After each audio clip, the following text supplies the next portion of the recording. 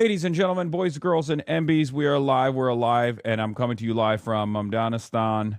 Hold on. How do I clear all this? Okay, it's Monday, Newsday. Monday, June 8th, 2026.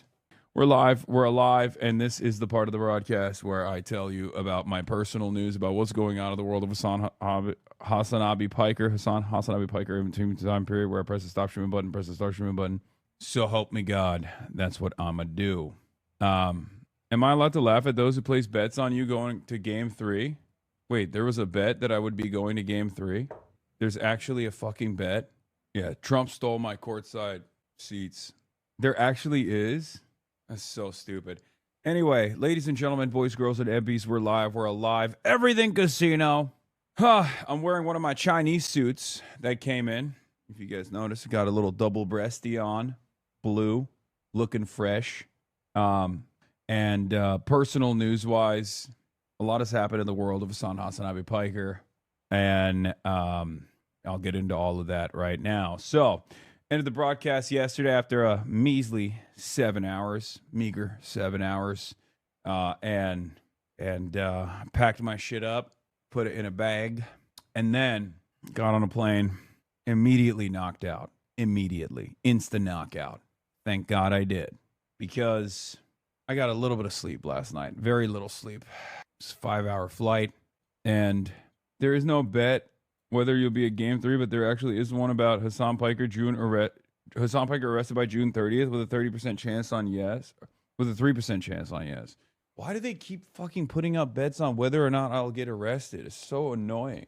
Anyway, can you stand up, please? Need to see the suit? Yeah, I'll show you in a second. So, love this close-up is way better. Yeah.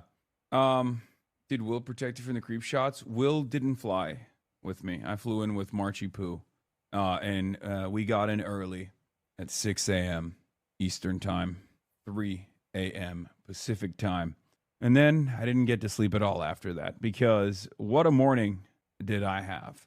Marchie Poo set up, and I had to do interviews after interviews after interviews. I got one with, an interview with Vox that I did with Ested after he had interviewed Turd Way. And I did one with the Independent. No, subpoena watch, subpoena alert. Still no subpoena for those of you who are on subpoenas watch. Not Fox, Vox. And also, Ested is the man. He's the homie, friend of the show. So yeah, did all of that and more, ladies and gentlemen. Then I came back and I passed out. Unc, you do a monster. Your brain is working in slow-mo right now. Okay, calm down, man. It's 2 p.m. here, 11:30 a.m. Pacific time, 2:30 p.m. my time, and I'm running on fucking fumes right now, okay? I'm running on goddamn fumes. Do you have any Claire or Daraliza stuff planned? I have stuff planned with potentially both of them, as a matter of fact. Don't you worry. Very excited about that, but can't get enough of this own with your PBD commentary. Yeah. Patrick Bet David versus Matthew Hassan. So yeah, Peru's election is fire. I don't even want to know about what's going on in Peru. Okay. But, well, you look good, so fake it till you make it. Thank you. Other than that, not much has taken place in my life. It seems Donald Trump has already made an appearance at Madison Square Garden. Wow. Look at that. Let's take a look. Just kidding. Donald Trump would never actually face the people of New York. Don't be crazy. LBC interview sitting at over 100K views. Trevor Noah sitting at 675K views. Nice. He does kind of look like him though. Like he looks, I mean, I hate to do this guy the disservice and say he looks a lot like Donald Trump, because Donald Trump looks like shit, but he kind of does. You were on FOS 5 today? Yes, I'm one of the 5 today. Anyway, yeah, that's all I got. No other personal news. Chud ass loser. You already know what it is. Okay. Heartbreak man is surrounded by leftists and is in fear of his life. I honestly believe several of them would have killed me if given the opportunity. Truly. And you all know my guy Joey, who works for me, and he said to me after, he said, Dave, I made a choice halfway through that if one of them was going to attack you, I was going to get involved, because that's the level of. Wow. Oh, that's so awesome. Wow. This guy, I mean, are the wokes incredibly dangerous and scary, or are they weak and feeble and scared of any opposition whatsoever? White liberal women are a fedayeen. I know. I've talked about this a lot. Adam Silver knows Game 3 will go to the Spurs. They're not even hiding it. This is such absurd PR. If Knicks were down 0-2, we'd be getting Brunson and Cat Al-Qaeda photoshops. The Spurs might be down 2.0, but that isn't stopping Wemby from getting in some drawing time at Gramercy Park. I think it's kind of crazy that Wembanyama and I are in the same city right now, and he hasn't even reached out to hang out. You know, just two Jean-Luc Mélenchon fans in the same city at the same time. Two of his greatest defenders. You know, two French communists, same city. No love. It's fine. I'm not saying nothing. But you know, I'm writing this down. In my little notebook. How about me? I'm doing drawings too. Okay. Strange that he hates Mélenchon. No, shut up. He loves Mélenchon now. Bro, he's working. Yeah, working on his doodles. Maybe he should start working on being a bigger threat. Maybe he should start working on not being so frazzled. Okay? It's a real working hard or hardly working type situation. Yeah, work on your post game, man. The fuck you doing? Anyway, Iran is potentially including Gaza in their demands. Okay, I'm gonna keep it a $1.50, bro. Are they watching? I said this yesterday. Are they watching the Hasanabi broadcast or what? Is the IRGC watching? Is Professor Morandi actually watching and giving information to Abbas Arakshi and Galibaf and the IRGC commanders? What's going on? The hell is going on? That's crazy. Hazem Qasem. Iran has informed us, along with Yemeni officials, of their efforts to stop the war on various fronts, including the Gaza Strip. We hope that the Gaza Strip will be at the core of any regional arrangements to the end of the war and stop the aggression. We are dealing positively with the proposals put forward in Cairo, and we are striving for quick solutions. We are keen to reach an agreement that stops the war on Gaza and ends the suffering of the population. We appreciate the Iranian and Yemeni people in solidarity with the Palestinian people. Is Iran watching Dr. Jihad? Dr. Jihad? Is that what's going on? Trump looks like a bitch and weak and beholden to Netanyahu. I know. We're going to get into all of that and more. Let me blast off real quick, and then we'll get it started. I just wanted to, give you guys updates on my life from my own personal news. And there's not really much updates, if we're being real, if we're being honest, because I am a bit of a chud-ass loser. Even when I'm actually doing so much stuff, I'm still a chud-ass loser. You know what I mean? Okay. New York City, Iran, ex-Israel, Trump can't control anyone, war is back on, Trump meet the press fiasco, Epstein Fury Day 101, Madison Square Garden chaos, get in now. Can you fix the echo, please? There is no echo. What echo? Do chatters realize that I'm not at my regular stream, and then they just, is there an echo? What are you talking about? Is that just a troll? Is it because I'm not at my regular setup, so you just make shit up? Or did you accidentally open the stream on 2 tabs and now you're like, oh, there's a serious echo, someone needs to fix it? In any case, let's blast off. Here's what's going on, by the way. Here's what's going on. If Wembanyama loses to the Knicks, that means that in the Western world, Maoist third worldism is failing in the face of revisionist democratic socialism. That's what that means. There are obviously positive reverberations from this, such as the appetite for a Sharia-style socialist governance will grow in the entire SEC, right? You will hear from places that you've never heard from before, like Alabama, Auburn, Georgia, perhaps maybe even Mississippi, with demands from the proletariat that they too want Sharia-style socialism in an effort to advance their personal teams in their individual conferences, their respective conferences. You'll hear from South Carolina's demanding Sharia-style socialism. However, the position of Maoist third worldism, which is obviously demonstrated by Wembanyama Mao, will have been thoroughly humiliated in the Western world. And perhaps in the absence of a peasant class, in the absence of imperialist superpowers partitioning the country piece by piece, maybe Maoism doesn't work in the countryside. But all of that we will find out about tonight. Game 3, the most important game in the conference, partially because I do genuinely believe that New York City, and I mean this sincerely, has gotten too many amenities. It's too good out here, folks. I'm going to tell you right now, I was walking down the street. First of all, it's a beautiful day. Like 75 degrees and sunny here. Okay? They already have Zoran Mamdani. He's already been cooking.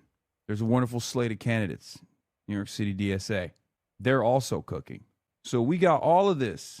I'm here to see it with my own two eyes. I'm here to see the shine in my own two eyes, with my own two eyes. And I have seen it.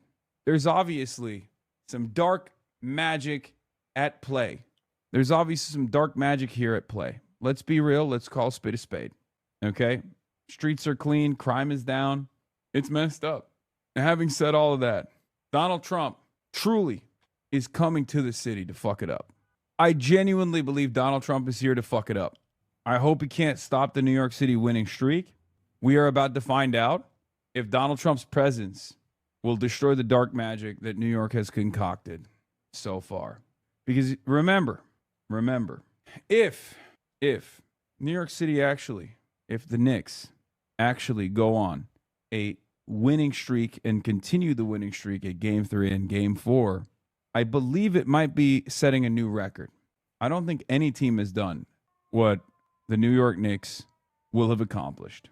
2017 Warriors 2016 won 15 straight, winning by the largest margin too of all time. Warriors got close, but even they didn't do this. Why aren't you going? It's going to be a massive, spectacular event. Well, two reasons. One, Will Neff is not here tonight. I was going to go. We were supposed to go, but Will's actually flying in tonight, so he's not going to be here, and I'm not going to go by myself. Two, once Donald Trump actually came out and said he would be in attendance, that's when I soured from the entire process because I felt like it would be too much of a fucking hassle to even get into Madison Square Garden. Didn't want to risk like not even being able to get into Madison Square Garden because I imagine, imagine dumping like 10 grand on a fucking ticket and then Secret Service is like, yeah, you're on a list and you can't actually attend this fucking game. Yeah, I'm not going to do that. Okay. I will be going to Game 4, however, so get excited at that. Also, I'm a chud ass loser. I'm a goddamn chud ass loser. So remember that. In any case, ladies and gentlemen, let's keep blasting off. 10K, you must be slumming it. Oh, dude, the tickets. Have you guys seen them? The $8,000 tickets were the cheapest ticket, like $9,000 tickets were the cheapest available tickets. And they were the worst tickets. Like straight up, the worst possible tickets are going for $9 grand. And I was having this conversation with a friend earlier, and I speculate that the booze will be raucous, will be thunderous inside of Madison Square Garden. And he actually brought up an interesting point. He said, honestly, the lower level tickets will probably be entirely comprised of some of the wealthiest New Yorkers, and therefore it will be cheers alongside the booze. And I don't think that's the case. I still think that New Yorkers, the wealthy finance bros and whatnot, the people that are capable of purchasing those tickets are still haters of Donald Trump at this point, partially because he's done too much money molestation. So I don't even think the finance bros fuck with him like that, especially the finance bros in New York City. So yeah, I still believe that the booze will overpower the cheers. And I think that a lot of people inside of Madison Square Garden would be far too worried to even cheer on the president. They'll say, not my president. But of course, very crowded arena, very crowded situation, very crowded city. And Donald Trump is fucking it up for New Yorkers aggressively. No walking allowed in the heart of Midtown for Monday's Knicks game. Closures in effect starting June 8th at 4 p.m. Eastern time. So it's like in the next hour and 15 minutes. In the next hour and 15 minutes, you are not allowed to walk near Madison Square Garden. No one will be allowed inside the secure area unless you have a ticket to the game, a train ticket, are going to a business inside the area, have credentials, or have some other authorized reason to be there according to the New York Police Department. This is unheard of. Okay, this is totally ridiculous. It makes no sense. It's going to be unbelievably costly. I suspect that there's going to be a lot of taxpayer funds allocated to the New York Police Department to section off this entire area. Fuck it. Unwalks your walkable city. Yeah. A 1 hour wait to go to work. Employee line at Madison Square Garden this morning. 1 hour wait. Knicks fans, get there early. I really thought that the 2 hour wait lines to get into Madison Square Garden as a, ticket holder was an exaggeration. Now I don't even believe it's an exaggeration. So that was the other reason why I didn't want to go either. Because what am I supposed to do? Stream for an hour from New York on Monday just so I can go watch Game 3? No thanks. What are your thoughts on Trump maybe coming to one of the NBA Finals games next week? Hopefully he doesn't. New York's been suffering long enough. Without a championship, he can stay out and we can maybe get through this one without any bad luck. Honestly, that gets me very excited. I think that President Trump attending one of the games is huge for New York and the United States as a whole. Chud ass loser, dog. The fuck? Dude, oh my God. Oh my God. Oh, dude, that's my president, dude. You're supposed to be excited. Okay, bro. Okay, Amari Stoudemire. Calm down, okay? Calm down. Let's go Trump. Yeah, so I just feel like right now, like you can see behind us, like the energy is just really happy, lively. New York is alive. Like energy's really up there. And I just feel like if he comes, it's going to be really strange. Like it's going to be a big downer. Like New York is filled with such diversity and a lot of the stuff that he doesn't stand for is here. So why is he coming here? I don't honestly have a positive or negative connotation to it, but I think it would be pretty funny. I think we get a lot of laughs out of people. Hey, let him come. We're going to boo the out of you, bro. Like, let him come. As a Knicks fan. What the fuck? Hey, let him come. This is a Toronto man's. I'm sorry. You cannot convince me that that's a New Yorker, bro. That's a Toronto man's. I think it would be pretty funny. That's crazy. He thought he was slick. Please fix your tie. I'm dying here. What the fuck are you saying? What? Fix your tie. Holy fuck, it's killing me. What's wrong with the tie? It's fucking fine. What do you mean? Fix your fucking tie. Oh my God. Full Windsor or bust. That's why you were banned from the UK. Holy shit. I think we get a lot of laughs out of people. Hey, let him come. We're going to boo the out of you, bro. Like, let him come. As a Knicks fan, we don't want the distraction. We're taking it one game at a time. It's 0-0. We want the win. We're focused on basketball and nothing more. What are your thoughts on Trump maybe coming to one of the NBA Finals games? Full Windsor is dog shit. Yeah, it's single Windsor, and it's fine, okay? Everybody shut the fuck up about my sartorial choices. Unless you're here to tell me that it's actually a banger fit, I don't want to hear from you, okay? But yeah, this is classic Trump, okay? Classic Trump coming in to ruin something exciting happening in the goddamn city.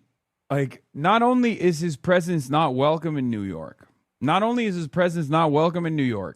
but his appearance is actually ruining the experience for New Yorkers. Okay?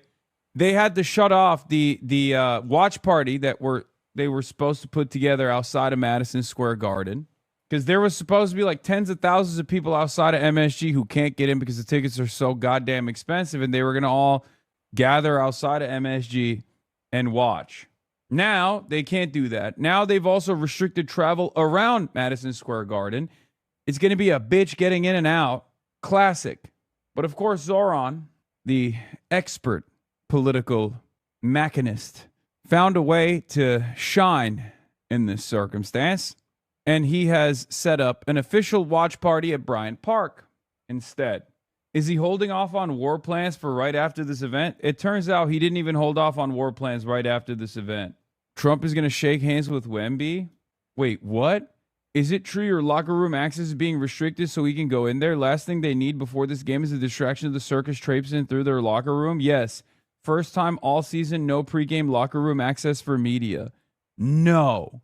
Donald Trump, the rapist, is forcing his body into the locker rooms? Yeah, this is the security perimeter that they installed around Madison Square Garden. It's so funny because this man refused to go to his son's wedding and then instead went to a Mike Lawler rally in New York. And now he's going to Madison Square Garden and he's ruining the fucking vibes of the city. I swear to God, he's working for the Spurs. Is this you? Yes, that's me, man. You got me. That's me. I'm Tucker Carlson. Welcome. What's going on? Trump, Mamdani, and the Knicks. A manic Monday awaits New York. When the Knicks return home for Game 3 of the NBA Finals, much of New York City will be watching, including some well-known guests. Monday will be a homecoming of sorts for Mr. Trump, a native New Yorker whose last center stage appearance at the Garden was a crass reminder of his political and cultural impact shortly before he won the 2024 presidential election. This is just Zoran training the NYPD on martial law tactics for when he establishes the New York City commune.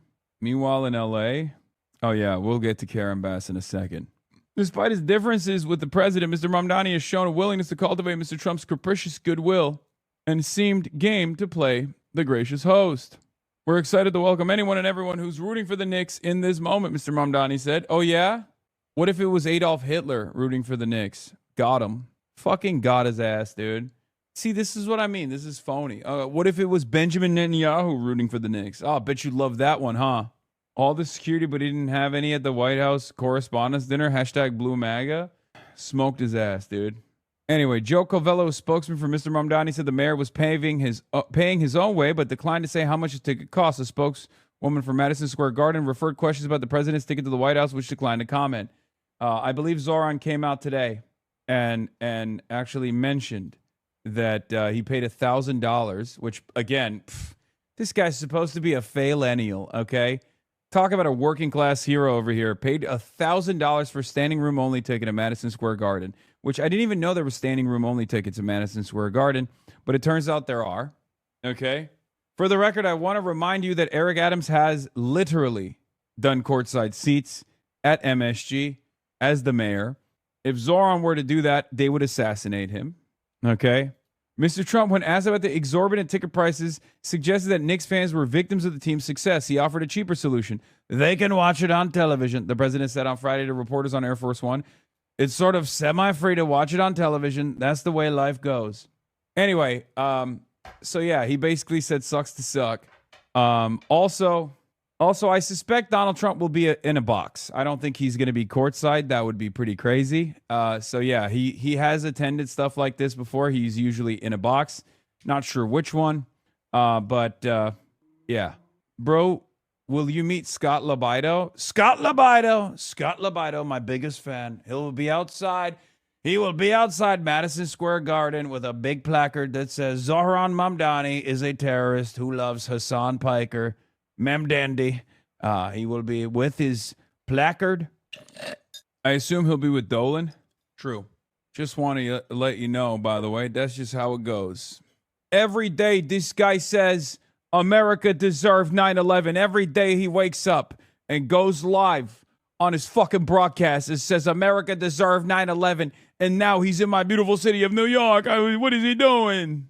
Box seating for entertainment in New York City has historically been the safest place for presidents, ... That's funny. Anyway, we're not making jokes like that. Obviously, we're just monitoring the situation. I'm not making any inferences. I'm not making any statements. That's all I got to say. There he is with our boy, by the way. Anyway. In recent weeks, Mr. Mamdani has incorporated Knicks fandom into his political messaging. That's so funny. Yo, there's something really funny about the way that the New York Times reporters are writing, like the politics beat reporters are writing about the Knicks, where you can like hear the nerdiness come out. You know what I mean? Here is Zoran Mamdani incorporating Knicks fandom into his political messaging. Like, sick. Or as a lifelong New Yorker, he's just appreciative of the Knicks in general. It makes sense, you know? Here he is, a basketball enthusiast. Okay, follow me. Trump shows up courtside where at the last couple of seconds, the foul is called. The ball flies off him in the chest. The crowd goes nuts. Last-minute clutch by the Knicks. The uproar shatters the windows in a 2-block radius. Socialism is won. The country can begin to heal. Anyway, I will be watching the game with friends. But Knicks fans could. Let's get started here. Let's get started here, folks. We're obviously going to be talking about the election stolen conspiracies from Los Angeles, California as well. You already know. But let's get started with Knicks lead NBA Finals as Trump set to attend Game 3 in New York. Not be having more fun at the NBA Finals. Here they are going absolutely bonkers Friday night after that Game 2 win. Now Game 3 is tonight, and it is the first NBA Finals game at Madison Square Garden in 27 years. President Trump also plans to be there, and so will superfan Ed O'Keefe. Now, he predicted the Knicks would sweep the conference finals, and they did. Yeah. Ed O'Keefe, are you calling for another sweep, my friend? I'm not predicting this time. I'm just going to say that you're wrong about what's going to happen here. Okay. And I'm just pleased to leave it at that. But I am pleased to say that I'll be attending tonight at least with a press pass, and thank goodness, because right now the highest ticketing price, $180,000 for a seat to this game tonight. The lowest resale price, about $5,000 if you can swing it. One other person who will be attending tonight is the President of the United States, who history reminds us is a legitimate New York sports fan. I've been waiting for this. There's nothing in recent history that's united New Yorkers quite like the Knicks. Yeah, we got it. Up 2 games on the San Antonio Spurs in their best-of-7 series. They're not coming here, and they're not taking any games. Third game got to be right like it's the last game. The city is so into it, they've repainted the subway entrances, lit the skyscrapers orange and blue. The mayor even excused kids from early bedtimes so they can watch. Bedtime is repealed. The fandom is so intense when Elmo from Sesame Street said he hopes both teams have fun. Even the city's transportation department threatened to remove street signs honoring his TV home. And tonight, among the usual celebrities at Madison Square Garden, the President of the United States. Has anyone ever had this kind of a run? Yeah, they're not playing around. Also, the people that wanted to see the suit in full display, here you go. Boom, boom. Look at that. Tailored, baby. Chinese style. The night where rich people get to feel alive. So cool. Okay, you're insane. We're talking about sports, man. Like, historically, one of the things that the working class gets to do and enjoy. You need some better shoes. Patrick Bet David has some great slip-ons. Yeah. Is this the China suit? No, but it is the same tailor that made the China suit. He had all my sizes. He had my sizes, so I reached out to him to make me more suits.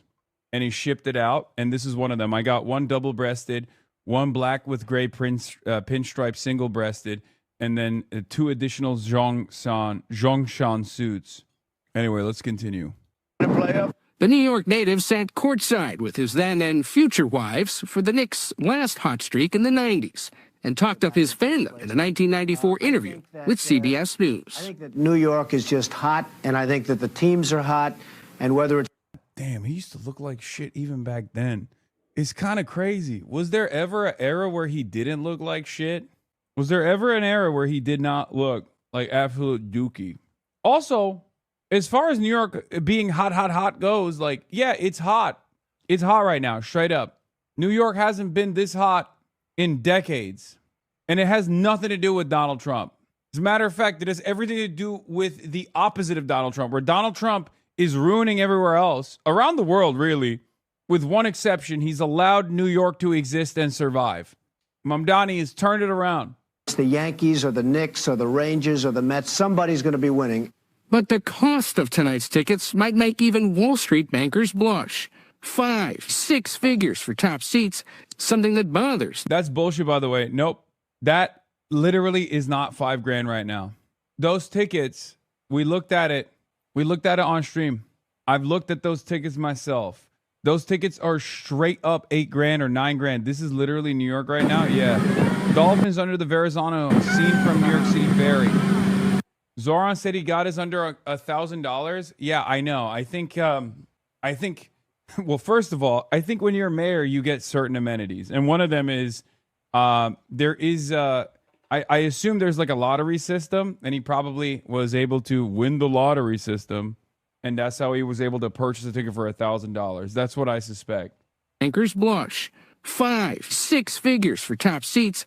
Bro, Look at that. Courtside seats. Not even courtside, by the way, actually. Not even courtside. Behind courtside is $188,000. Like, you know the tickets that Jennifer Welch got for me for the Lakers? That's that seat. That's $188,000. Obviously, that it wasn't that much for the Lakers getting swept in fucking Los Angeles, but isn't that crazy? $188,000, bro. That's nuts. That's a whole house, bitch. Where? In the United States of America in 2026? That's maybe an outhouse in Alabama at this point. Yeah. Seats, something that bothers Knicks guard Josh Hart. A lot of people who are been waiting for this moment for a very long time, unfortunately aren't able to get into the building. For them, the president had this suggestion. They can watch it on television. The president's attendance tonight has the Guard and the NYPD and the Secret Service telling ticketed fans to... The Midwest, you dingus. Dude, this is so funny. $180,000 in the Midwest is still going to be a fixer-upper. Okay? It's 2026, man. What is this conversation like? Sure, I get it. I'm out of touch. I live in Los Angeles. I live in a fucking Omega mansion. Perhaps the most expensive house that's ever been sold. But like $189,000 to purchase a home in middle America is still going to be a stretch, okay? That's like today's housing market conditions imply that you're not getting a fucking single family home at $188,000 pretty much nowhere. You live in New York, bud? I don't. But thank you for assuming that. I pretty much do. Yeah, Central Ohio here, 200K ain't shit for a house. Go on Zillow right now, you're delusional. my friend's got a 5-bedroom in Ohio for $150K. Only needed a new central AC and roof. Again, that's why I said you can get something for $188K. Maybe if it's a fixer-upper, like you need to put some significant funds. You need to deploy some significant funds to fix it up. And we're talking about houses. We're not talking about an apartment or a condo or something. Okay? Yeah. My house was 160 in Tennessee, but the floors are falling in, and I sometimes get a little hate crimed in my neighborhood. Show up at least 2 hours in advance. Leave your bags at home because of the enhanced security screening. Guys, I don't know. Would you spend $180,000 to see your favorite team? No, I have on my Knicks dress, go New York, go New York, go. But no, I wouldn't spend $180,000. That said, I really want to go as I sit here right now, and I don't have a ticket, but I'm still working on it. But you're right. Let's go back to Nate for just a second, who predicted San Antonio in 7. That's Are right. you still sticking You have to walk by around that? the city. Are you still sticking by that? Yeah, I'm sticking by that. No. I mean, I'm going to Antonio arrest 7. you because you Security! Crazy man! Living in the Midwest and houses by me literally have appreciated by 100 to 150K in the last 2 to 3 years. Yeah. Hi, Mr. Mayor. 2 quick questions. How are you? Good. For your own Knicks That's a crazy tie. I like it. tickets, can you tell us who you got them from and how much you paid for them?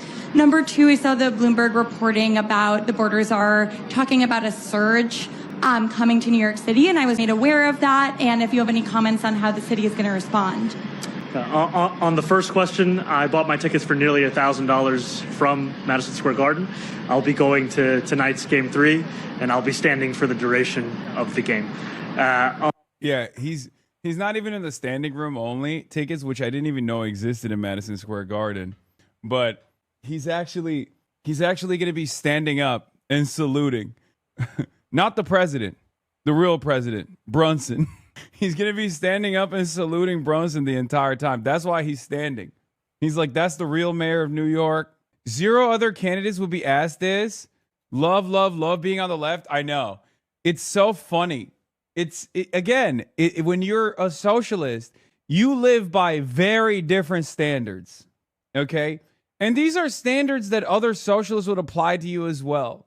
You every waking moment as an out and about socialist is another opportunity to showcase that you are not you're to showcase how real you are, okay?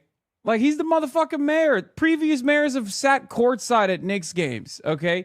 if you think Eric Adams, if Eric Adams was currently the mayor of New York City, and this exact same run was happening, if you think that he wouldn't be sitting courtside, slammed between Jay-Z and Fat Joe and Timothy Charlemagne, you're out of your dang mind, okay? But because he's a socialist mayor of New York, he's like, yeah, of course I'm standing. And don't worry, I'll get whipped by every working class New Yorker before entering the fucking arena, okay? And not a single goddamn person would say shit about Eric Adams sitting courtside either. They'd be like, oh, look at my mayor. He's so swagged out. He's so New York. Yeah, look, slumming it in the 10K seats with the working class. Chief of Staff for Bernie Moreno, by the way, who's saying this. Jay-Z's not a Knicks fan? Oh, yeah, he's a Nets fan, right? My mistake. I fucked it up. Whatever. Timothy Charlemagne is. And so is Ben Stiller and Fat Joe. Okay? Whatever. Spike Lee. Dinner with Jay-Z or $180,000? Man, I don't give a fuck about having dinner with Jay-Z. Where are you sitting, dog? I'm not here. I'm not sitting anywhere. Just admit you have no ball knowledge. I mean, it's not a secret. I don't really give a shit. I'm a fucking bandwagoner. You think I care? Goddamn nerds. Oh my God. Whoa, you're wearing that t-shirt. Name 5 songs. How about 0 songs? How about 0 songs that I can name? I don't give a fuck. Yeah, I'm a bandwagoner. You think I give a shit? That only matters if you have something to prove. I have nothing to prove. I don't even listen to fucking music. Do you understand the level of autism that I demonstrate on a daily fucking basis on my 8-hour politics broadcast? You think I give a fuck about coming across like I'm a real a diehard fan of anything? This is my life. I'm a fucking chud-ass loser. I wear it on my goddamn sleeve. I'm not LARPing. I'm openly telling you. It triggered him so much. No, not even. Not even. I'm a fucking robot, dude. Yeah, President of Sex also responded to Donald Trump. But let's finish the Zoran one, and then we'll get to President Sex. Okay? I don't want you guys to get too horny 1 hour into the broadcast. This was like I have a dream speech as a fellow autistic. On the second question, we have heard time and again threats of increases in immigration enforcement across our city. I want to be very clear about the fact that I believe that ICE raids are cruel, they are inhumane, they do nothing to serve in the interest of public safety. I've shared that directly with the president. I've shared that in public. It is a feeling that many New Yorkers share. And I also do believe that ICE as an entity is one that should be abolished and that we should return to an immigration system that has more humanity at the heart of it. And, as much as this is an off-topic question, we're also discussing the World Cup. The World Cup is supposed to be a celebration of the world as a whole. And some of the decisions that we've seen been taken by the federal administration, be it the denial of visas for journalists from certain countries or the rejection of a visa for a coach of a team, as well as single-day visas for specific foreign national teams, this is anathema to what this tournament is supposed to be about. If we cannot even allow the players, the teams, and the journalists covering those teams to come into this city and this country, then it begs a larger question about our commitment to the spirit of this tournament. And we want this to be a tournament that reflects our commitment to us being part of something larger than ourselves, and that's the world's game, which everyone should be able to be a part of.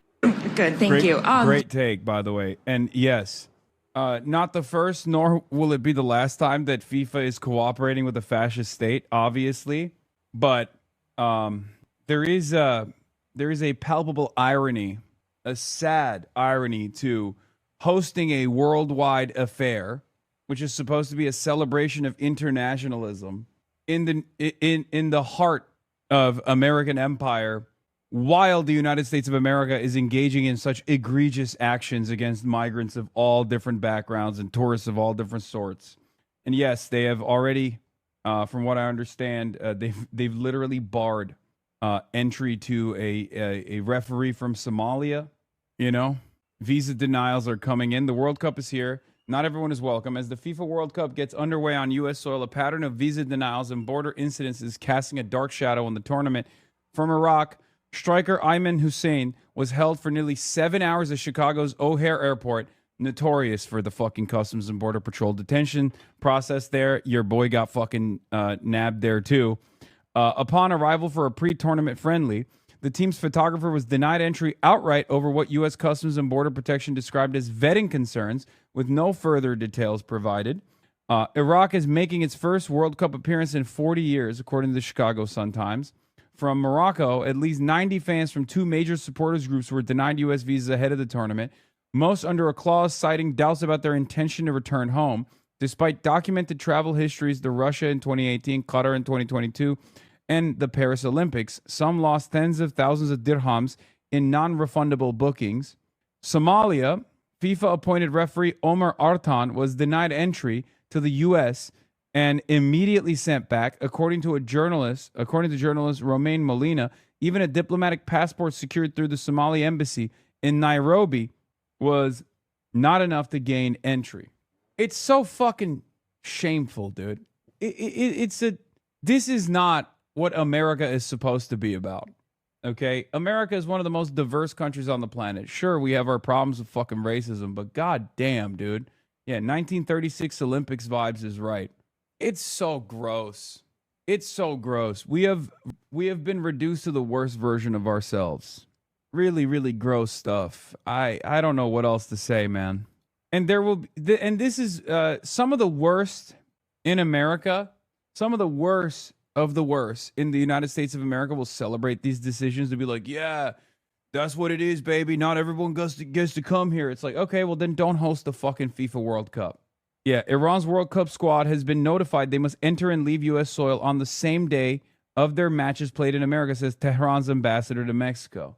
Yeah, we've reached a point where Nazi Germany placed less restrictions on foreign participation in the 1936 Olympics than the United States for the upcoming FIFA World Cup, by the way. Dirty, rotten scoundrel Gianni Infantino must never be allowed to live down his obsequious sycophancy towards the U.S. leadership. It's true. 1936 Nazi Germany did not impose this level of restriction, as far as I understand. FIFA to blame, too? Of course FIFA is to blame. They've never met a fucking autocracy, a fascist dictatorship that they don't align with. At some point, you know, if it's a problem once, you're like, okay, maybe they missed the mark on this. If it's happening twice, you're like, okay, that's a little suspicious. But if it's so goddamn consistent, I'm not going to even entertain that Austin Ox post, okay? That's crazy.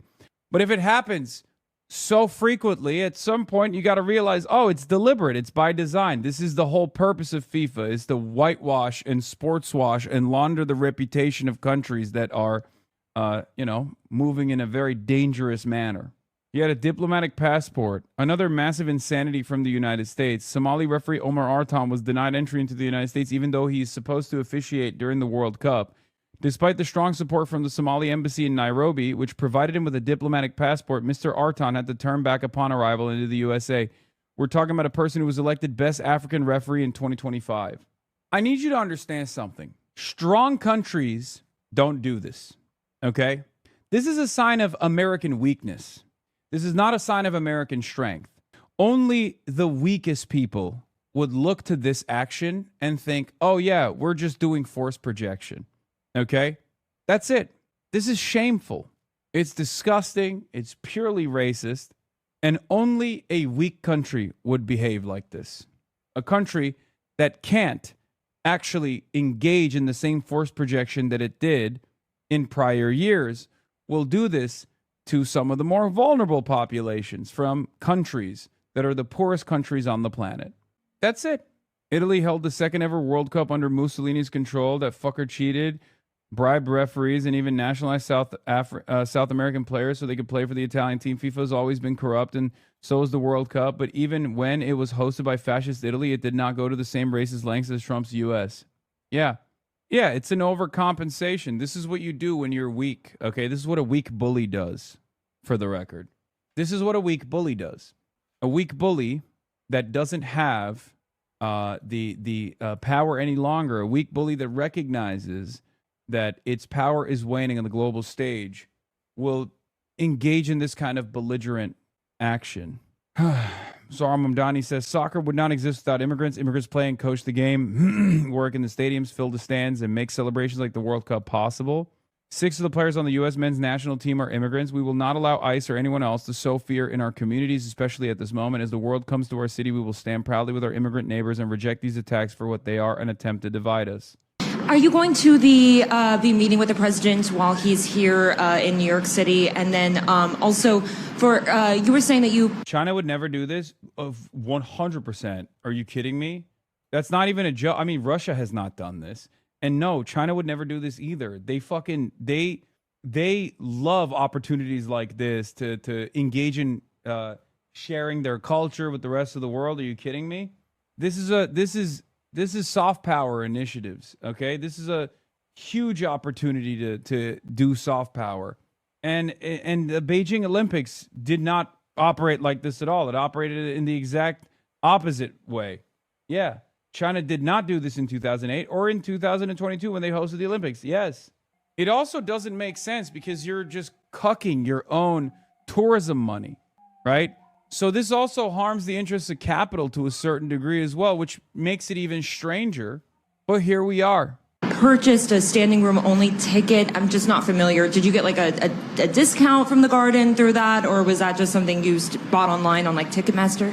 So that's something I purchased directly from the Madison Square Garden. Close to $1,000 was the price of it. And standing room only is just the section that I'll be standing in.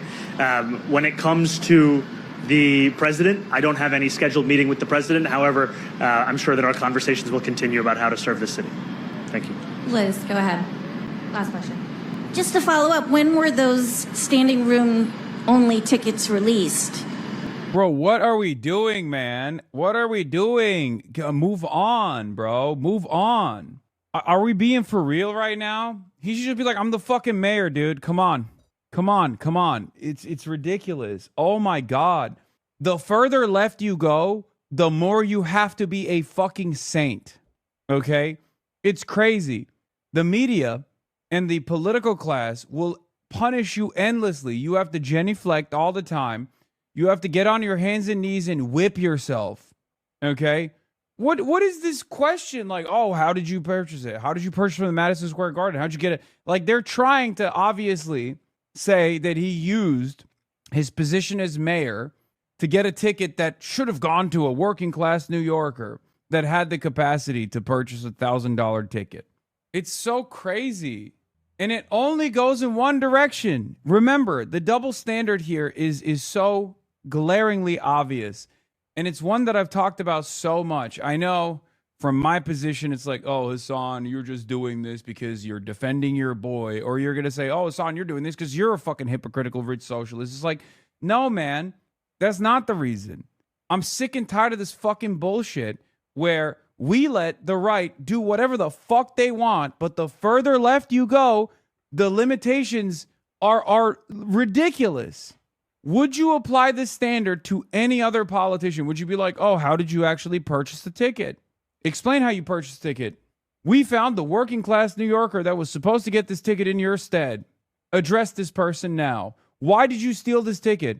He's not only a working class New Yorker, it turns out it's a paraplegic orphan, as a matter of fact. You stole that ticket from a paraplegic orphan. How do you live with yourself, Mayor Mamdani? It's just like, Can we dial it back? Can we be fucking normal for a brief moment, please? What the hell are we doing? Yeah, the paraplegic orphan was also Jewish, by the way. Classic anti-Semite, Zohran Mamdani. Why is nobody asking the president why the fuck he's at Madison Square Garden while he's literally ruining the global energy markets, ruining the American stock market, molesting the fucking money, destroying the goddamn planet?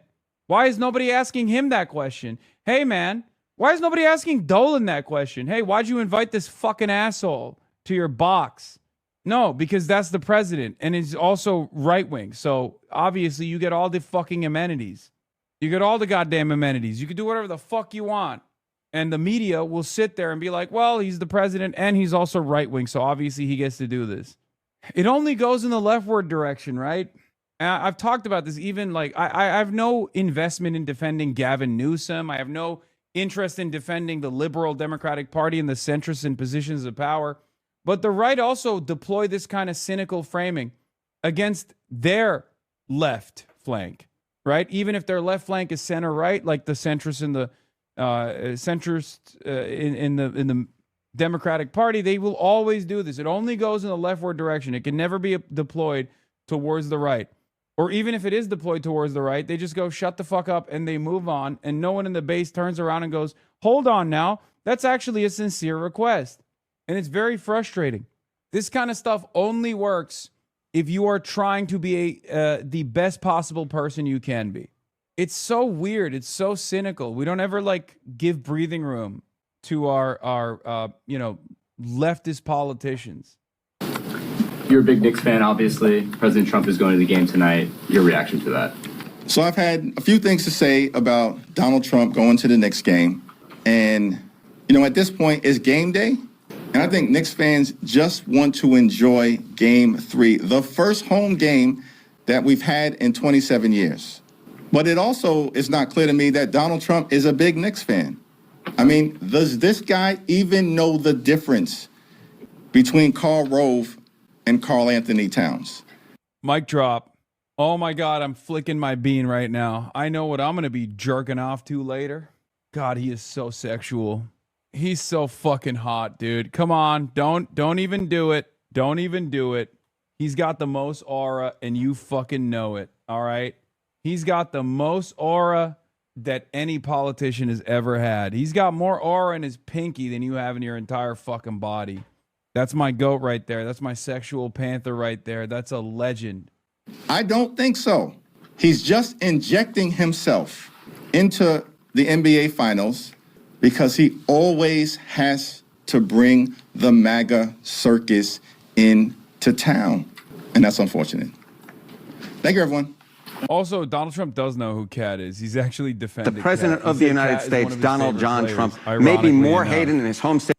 Anyway, Holy Toledo time, ladies and gentlemen. Holy Toledo. How unpopular is Trump in New York ahead of his Knicks game visit? Like I've said, I think Donald Trump's going to get booed into oblivion. I want to watch the game tonight, and I want to see first a camera on Donald Trump with thunderous boos, okay? And then I want the camera to be pinned on Zohran Mamdani with cheers.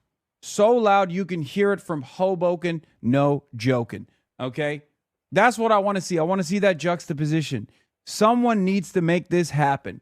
They need to identify where the fuck the president is and where the fuck the real president of New York is, okay? Back to back, you will be remembered as a legendary camera operative. Someone needs to do that. ESPN will probably do anything but. I need to see this happen. Put that motherfucker on the Jumbotron back to back. Put both of them on the Jumbotron back to back. See how New Yorkers react to two different types of political representation. Of New York than the San Antonio Spurs, because what are we talking about here? Let's take a look here. Trump's not approval rating in New York State. You go back to January. Bro, I think they're just straight up gonna call him a pedophile. I think they're gonna say pedophile president. I think they're gonna chant pedo president when Donald Trump's on the Jumbotron. Okay, there's 0% chance this motherfucker was getting booed at college football games, man. That's his demo. Young college white men.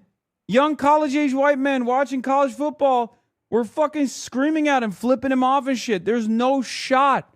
There's no shot he gets a positive welcome at Madison Square Garden, dude.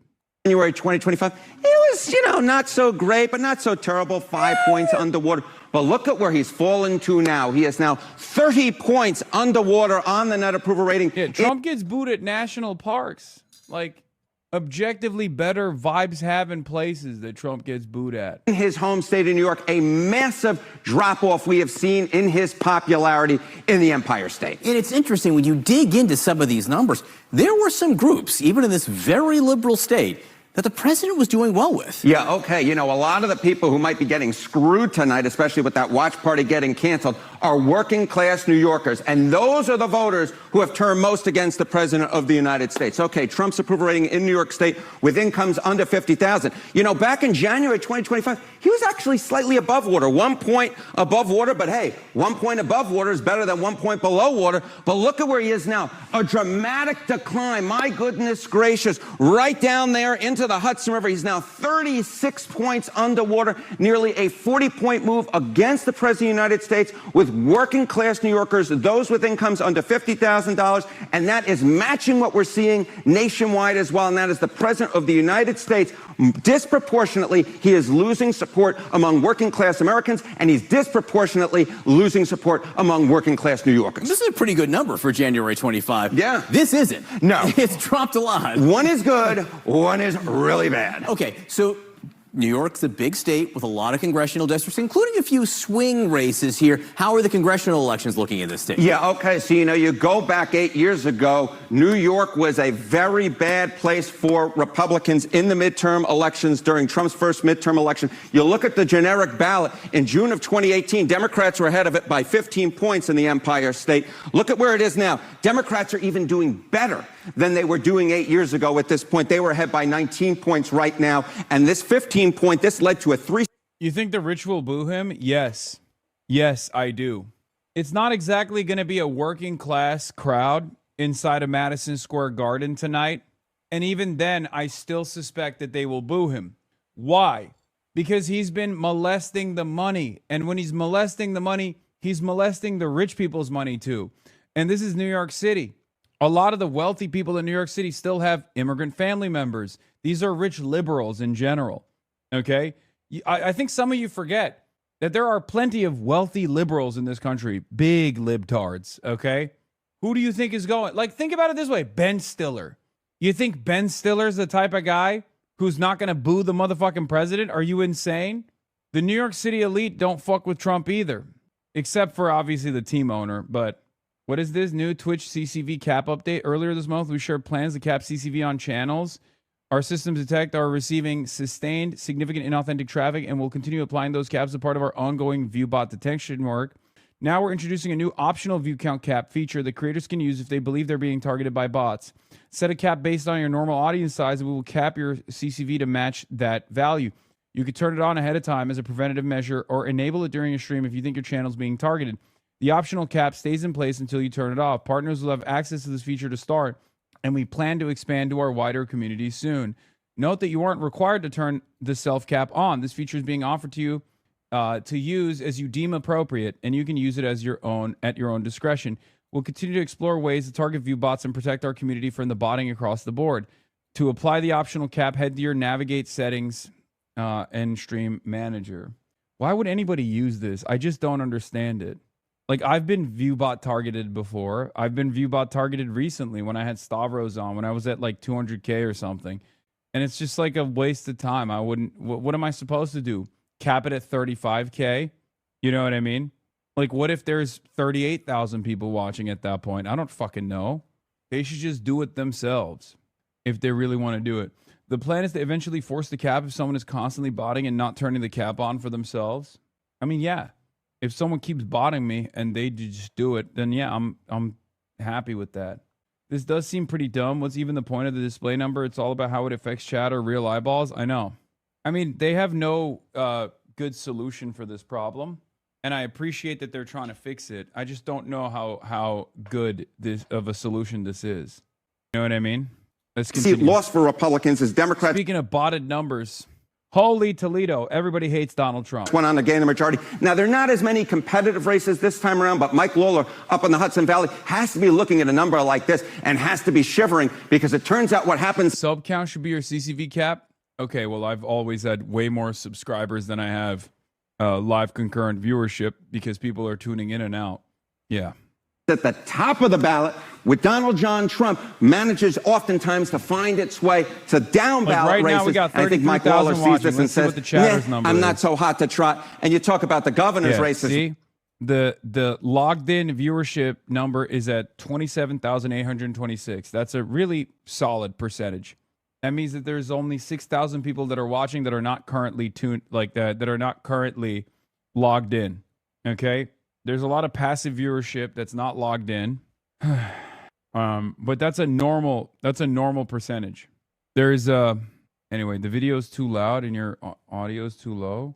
I don't know why my fucking audio is capped at 30 on here, but Well, at the top of the ticket, this is another thing that may drain Republicans as well. Chance that Democrats win the 2026 gov race, according to Kalshi, Here, it was lower it a little bit 74% more. back at the beginning of Trump's second term. Look at where it is now. Kathy Hochul, the Democrat, sky high, 91%. These are the types of numbers that really should make Republicans quite worried in Donald John Trump's home state, where, as I said at the top, he may be the only thing that's more hated in New York than the San Antonio Spurs. With us now, sports commentator Bomani Jones. He's the host of The Right Time with Bomani Jones podcast. Good to see you this morning. How do you think fans feel about this, having to arrive 2 hours before the game to get in because the president's going to be there? Well, I think that's the part that will probably cause people more problems, regardless of who the person is, regardless of what the reason is, right? Like, you're going to need to get there early. On the bright side, I think that people who had tickets to this game would want to be there early. This is the most anticipated basketball game in this city in literally 56 years. So, I mean, people were going to be there probably as early as they could. It's just going to be an increased hassle and inconvenience. I was in Connecticut, northern Connecticut yesterday, out on the streets, and people were yelling, "Go Knicks." Like out of nowhere, like out of context, they were concerned about that. It's a huge, huge deal around here. Bomani, I will say, though, that given how important this is to people, there are mixed feelings about the president being there and throwing that political element into it. I did speak to House Minority Leader Hakeem Jeffries about this. He is a native New Yorker. Listen to what he said. I'm not sure it's going to be a good reception for him, but why does Donald Trump always have to ruin a good thing? Like, literally, the Knicks haven't been in the NBA Finals for 27 years. The city is trying to celebrate this. We've embraced this team, and this guy has to inject himself. I mean, come on, seriously, give us a break. Why doesn't this guy just focus on trying to improve the quality of life of the American people? Because the Trump economy has been a disaster. So what about the mixture or the injection, as he says, of politics into sports, Bomani?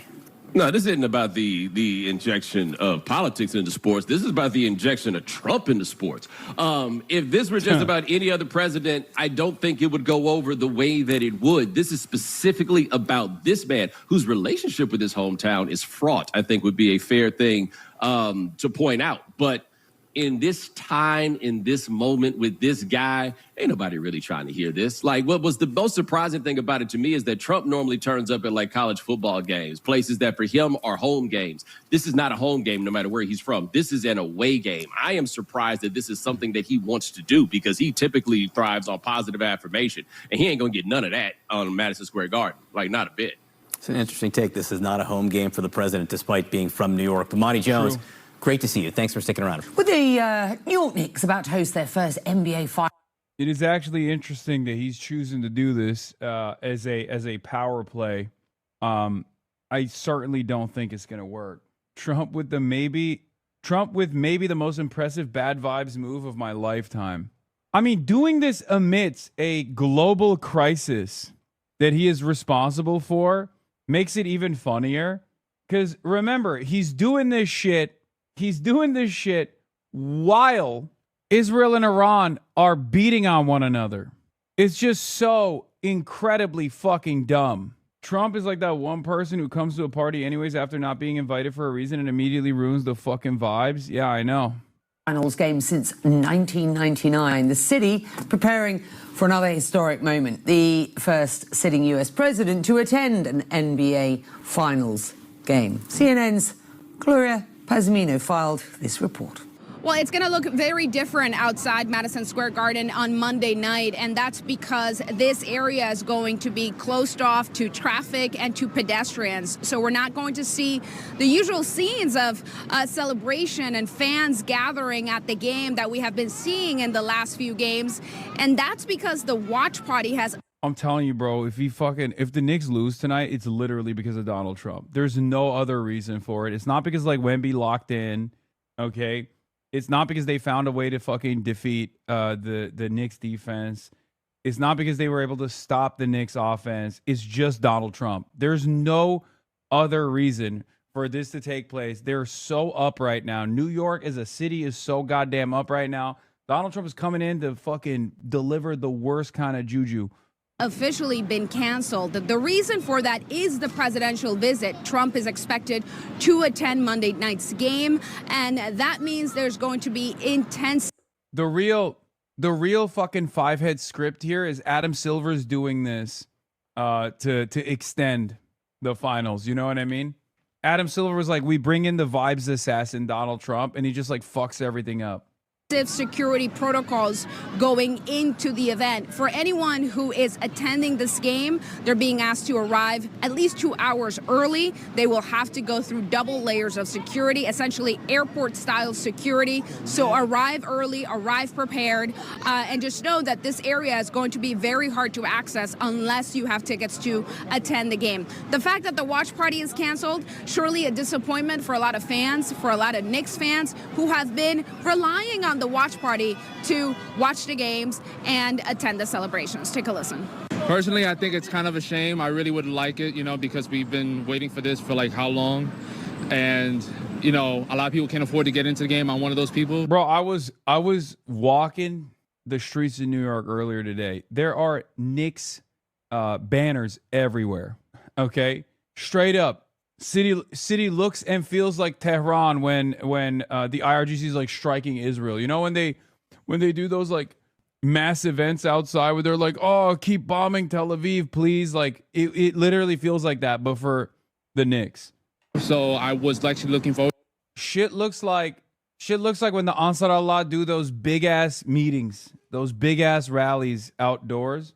Okay, straight up. To going to one of these watch parties. This is a monumental day in New York City, and you're gonna cancel it. It's all right. We're gonna find a way, okay? If you guys know real New Yorkers, we gonna find a way. And like he could say he's a native New Yorker, but he doesn't live here, and he's kind of pooped on us for a while, and so like I think this is our time. And Maya to Trump.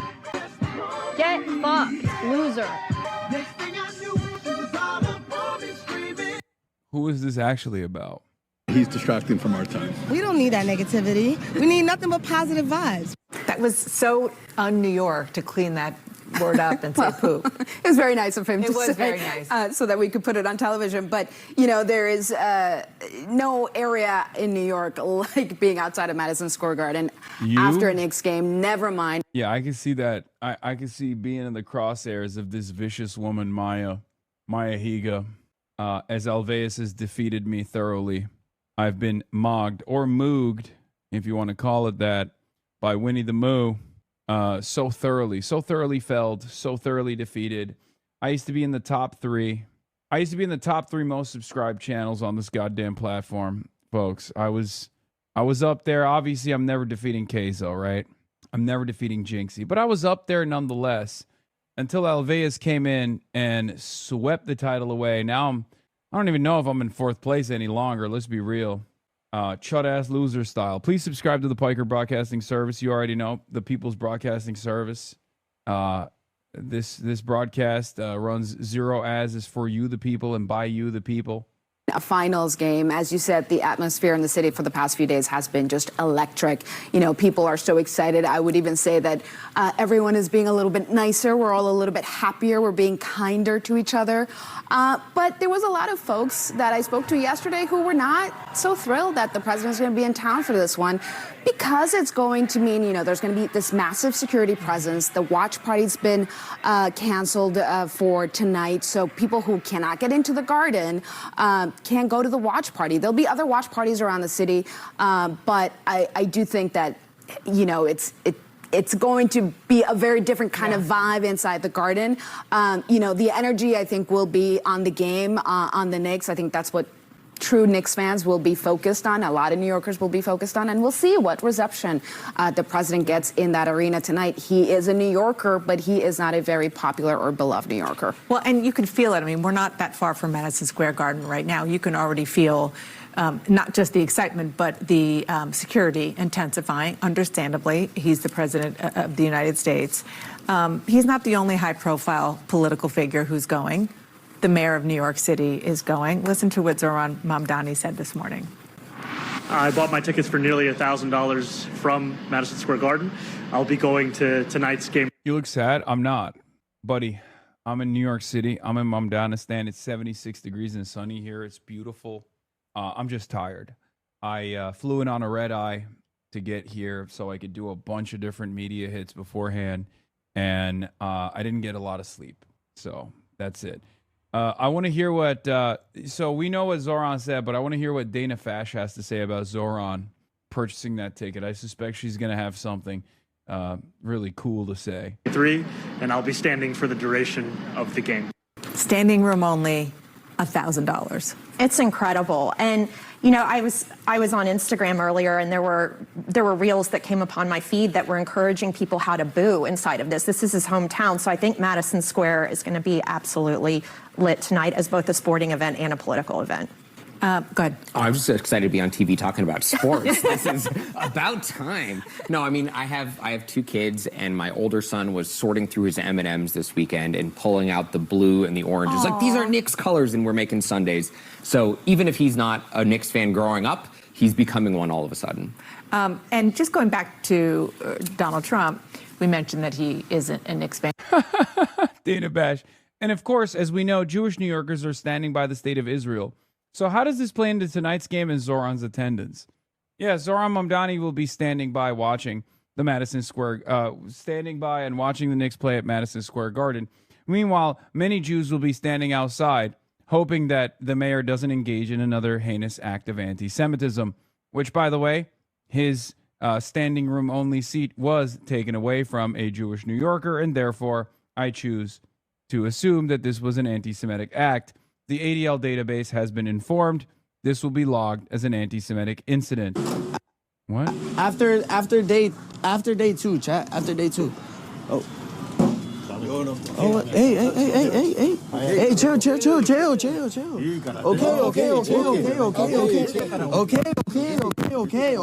chill. Put the camera.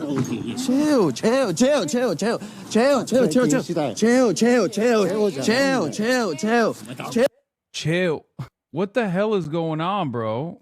This is Japan. This is in Japan. We don't give a fuck. What happened? They used to be, the Japanese were way more chill. I feel like it's, the attitudes have changed. And it has been. And we went into the vault and found some photos of the president here back. Wait, is that Elliot Gould? With Marla Maples. There you see he's with Melania, Howard Stern, Bill O'Reilly. I also want to go even further. If we go back to 1999, yep, that's President Trump, or then just Donald Trump with JFK Jr. I mean, look, this is going to be an iconic night. That was an iconic night. The last time that the Knicks were in the finals, 1999. The Knicks draw some of the biggest celebrities in New York. Spike Lee has been going to these games for longer than I've been alive, waiting for the big one. He might finally get it. Bro, am I crazy, or is Dana Bash kind of glazing Trump a little bit? New York as it gets.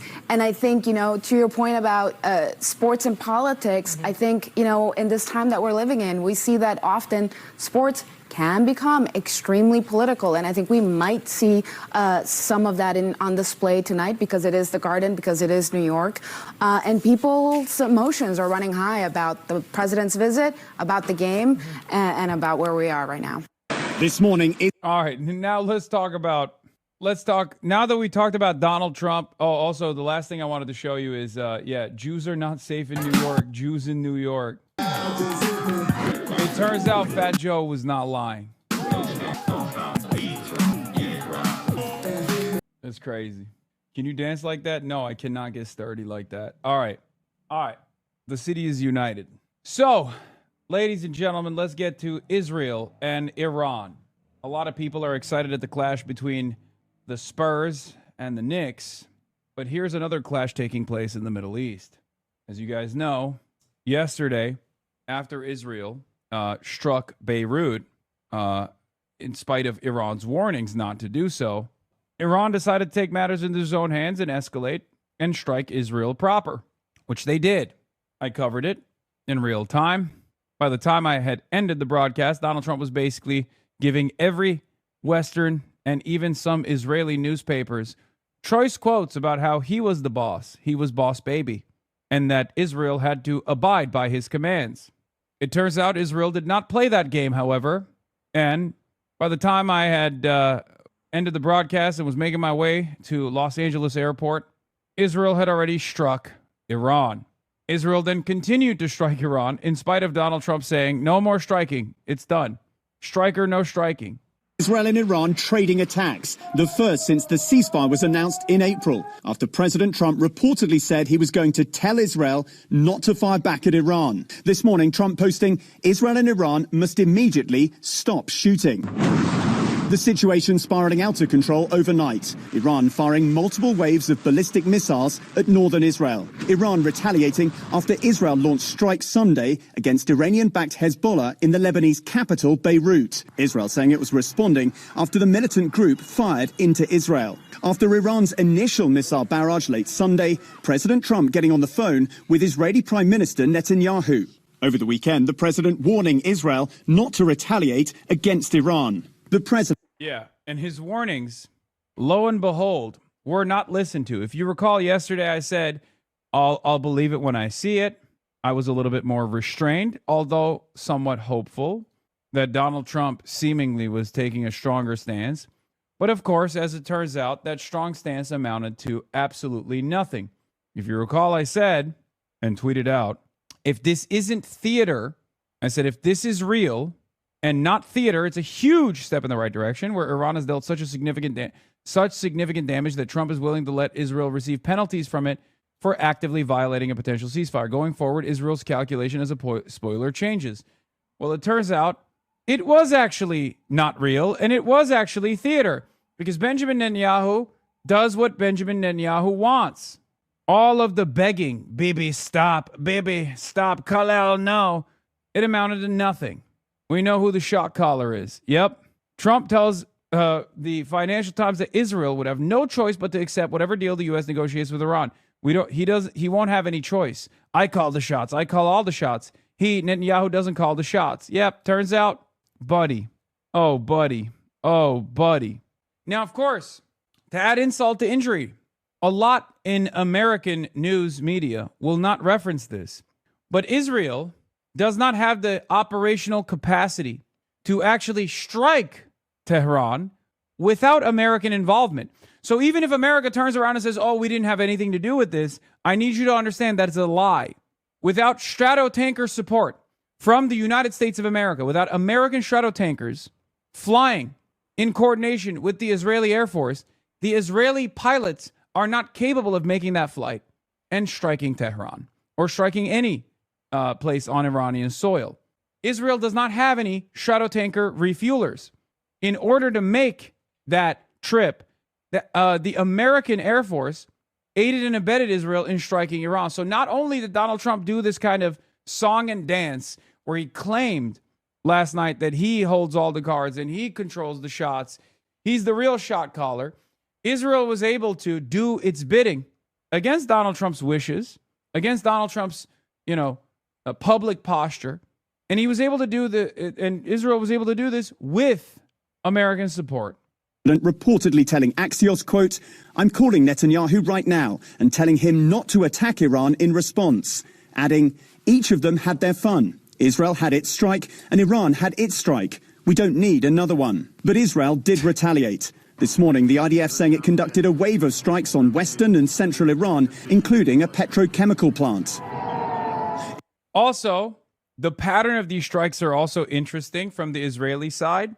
The fact that they're hitting civilian infrastructure instead of trying to deteriorate the Iranian military capacity could mean one of two things. Okay? Either it means that Israel has completely given up on trying to deteriorate Iranian strike capabilities because they recognize now that it's virtually impossible. It's a wash. It's not going to happen, as evidenced by the last 101 days of Operation Epic Fury.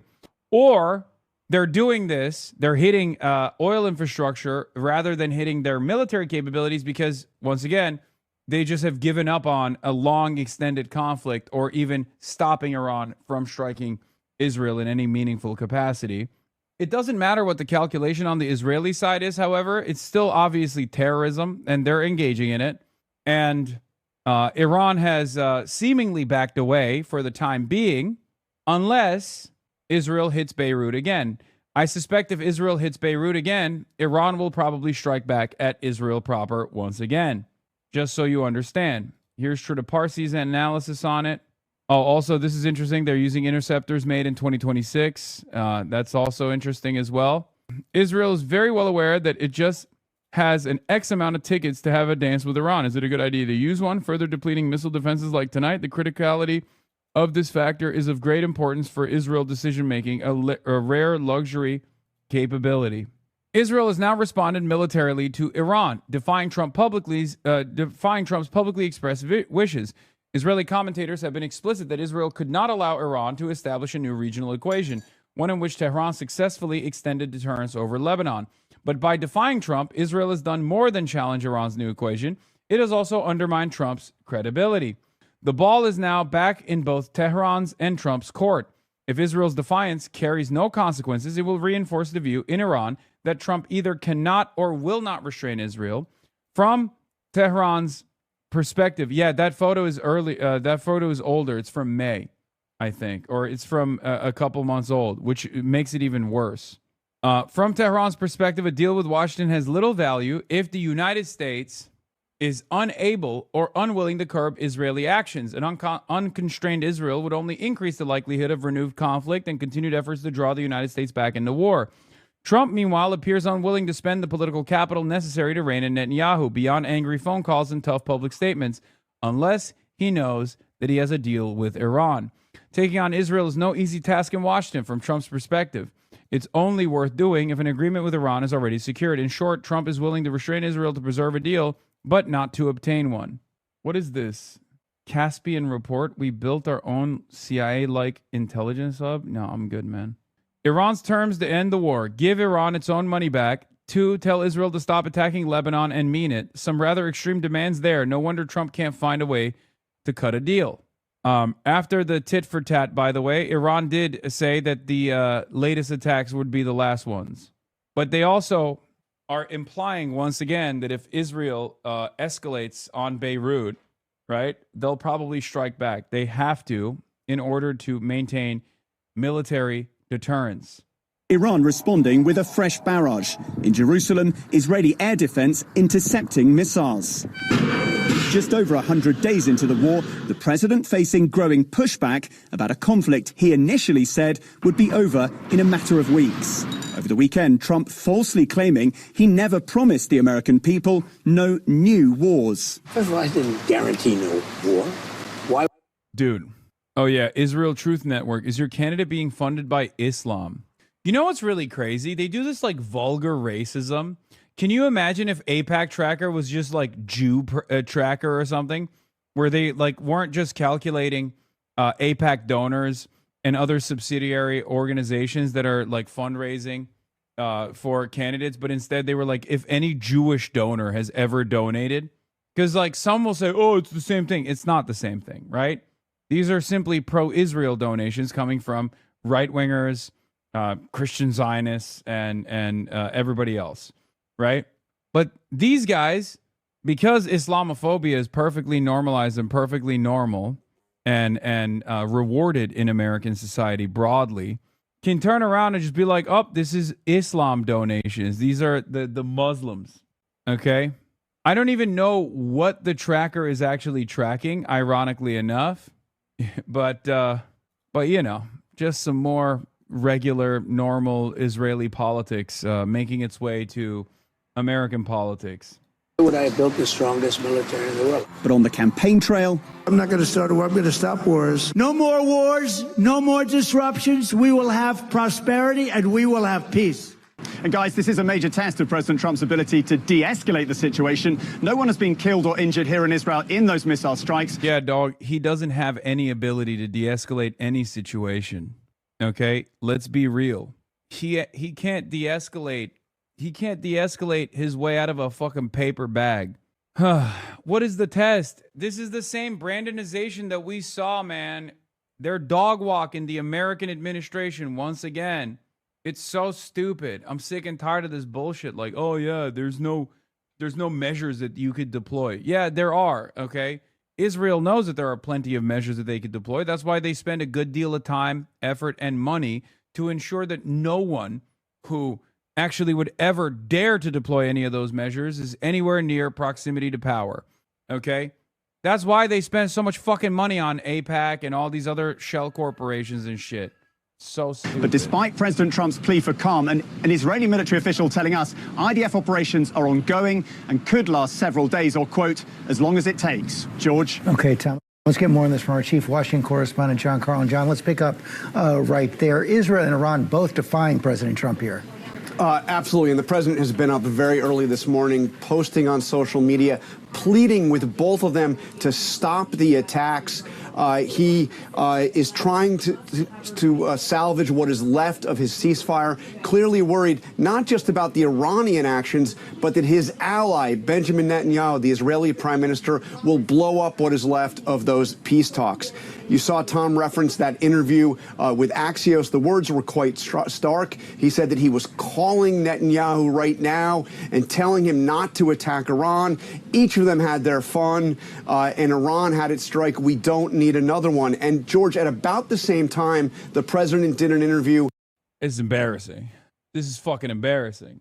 It's totally ridiculous. Yeah. Donald Hussein Trump slowly learning that he can't resolve international crises he unleashed with his typical bullshit artistry. Time for tough decisions. The only choices left on account of the strategic miscalculations make even Obama look like a visionary. They had their fun is such a funny thing to say. Yeah, meanwhile, the commander of Iran's Revolutionary Guard Quds Force, Esmail Qaani, said a new security belt of resistance will be established at the Strait of Hormuz to the Bab el-Mandeb Strait off Yemen and from the Gulf to the Red Sea, according to comments carried by state media. So the Ansar Allah is now involved. The Ansar Allah have said they are going to start stopping ships that are transiting through the Red Sea into Israel.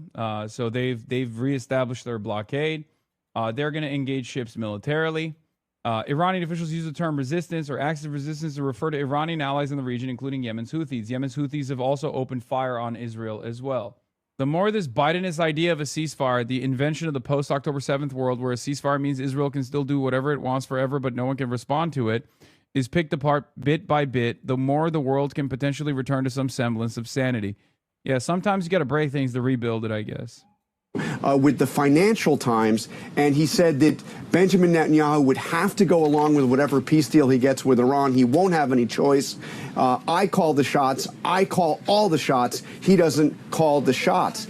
But George, despite all of that, and despite the phone call that he had with Prime Minister Netanyahu, Israel obviously went on and attacked Iran. Now the president is saying that his peace deal is still on the verge. He's been saying that for now months, saying only subject to ignorance or stupidity getting in the way. And this is hitting home again. Oil prices spiking overnight. Yeah, oil prices are up, which means gas prices will be up more. The toll of the economy, hitting voters here as Republicans fear for a very difficult midterm elections. John Carl, thanks. A wave of. Are we going to get Epstein drops this week? I don't know, because, Benjamin Netanyahu showed the world that he's the real boss and making the real boss calls anyway. So maybe there's no need for Epstein drops, some strategically placed Epstein drops, after all, considering that the Trump restraint was nothing. Iranian missiles fired towards Israel. For the record, I will reassert this position once again. There is no Israeli military action without the American go-ahead here. So if America turns around and says, oh, we didn't have anything to do with this, I don't believe it, okay? That's a little bit more believable if you're talking about Beirut, and even then I don't believe it. I don't think Israel gets to do any of this shit without, America's sanction, America's go-ahead. But especially when it comes to striking Tehran, striking Iranian soil, there is no doubt in my mind that America absolutely okayed those strikes after Trump turned around and fucking claimed that wasn't the case. Turned around claimed that they didn't want that. I-24, Israel fears that Trump will restrict freedom of action in Lebanon and seek to reduce the intensity of the fighting, not only in the Dahia district in Beirut, but generally throughout the country. Israeli officials are working around the clock to prevent such a move. See? Yeah. America has complete power over Israel. America could still, at any step it wanted to, make one fucking pivotal phone call and change the dynamic of this conflict. You understand me? It's still the case. It was always the case, and it will still continue to be the case. Do with that information what you will. It's just the truth. Okay? The idea that this is that Israel is a sovereign nation state that gets to do whatever it wants and bully the American leadership is silly. They are bullying the American leadership regardless, and it's fucking utterly humiliating. Having said that, however, America still holds all the cards. They're just choosing not to enforce it. I don't know why they're not choosing to enforce those cards. Hello, my mother. Hello to my mother's favorite. What up, NMP Law? What does your mom think about me wearing suits recently? I feel like your mom would love that. Testing an already fragile ceasefire. Tehran says the attacks are a direct response to Israel's ongoing military assault on Lebanon, a campaign it accuses the US of supporting. The US is directly responsible.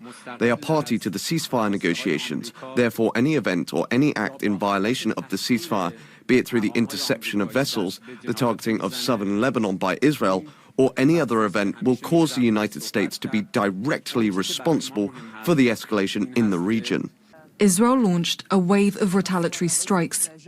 Initial attacks targeted areas including the capital Tehran, Tabriz, and Esfahan. It also hit a petrochemical complex in Mashhad. Yesterday, the Iranian terror regime violated the ceasefire after 2 months. It opened fire and launched toward Israel. We attacked the petrochemical complex in Mashhad in southwestern Iran. In this complex, materials and components essential to the regime's missile program were produced. In response, Iran struck a petrochemical facility in Haifa. It's also targeted 2 Israeli air bases, but many of the interceptions were above the occupied West Bank, over Palestinian homes. The escalation is pulling in other regional actors. The Yemeni armed forces affirm the following.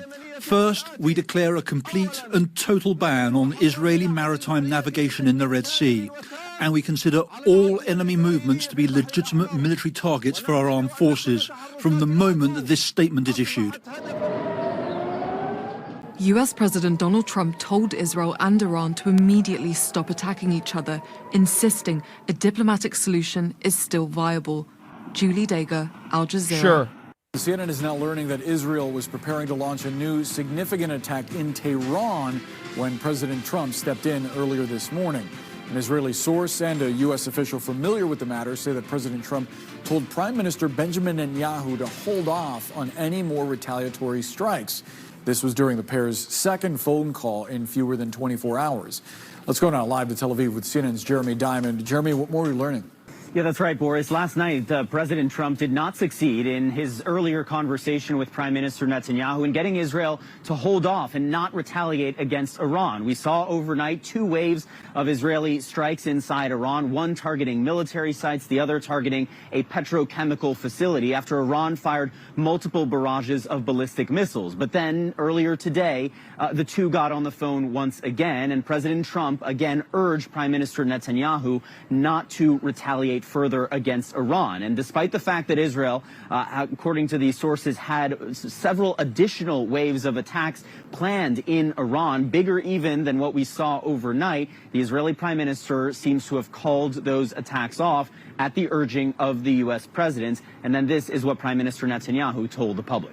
At the moment, the fire has ceased, because after we struck the terror regime in Tehran, it stopped attacking us. If the terror regime in Iran makes the mistake of attacking us again, we will respond with force.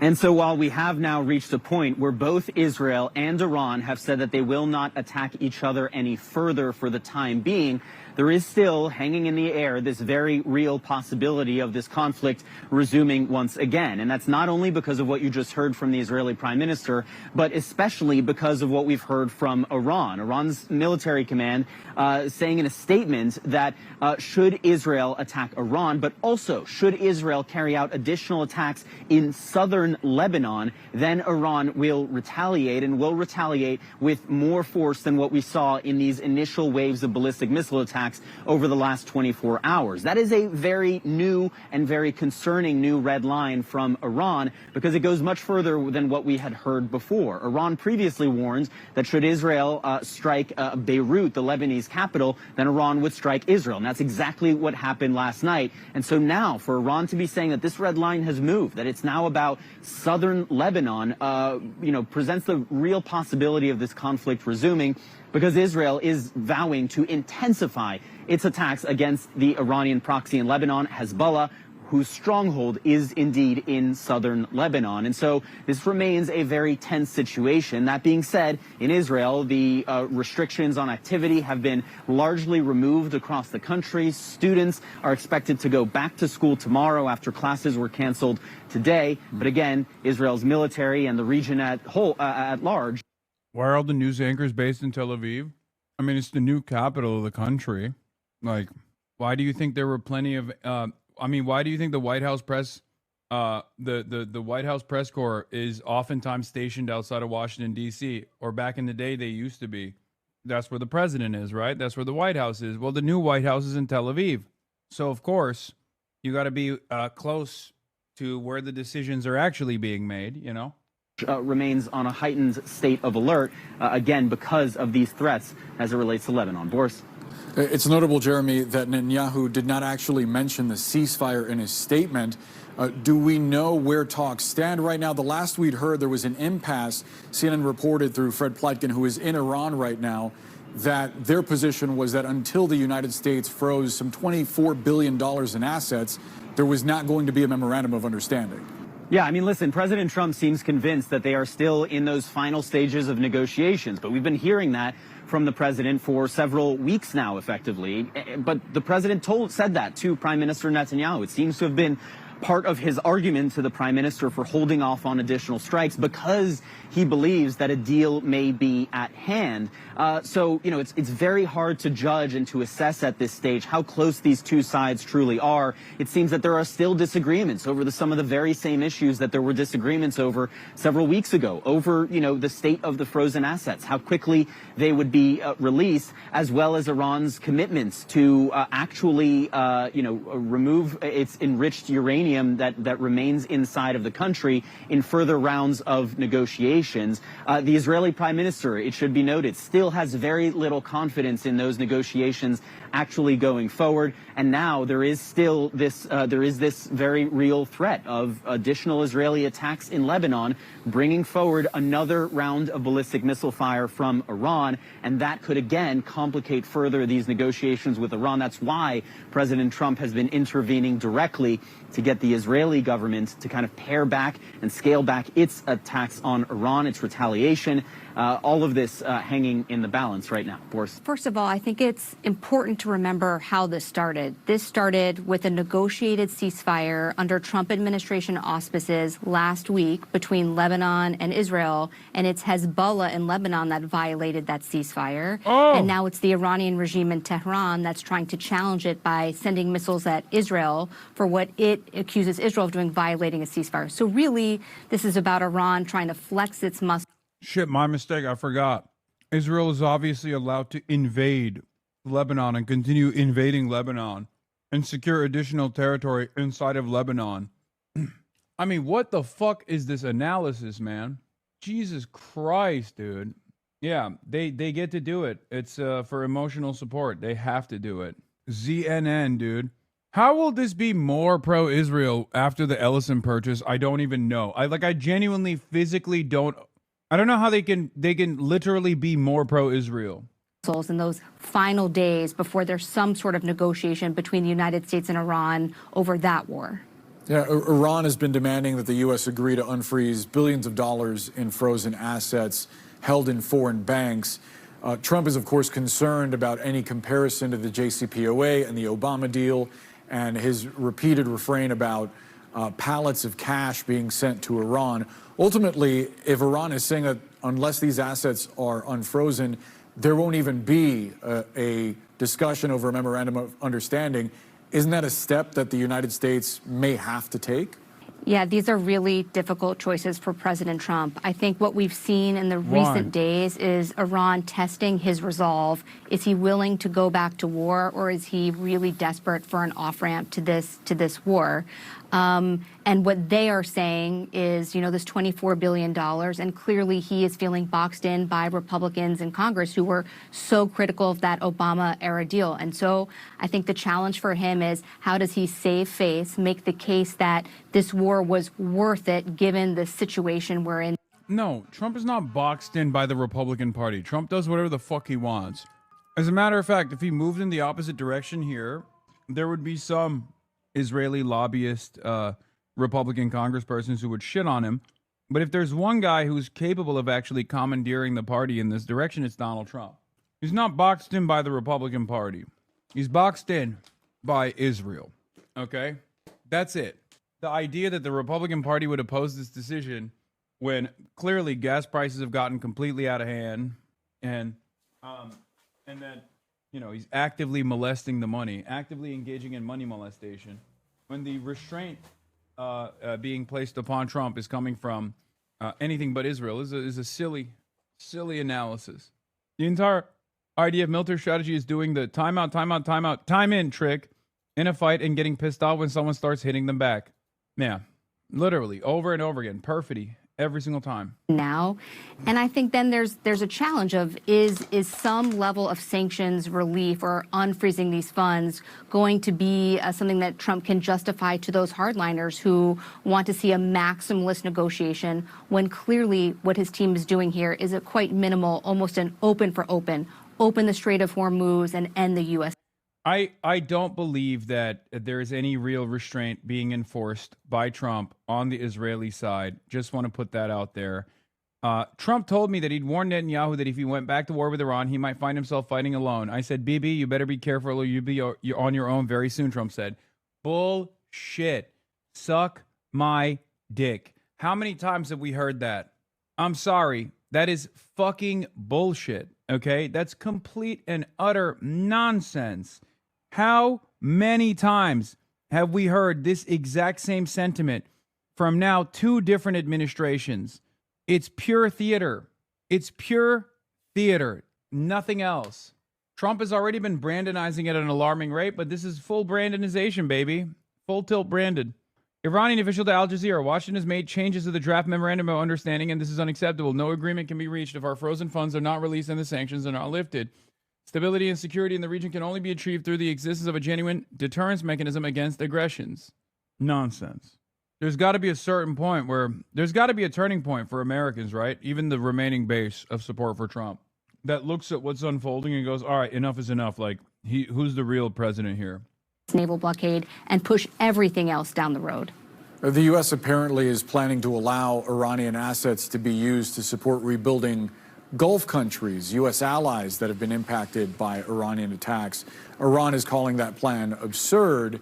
Is there anything Tehran can do to push back? Could this ultimately be a bargaining chip in the broader negotiation? Well, first of all, Tehran certainly still has chips that they can play. They continue to demonstrate that they're capable and willing and prepared to launch missile and drone attacks on Gulf countries. About this potential using of Iranian frozen funds to reconstruct Gulf countries, I don't think I've seen any Gulf reactions to this. It's very reminiscent of European decisions to ring-fence frozen Russian funds in Europe for Ukraine reconstruction. And I don't recall the Gulf countries being very supportive of that a couple of years ago. So there's ridiculous. We're going to use Iranian funds, stolen Iranian assets that are frozen right now, to rebuild the Gulf nations. And even higher, there is no likelihood that this happens. It's a complete violation of trust. If anything, the more likely scenario is America's going to force the Gulf nations' hand into rebuilding Iran for the damage that we caused in Iran. From the Iranian capital, as the government here says its missile strikes are over so long as Israel doesn't bomb Lebanon. Israel, in turn, says that it will not attack Iran, but insists it will respond if Hezbollah in Lebanon once again fires rockets at northern Israel. So the war that exploded back into life suddenly last night is still tonight only a hair trigger away, a thin line of deterrence and bluster holding the warring parties back as President Trump tries to strike a deal to reopen the Strait of Hormuz. And fighting goes on in southern Lebanon between Hezbollah and Israeli forces. We report from the Christian village that... It is pretty crazy that Channel 4 is literally in Tehran as Israel is striking Tehran. Perhaps the worst time to be there, big dog. Remains almost untouched next to the Shia Muslim village, totally destroyed. Our message in our church, the peace. But we're hearing the sound of war all around us. Of course, all the night you will hear this is the music. Also tonight, the Prime Minister says tech companies must stop children sending and receiving nude pictures or he will change the law. But is he about to announce a social media ban for the... What the fuck? Oh, they just added this. Okay. All right, let's get back to Iran-Israel related stuff. So Iran says it will stop attacking Israel, and Israel says it will stop attacking Iran at Donald Trump's request. Here's how it unfolded after 25 hours of confrontation. Iran began launching waves of missiles towards Israel overnight in response to those Israeli strikes on Beirut on Sunday. The initial target was Ramat David Air Base, considered by Tehran as crucial to Israel's war with Hezbollah. Iran's Revolutionary Guard said it also targeted 2 air bases further south. While Israel's defense system was largely effective, homes were damaged in this Israeli settlement in the north of the occupied West Bank.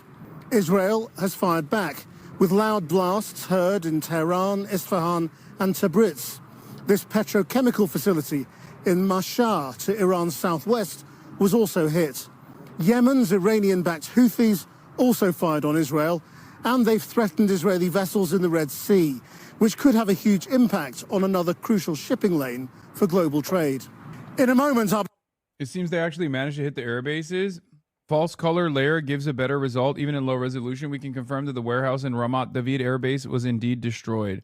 An impact site was spotted on Ramat David Air Base on Sentinel-2 low-resolution satellite imagery this morning. Likely a warehouse destroyed by an Iranian missile. This you, Ankh? No, it's not me. We're speaking to our international editor, Lindsay Hilsum, in Beirut, and our U.S. editor, Anushka Astana, in Washington. But first, with a full roundup of the day's events, here's our foreign affairs correspondent, Porrick O'Brien. Donald Trump continues to insist we're on the brink of peace. The view from Iran last night looked like the edge of a return to war. Regime supporters in Iran cheered as some of at least 20 ballistic missiles flew overhead, launched at Israel.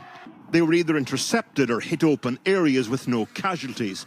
But this was the first direct Iranian missile attack on Israel in almost 2 months. Then this morning, Iran-backed Houthis in Yemen came out of the ceasefire woodwork, fired 2 ballistic missiles at Israel. Neither reached their targets. Then, with echoes of their previous attacks on the Red Sea, declared a blockade on Israeli ships there, although most shipping traffic already avoids this area. All of this retaliation for Israeli strikes on Hezbollah-linked targets in Beirut over the weekend. Trump reportedly told Netanyahu not to do it. He did, although unlikely to have happened without U.S. knowledge. Yep. Yeah, it's cool, man. American orders are not even suggestions at this point. It's just background noise. America will be like, please don't do it. Please don't do it. I beg of you. And then he'll just do it anyway. It's great. Fantastic. Once again, I asked the question that Bill Clinton asked to Benjamin Netanyahu back in the 90s. Who's the superpower here? The Iranians were at pains to point out today. America has direct responsibility in any action that the Zionist regime carries out in relation to the violation of regional peace and security against Iran. Israel responded to the missile launches by carrying out airstrikes of their own on targets in central and western Iran. Overnight, the Israeli Air Force hit 9 Iranian air defense systems and a petrochemical complex. Social media at just after 5:30 in the morning US. Israel and Iran must immediately stop shooting, he wrote. Then about an hour later posted, both sides are looking to do an immediate ceasefire. Final negotiations on peace are proceeding subject to ignorance or stupidity getting in its way. He went on to state for the umpteenth time that peace was almost upon us and that, quote, things should move quickly. This afternoon, the Iranians announced the end of the tit-for-tat for now, but warned of more to come if the Israelis hit Lebanon again. Missiles deliver messages as well as payloads. So what does the last 48 hours tell us about this shaky ceasefire? Iran wants the US and Israel to know that for them an attack on Beirut is tantamount to an attack on Tehran, and that any durable ceasefire must include Lebanon as well. For years, Hezbollah was the proxy of Iran. It was built Hezbollah in order to protect Tehran from Israel. Now Iran protects Hezbollah from Israel's grip. If they do not protect Hezbollah, they are isolated, they are alone, and they are doomed to fail. The last 24 hours was also about Iran showing willing to escalate quickly if there's no movement on the things that are important to them in ceasefire. One of the funniest things that have taken place since the invention of AI, generative AI, is that Iran can make these massive placards now in no time. It's so funny that they just like pump out this AI slop and make these banners in only a few moments. No need to hire anyone. What do you think the Ayatollah is doing? Yeah, sitting around in a bunker making AI art, generative AI art. Negotiations, like the unfreezing of Iranian assets, for example. At the weekend, Trump was asked about this. Would you unfreeze any Iranian assets or lift any sanctions up front as a part of any deal? So that would come after. Comes after, yeah. If they turned over their nuclear enrichment. Yeah. As the interview went on, things started to deteriorate. The president eventually stormed out. You ought to straighten out your press. Tehran negotiators will look at episodes like this Traveled all the way to and interpret them as signs of weakness and petulance. Now, while Israel says it's stopping attacks here in Iran, it will continue to fight in southern Lebanon if it is attacked by Hezbollah, and the IDF has confirmed that that will continue. Now, that is something Iran considers a breach of the ceasefire. So what precisely will happen in that event is still uncertain. 12 people were killed in Israeli strikes in Lebanon today, and since March, since the beginning of this conflict, around 3,500 people have lost their lives in Lebanon alone. Our international editor, Lindsay Hilson, reports from... Yes, Justine. Yes, I'm a Persian real estate agent. I'm an Armenian real estate agent. I'm an Armenian real estate agent. I'm going to sell you a house in Glendale, okay? Yes. Yes. Quiet green light. As the dust has settled, it seems Trump soft greenlit the Israeli attack on Iran and then further depleted U.S. military interceptors to defend attacks on Israel. Yup. Zachary Cohen, senior national security reporter covering the Pentagon for CNN, says, update, U.S. forces did fire interceptors in response to recent Iranian missile attacks targeting Israel, per a U.S. official, though it was not immediately clear if the attempted interceptors were successful. U.S. officials are still working to assess who hit what in the aftermath, the official said. This comes a couple hours after a U.S. official denied Israel's claim that the U.S. intercepted Iranian ballistic missiles that were fired at Israel. Of course they did.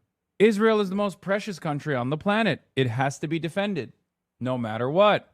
It has to be defended when it goes around and behaves in a belligerent manner. That's just how it goes. That's it. Israel gets to do whatever the fuck it wants, and we'll foot the bill. Beirut. Clearing up after yesterday's strikes on Beirut. Can't wait for that military combo-wombo situation. So, Americans are drafted by force at gunpoint to go wage Israel's wars at the behest of Israel so they can take over Cairo and take over Istanbul and wherever the fuck they seek further expansion in. The wider war. Iran says if Israel targets the Lebanese capital again, it will, as it did today, retaliate directly. The cockpit footage. The Lebanese government says that since the supposed ceasefire on April the 16th, Israel has carried out 3,491 airstrikes on Lebanon. They didn't stop in the south, hitting Tyre again today. Lebanon is in an impossible situation, with 1/5 of its territory occupied by Israel and Iran controlling Hezbollah, which attacks the Israelis daily. We drove south from Beirut, down a road recently made safe, at least for now, by the Lebanese army. To our east, Mount Hermon. We're just about 5 kilometers from the border with Israel. The Shia village of Debin has been utterly destroyed by Israeli bombs. The occupying Israeli soldiers withdrew just a few days ago. A UN bulldozer has started to clear the rubble, and the Lebanese armed forces have moved in. The cross on the horizon rises from the Christian village of Marjayoun, less than 2 kilometers away. But we weren't allowed to film much in Marjayoun for fear of bringing the wrath of Israel onto the heads of the population. Now that the Lebanese army has moved back into the villages around here, people should be feeling more secure. But everyone I've been speaking to is nervous. They don't know what the Israeli soldiers are going to do next. And even though Marjayoun here might be an enclave of peace, the Israelis are still occupying the area all around and not showing any signs of leaving. Debris from the Israeli anti-aircraft system Iron Dome has damaged the tower of St. George's Church. The priest has grown used to the sound of his... Reminder, Hezbollah are still Lebanese people. They have a right to defend against Israel. Oh, 100%. A lot of October 7 fans in here. Your people are dumb listening to this dog-zapping commie, says Judah's priest. I hope you got at least a little bit of money for saying shit like this. Once again, it's 2026. Kind of a strange fucking line of attack here. It's no longer October 8th, 2023. Israel has done a million October 7s. Israel's currently in the process of doing October 7s every single day towards Lebanon. Please tell me you're not doing this shit for free. Please, please. If you're going to be this guy, at least get paid for it. I know that Israel actually bounces a lot of checks from what I understand. There are numerous Hasbara operatives that are currently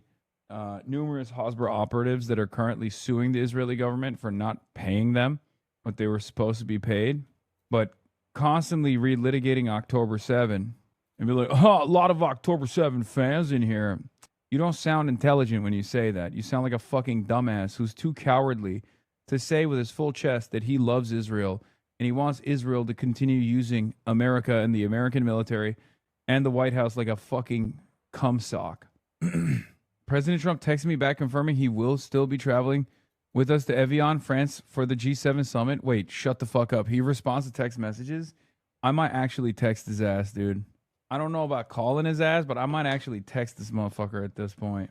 Ain't no way Big Dog is responding to text messages. Hezbollah rockets being intercepted as they fly overhead. Now, both Hezbollah and Iran are firing into Israel. Our message in our church, the peace. But we're hearing the sound of war all around us. Of course, this is nothing. Last night, all the night, you will hear, this is the music. Israeli soldiers ordered the Christians of Marjayoun to expel the displaced Shias they were sheltering in case they were harboring Hezbollah, driving a wedge between the communities. They are from our society, but there is no reason to say to my brother, go from my town. Don't be here. We have a big problem now, okay, between us. Nabatea, just to the west of Marjayoun, attacked by Israel every day. While the world prays that the war between the US and Iran will not start up again, here they just pray to be left alone, to live together again, just to live. So you can see that Israel has no let up in attacking the south of Lebanon today, and it has no intention of doing so. But I wonder if Prime Minister Netanyahu is feeling a little concerned today, because President Trump has positioned himself almost like a mediator between Iran and Israel rather than Israel's partner. It's clear he doesn't want to go back to war. It's clear he wants a deal. And Iran may try to insist that Israel stop attacking the south of Lebanon as well as Beirut and possibly withdraw from its occupation. Lebanon, of course, feels rather powerless in amongst all this. Earlier today, I sat down with the Lebanese Justice Minister, Adel Nasser, and I asked him how the events of the last 36 hours, where they have left Lebanon. Today we are paying the price of the disproportionate reaction of Israel and the interference of Iran and the use by Iran of Lebanon as a military base for itself. We are facing all of them. We are a small country and we are facing major powers because both of them have military means that Lebanon doesn't have. What do you want the Americans to do? The Americans today are helping or supporting the negotiations of Washington, that the direct negotiations that are being conducted. And we expect, that the issue of Lebanon remains completely independent from the negotiations that are being conducted between the United States and Iran, because we consider that we shouldn't be a card between the hands of Iran. This is on one hand. On the other hand, to support Lebanon, to bring Israel to another attitude regarding the situation in Lebanon. But it seems that the government, your government, has no power, no influence. I mean, cooked, but also true. It's flagrant how powerless the Lebanese government is, how cucked the Lebanese government is. It's basically a puppet state, okay? And it's been that for a minute, but look, a lot of people are like, oh, what is the Lebanese government's attitude on this? Where's the Lebanese military? Let me tell you, the Lebanese government would literally give up every Shia territory in southern Lebanon to Israel so it can turn southern Lebanon, violate its sovereignty, and turn southern Lebanon into another West Bank-style occupation, as long as they also, in the process, destroyed Hezbollah militarily. Okay? The Lebanese government is lost. It's not a real government at all.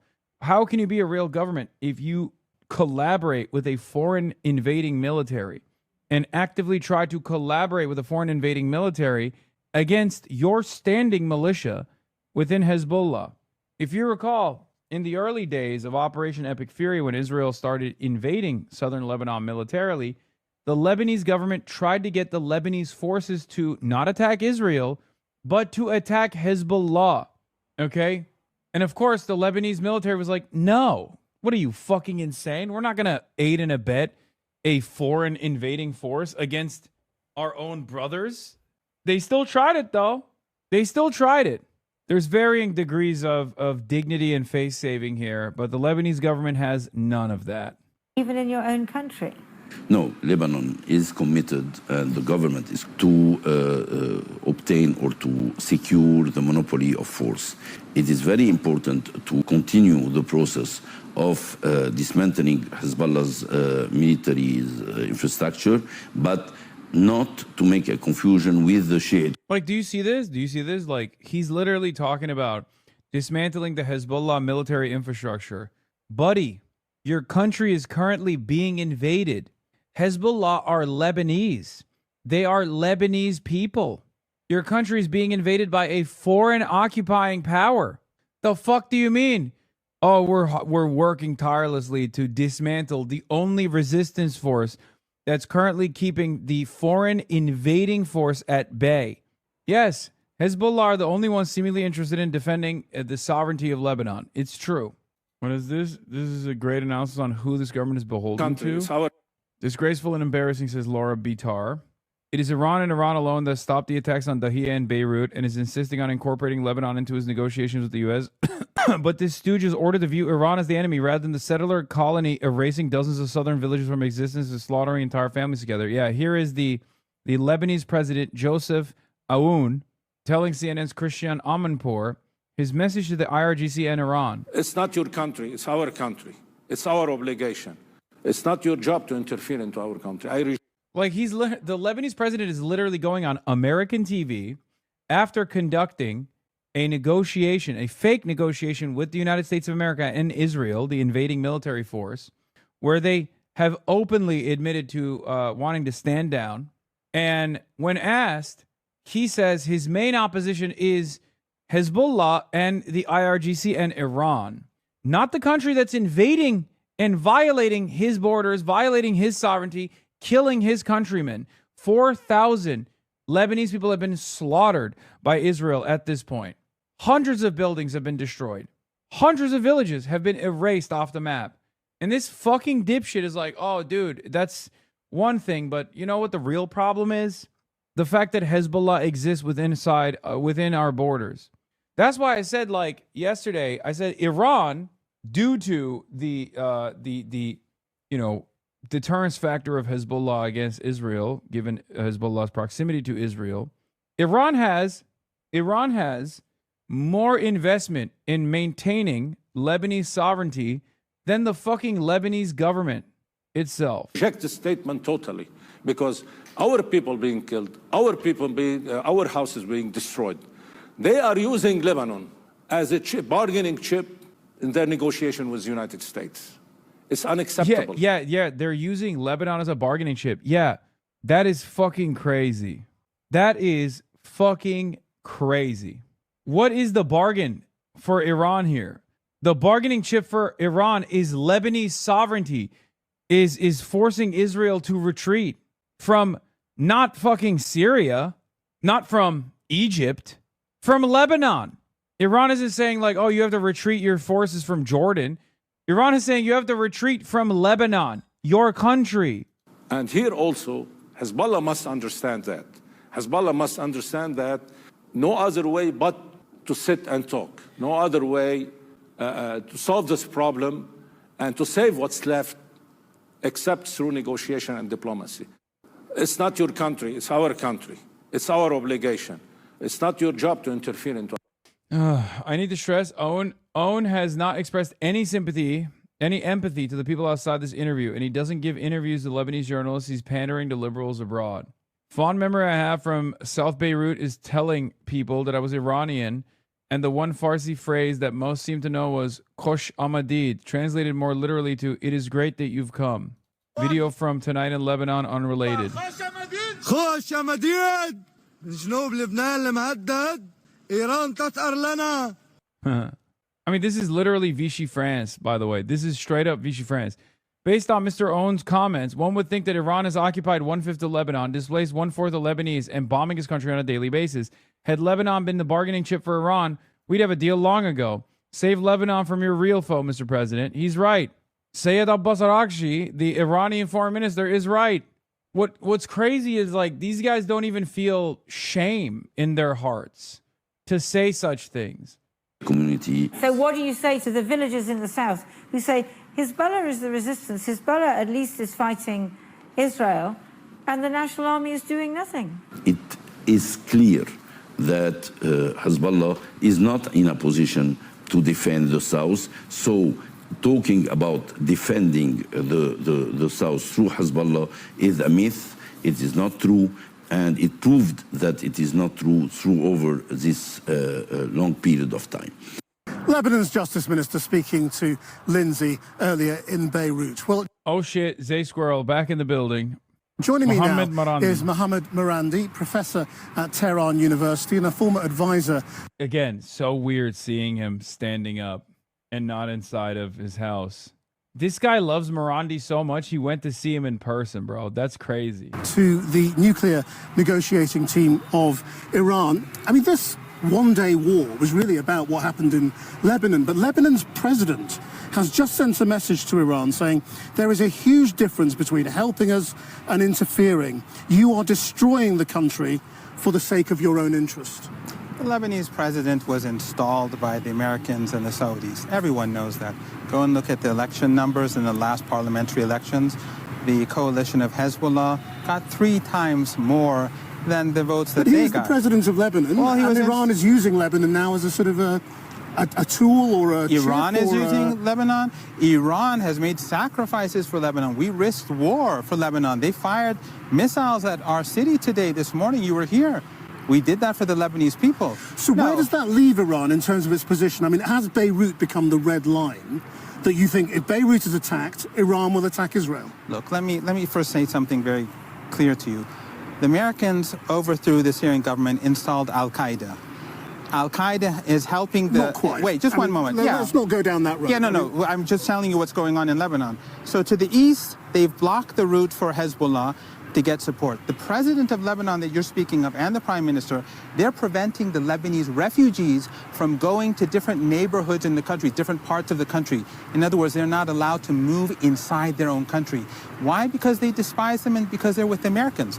And then the Israelis are pounding them from the south.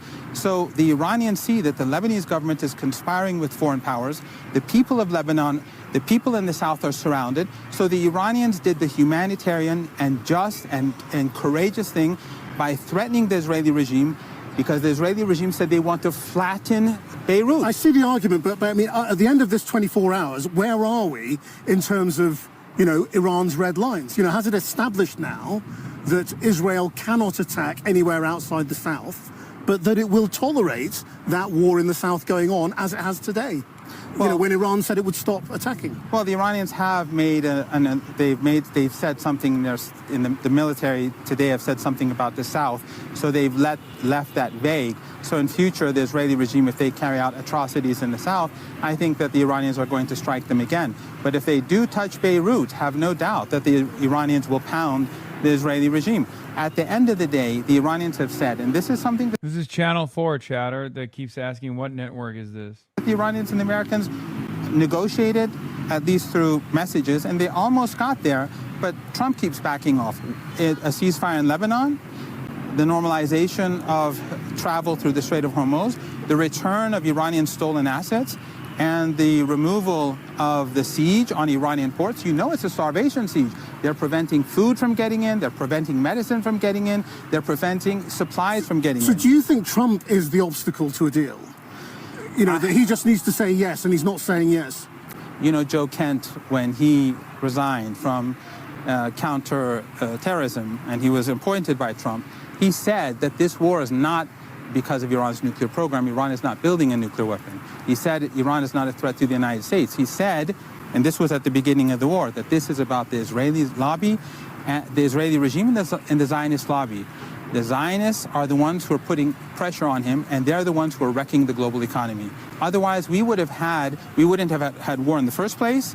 And after the 39 days of war where we defeated the United States, in the ceasefire, we would have had normalization of trade, and the situation today wouldn't be what it is. I was out today talking to just ordinary people on the street. They were so fed up at the thought that war was going to return. They really were annoyed about the economic damage it's causing. And, are you sure this country has the same patience at street level that you and the people in the government have? You mean people on the streets of Tehran actually express their opinions? Yeah. And they told us they'd had enough. That's not what I hear in Western media. I hear that we're gunning them down on the streets every day.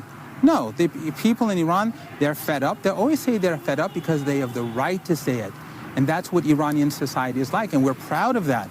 But we're in a state of war, and it is tough. But the Iranians know that this is a war for the country's survival. It's a war of choice for the Americans.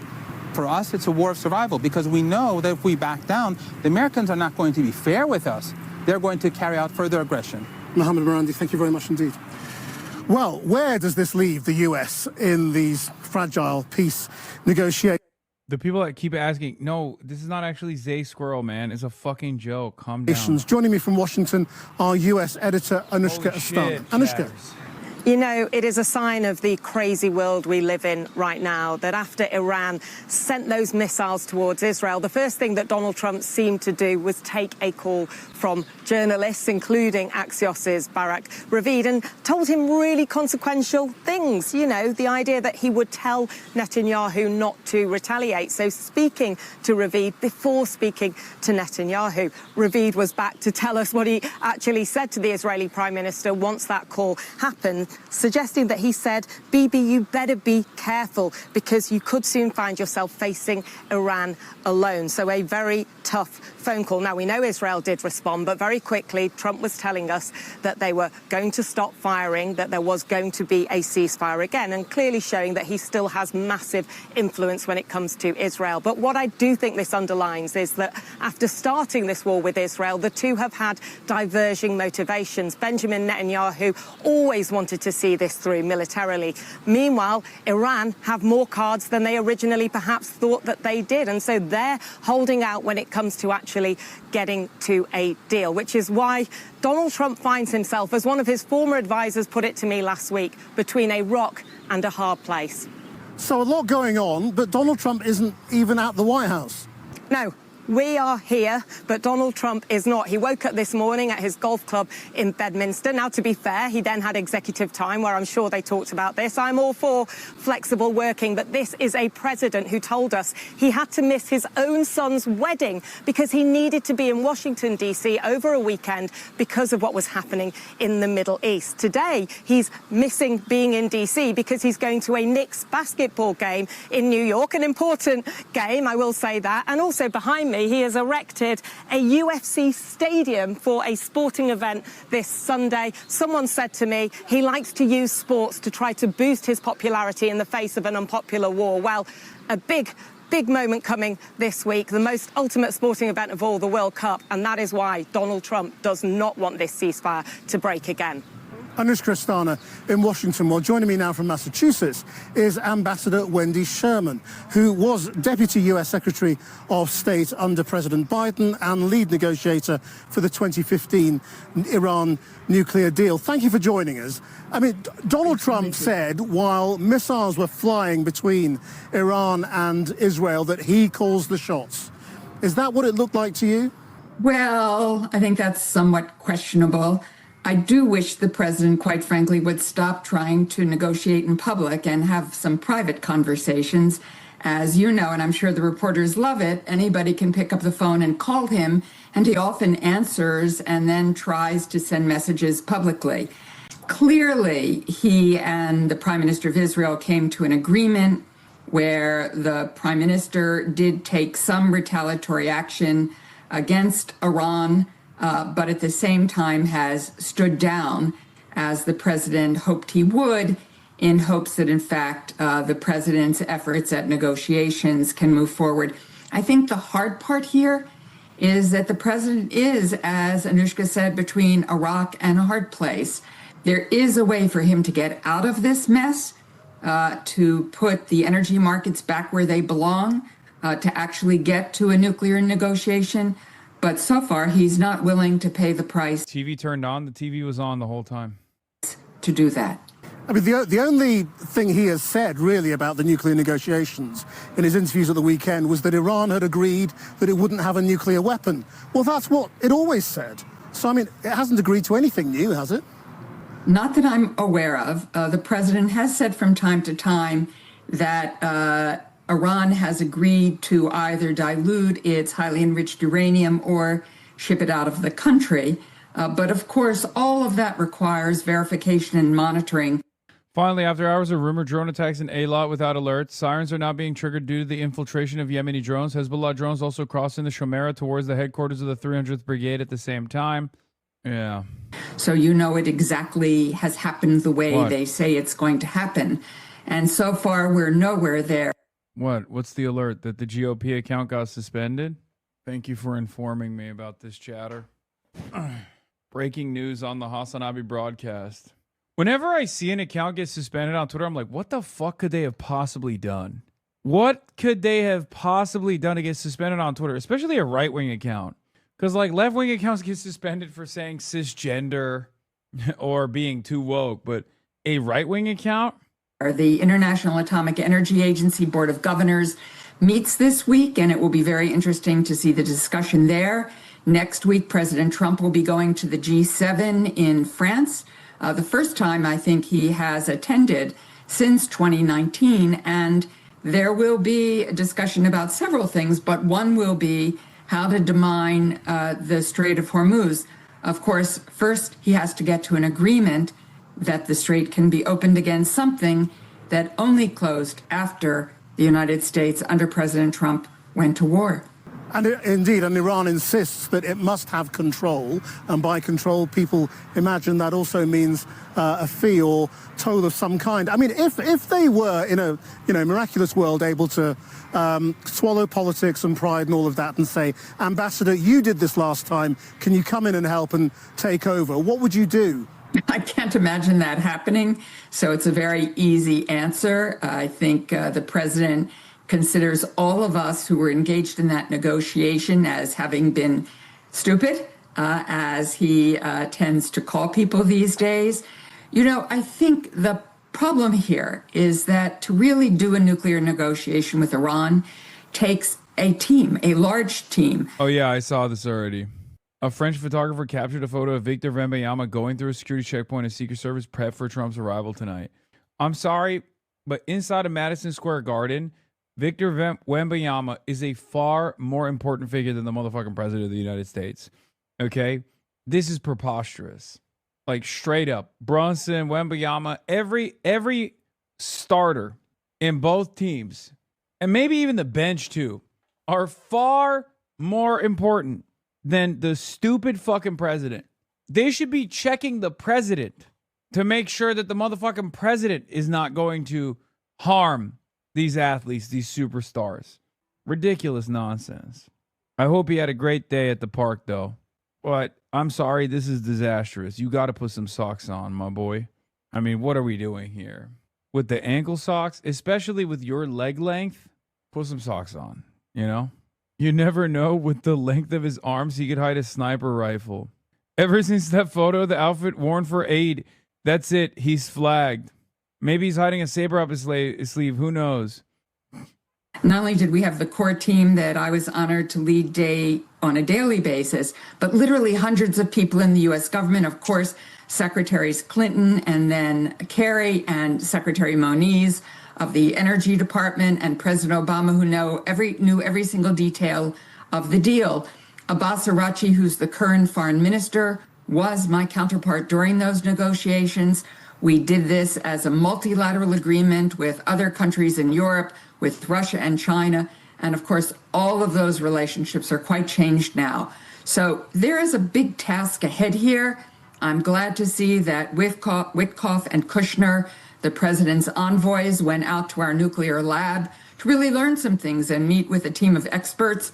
They will be absolutely essential if Witkoff and Kushner can ever really get to a direct negotiation with Iran. Ambassador Wendy Sherman, thank you very much indeed. Tehran woke up to what it suspected was coming, a return to war. And when it did in the middle of the night, the city itself was spared, but people could hear the Israeli airstrikes in the western suburbs.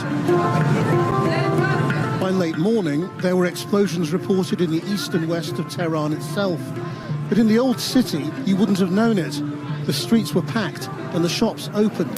But opinion on the street is complex. A lot of people are sick of this. When Iran fired at Israel, how did you feel? Very angry because we people not want to war. We people want to peace, and I feel so bad, and I'm so sorry for this. Mostly everyone hates war. I'm stressed too. Our lives get thrown off track. Nobody likes war. It gives everyone a bad feeling. But this war is being imposed on us. We don't really have a particular feeling anymore. War has become normal for us. It makes no difference. Whether there's war or not, we carry on with our lives. We're not afraid of war.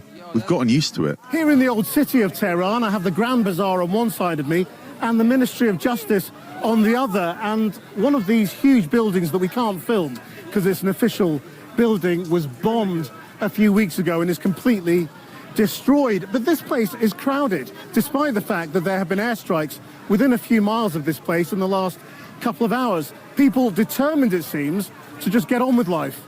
The slushy cellar looked like business was booming, but they'd only just reopened after the bombing across the street. How do you feel about the war starting again today? The market's closed when the war starts. Today, nothing has happened yet, thank God, and the market's busy. But I think from tomorrow, it'll go quiet. Within hours, both sides had said they would stop, unless Israel attacks Lebanon or Hezbollah attacks Israel. Yeah, the sirens in Israel are drones, Hezbollah and Yemen drones. King Abdullah II, as usual, doing his job, turning Jordan into an air defense system for Israel and a launch pad for attacks against Iran. Arab countries have spent the last several years engaging in armed defense of Israel from Iranian attacks while issuing lip service statements about Gaza for public consumption, have been effectively building the future of their own enslavement in an Israeli-dominated region supported by the U.S. government. The smarter thing to do would have been to find a way to be neutral and play the two sides against each other while building independent leverage. King Abdullah's ancestors did the same thing to Turkey through their collaboration with the British, which created the current problem in the first place. Yep. Okay, Murtaza. Okay, Murtaza with the pro-Ottoman take. Respect. But few here in Tehran have much... No, guys, that was King Abdullah, okay? The British helicopter pilot. ...confidence that any day is the last day of war they will see. Day 101 of the war seemed to begin in a rather dangerous state after day 100 because overnight a series of things had happened. Hezbollah had launched a series of rockets into... Call him Murtaza Effendi. All right. Murtaza Bey. Respect. Northern Israel. They don't seem to have done any damage, certainly no casualties. But in response, the Israelis went to Beirut. They'd always said that they might. The Americans had said, don't go to Beirut, but they did. They went to the Dehay. Actual players in the NBA Finals are being told, the less you bring, the better for tonight's Game 3. A credentialed reporter here says Secret Service even took the lid off of his chapstick while going through more security.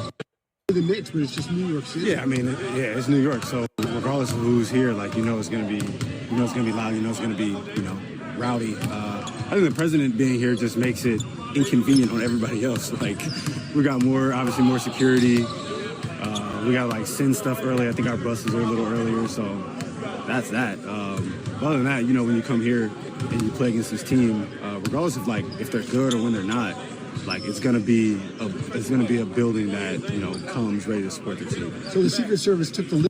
I hope Wendy drops 40 tonight. Look, I'm not, like go Knicks, but I'm rooting against Trump. Get off my chapstick. Are you guys having to go through the same thing? We're like the less stuff you can bring, the better. Obviously, we're getting screened like it's TSA. It's little inconvenient for the people that's got to play, but it is what it is. The Knicks, but it's just New York City. Yeah, I mean, it's New York. Patrick Bet David, I know you like the number. I don't see a benefit to the president attending the Knicks game tonight. The Knicks are on a 13-game playoff win streak. If they lose, they blame it on the president. And if the Spurs come back and win it all, New Yorkers will never forgive him. Okay, it's over. Knicks in 4 now. Okay, I take it back. Now that Patrick Bet David has spoken and he looked at the number, I know you like the number. If Patrick Bet David is making this assessment, it's probably a wrap. I'll be honest. He ran the number. It's got to be Knicks in 4 now. You know what I'm saying? Area, the southern suburb of Beirut, which is the Hezbollah stronghold, and they attacked it. And because of that, the Iranians then did what they said they would do in that case, and they attacked Israel. And they sent a number of missiles to places like Tel Nof and particularly Nevatim. Nevatim is quite interesting because Nevatim is quite near Dimona, which is the nuclear plant, and all of Israel's nuclear stuff and its main Air Force base is at Nevatim. And the fact is, the Iranians were making a clear point here. They were sending ballistic missiles. According to American intelligence, they've still got 70% of the ballistic missile stocks and maybe 75% of all of their launchers. So the Iranians, and this is their footage, were making the point that they can still send ballistic missiles and they can get through the Iron Dome system, Israel's defense system, and hit the ground, which indeed they did. They were not launching an all-out attack. They were launching a symbolic attack which did what they wanted it to do. And as a result, the Israelis then did what they said that they were going to do, and they struck Iran. Now, they struck Iran in more places, so they went for Tabriz and Karaj and Tehran and Isfahan and Mashhad, which is in the south. And Mashhad, they said, was a petrochemical plant that produces fuel for ballistic missiles, quite likely. But again, the Israelis didn't do all of the things that they said that they might do.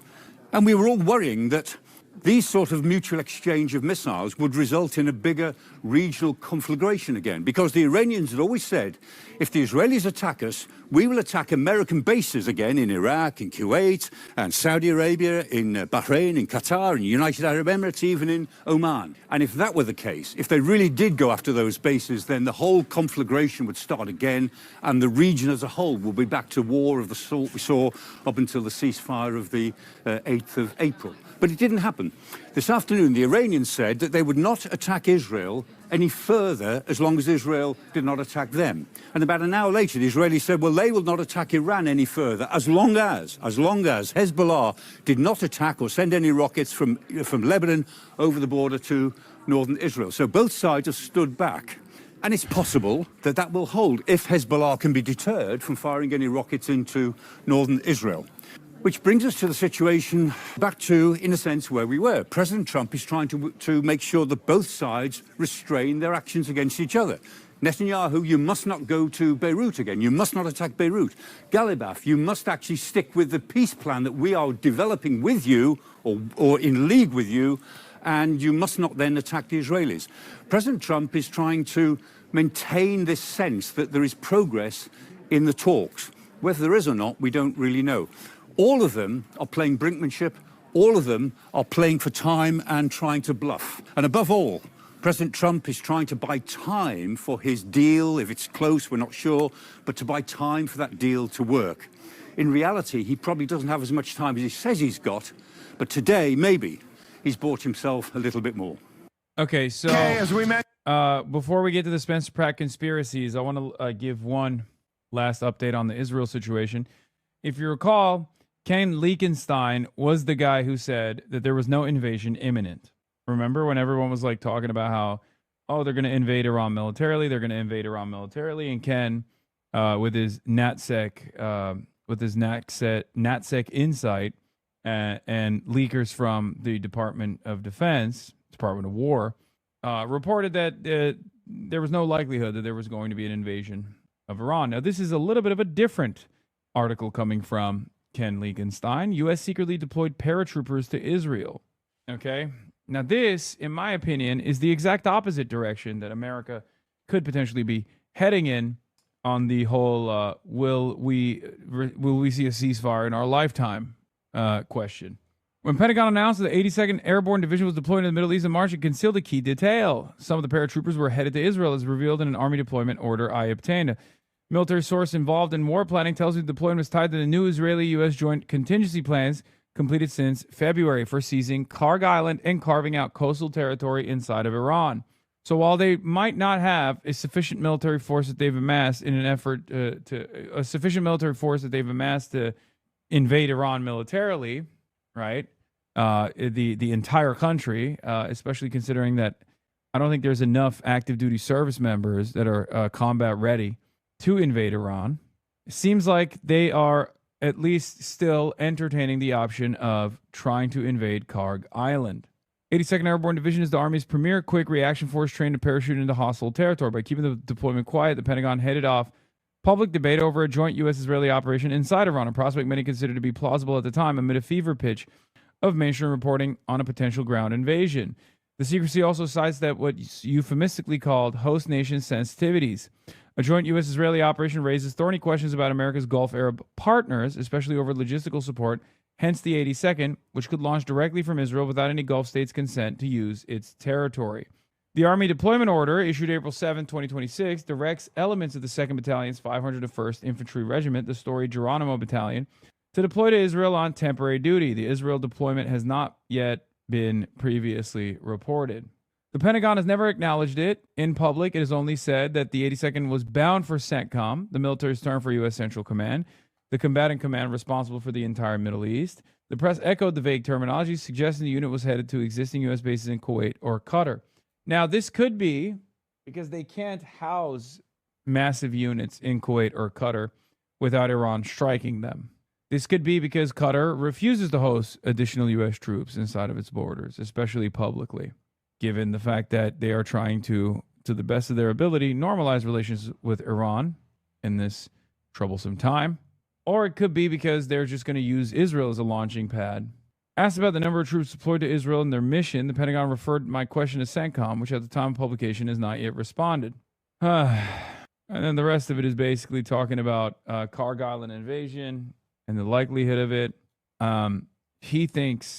Ken speculates that this is likely to send a message to Tehran that an operation against Karg Island is imminent. Beyond Project Freedom, Kane says CENTCOM and the rest of the Joint Force remain ready to resume major combat operations against Iran if ordered to do so. No adversary should mistake our current restraint with a lack of resolve.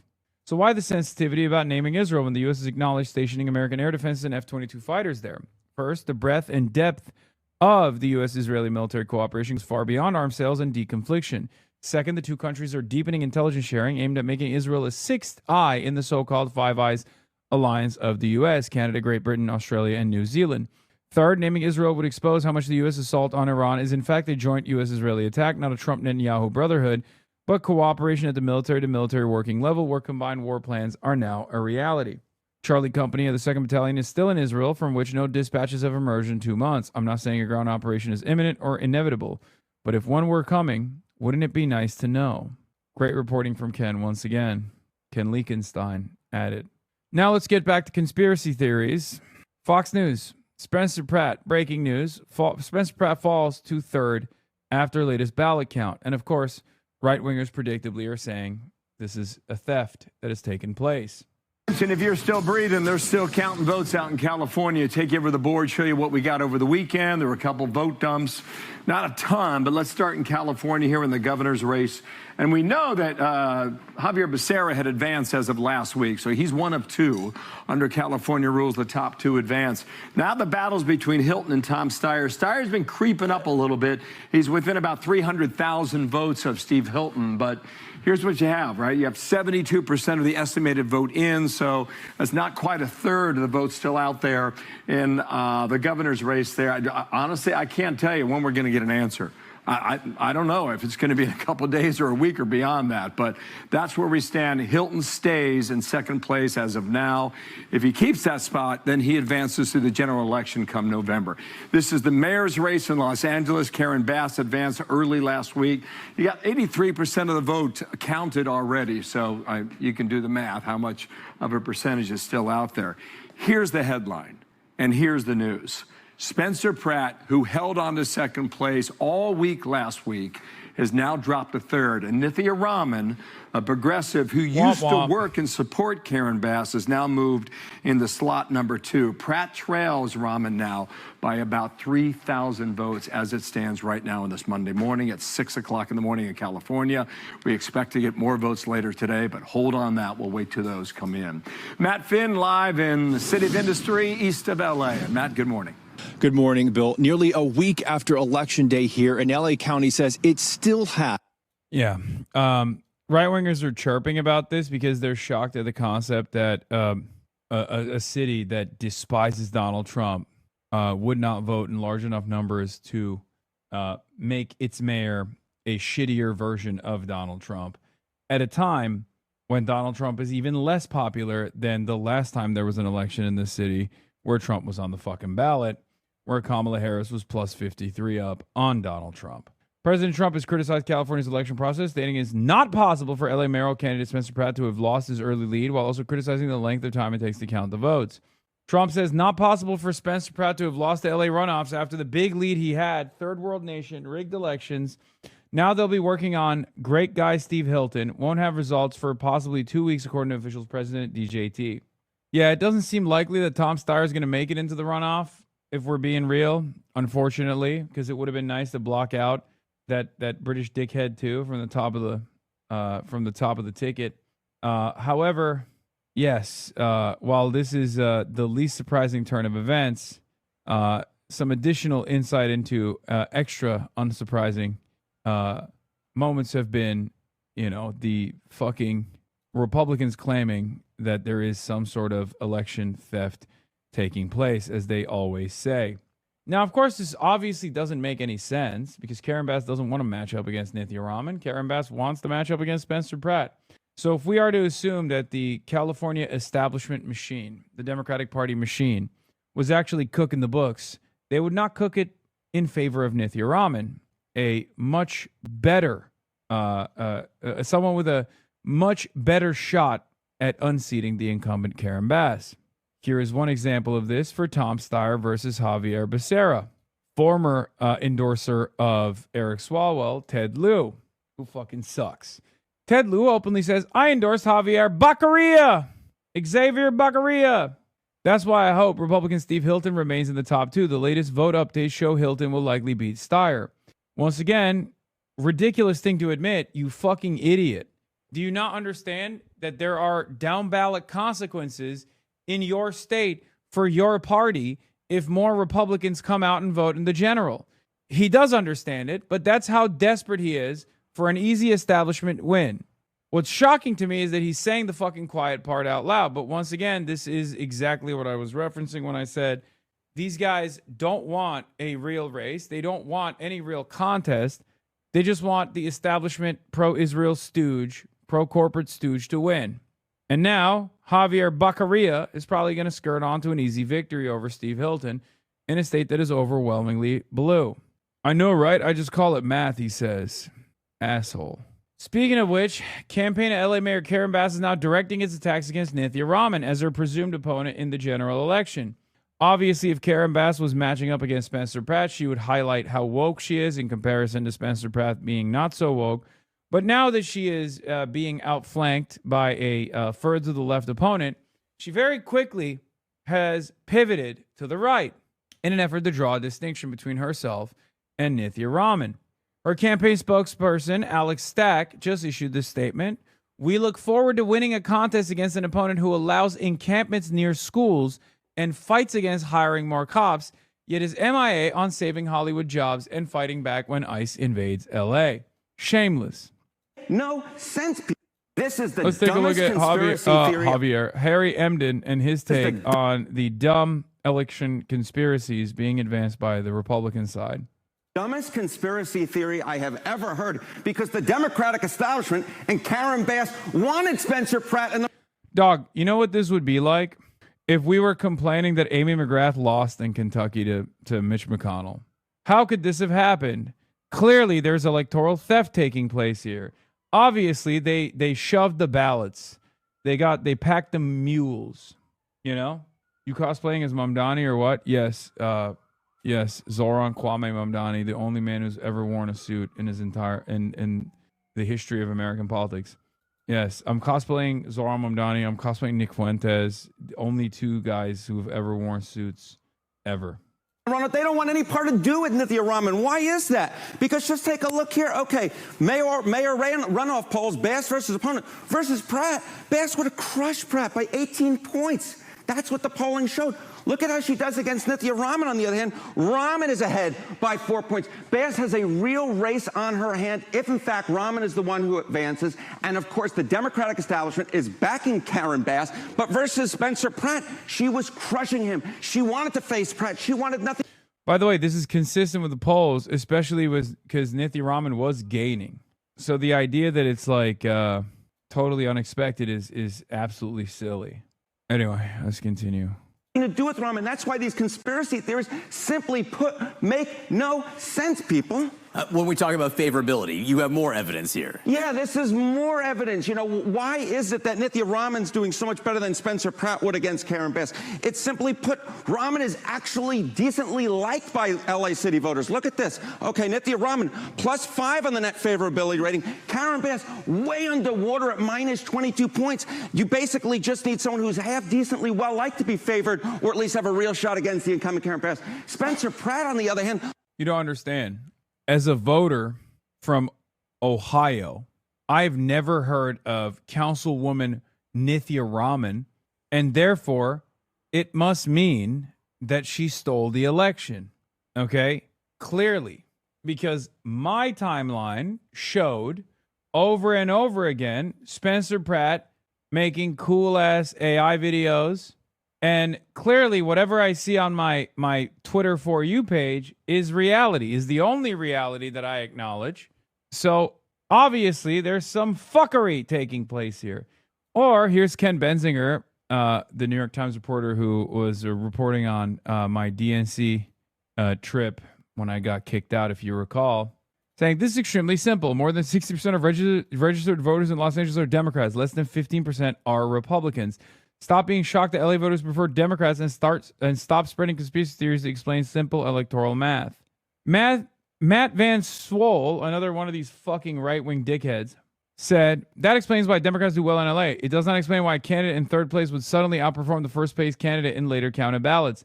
Those two are totally different questions. Nobody's shocked that LA is blue. People are asking why the vote pattern changed so dramatically after election night, why Rahman's late ballot share looks so different. There's an answer for that too. The further left and younger the voters are, the more likely they are to vote by mail. Bass's voters are center left and older. Rahman's are left to far left and younger. As we all should know by now, in California, the in-person votes get counted first. So Bass did by far the best among in-person votes and took an early lead. But the mail-in ballots, which critically aren't counted until in-person are done, heavily favored Rahman. That is what explains the late surge by Rahman, not some far-flung conspiracy. And then when you explain this simple concept, yes, by the way, younger voters are late voters. Younger voters are voters that vote by mail, myself included, by the way. I also am, I guess, technically not really young, but I did vote by mail. And I voted on election day. I dropped off my mail-in ballot on election day. Okay? And guess what? Plenty of other people did the same. And you know what else young voters do? Younger voters do? They vote with DSA LA and Knock LA voter guides. And the DSA LA voter guide, which is widely dispersed, widely distributed, widely shared, widely utilized, all had Nithya Rahman as the suggestion. So it makes total fucking sense that whoever is even, whoever cared enough to go out and vote, especially younger voters, would go out and vote for Nithya Rahman. That's why she's gaining. You're reading a post written by ChatGPT? What? I'm not reading a post. I'm just saying to you what I think from my mind. Hello? There's nothing in front of me. I'm too fucking tired for this shit, dude. Ay, ay, ay. Are you within the WeHo boundaries, though? No. Anyway. Look at that. He's even less like than Karen Bass. He's 32 points underwater. Karen Bass doesn't want to face Nithya Rahman. She would love to face Spencer Pratt because, simply put, she's managed to find someone who's more unpopular than she is, and she's quite unpopular. This is really interesting. You look at these numbers, one of these things is not like the other No. here. She is definitely more like than the other two. Now, the president here, obviously the president is looking at this race. He's all kinds of upset about it. He presumably wanted Pratt here. Yes, Republican wants a Republican. News at 11. Angelinos, what do they think about the president? Yeah, okay, this is the other thing. The president of the United States is such a drain on Spencer Pratt. I mean, hello, okay, Los Angeles city voters, Trump's net approval rating in the city of Los Angeles is about 55 points underwater.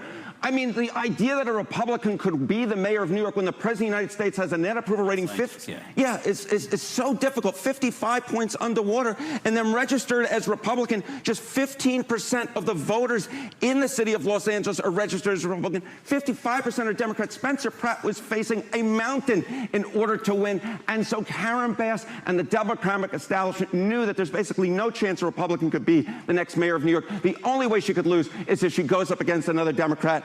And you see it right here, very simply put, up by 4, no wonder. And that is where the results right now are moving. A Rahman versus Bass general election, which I said at the top, an absolute nightmare for the Democratic establishment and Karen Bass. They would have much preferred Spencer Pratt. A lot of discomfort, no doubt, this morning Yes. in and around the establishment in Los Angeles. Harry, and thank you for explaining that so well. Thank you, my friend. You're an outstanding. Let's hear from the most brilliant and most astute observer of elections, Asmongold. Blown the fuck out. Blown out. See ya, bitch. Thank God. Yes, remember he had that bitch on his stream? Yeah, that's what you get. Maybe you shouldn't have been trying to... You know, Hassan really should be blaming himself for this. You had this woman on to be part of the LA mayor. That's what you get. It's his fault. He did this. That's why he's trying to stay off the screen, because he knows that he doesn't want to take credit. He's embarrassed. And so she's been going up. Look at how many votes she's been getting here with all mail-in ballots. They're rigging it. They're rigging it. And also, like, we're at the point now where I don't think that anybody should be afraid to say that. And I think that really we need to have more oversight, because these are the same people that said that the Minnesota daycares were legitimate. Blown the fuck. It's even crazier when he's wearing like a noticeably colorful t-shirt that he just simply does not fucking change his shirt at all. It's nasty as fuck that he's been wearing the same exact ugly ass color t-shirt for the past 4 days. But yeah, he went from Asmongold now claims the LA mayoral election was rigged after prematurely celebrating and blaming Hassan Piker for Nithya Raman's loss before the votes were all counted. They're rigging it. We're all at that point. We should be saying it. I said more brilliant analysis from this fucking moron. The fact that I know for a fact that you are projecting this man on every random person on the internet that might criticize you makes my fucking skin crawl. What? You got preemptively mad because you assume that everyone that criticized me is Asmongold? This random person? He's the fucking leader of the Roach movement, dude. Oh yeah, Edinger Mentum. HVAC business owner is such a pull, lol. He appreciated my common HVAC business owner meta. How is it that these basic brain cell tests keep popping up more than ever? Like, I genuinely did not think people would be this stupid and still breathe and sleep? Yes. The centrists were blaming you as well? Yeah, exactly. While the votes were still being counted last week, centrist influencers and right-wing outlets all prematurely celebrated and blame Hassan Piker for Nithya Raman's loss. By their logic, they should all give 100% credit to her win now. All of Hassan's candidates lost. My face when all my candidates lost. Hassan Piker's reaction when Nithya Raman was projected. These guys are supposed to be centrist. They're supposed to be vote blue no matter who guys. And they're celebrating Spencer fucking Pratt. What they prematurely were celebrating was Spencer Pratt, Timu motherfucking Trump, potentially making it to the runoffs. Twitch streamer Hassan Piker loses big in primaries. Asmongold blames Hassan for Nithya Raman losing the LA mayoral race. These people get every single political issue wrong every single time, and their audience never learns from it. Yes. This Nathan motherfucker too. Oh yeah, I know. He's likely the reason this happened. LMFAO. Yeah. I love how the ideology of centrism has evolved from I'm a fucking idiot to I'm a fucking idiot who hates Hassan. I mean, you just said I'm a fucking idiot twice. No, I know that you imagine us all as random. What are you saying, 25-month subscriber? I can't even fucking show a dumbass reactionary far-right critic of mine being a dumbass without you assuming that I'm actually suggesting you're just like him. As a 25-month subscriber, nonetheless. What's wrong with you? Fucking calm down, dude. As 355,000 mail-in ballots to process. They will be counted in this massive facility behind me. Now, yesterday's ballot dump pushed Councilwoman Nithya Raman past Spencer Pratt by about 3,000 votes into that critical second place spot. If Raman holds on to her lead, she'll advance to the runoff election against Mayor Karen Bass in the fall. Now, before the ballot dump yesterday, Spencer Pratt posted in part, writing, "We've got all the way till July 6th to keep counting. They're not the only ones who know where to find votes."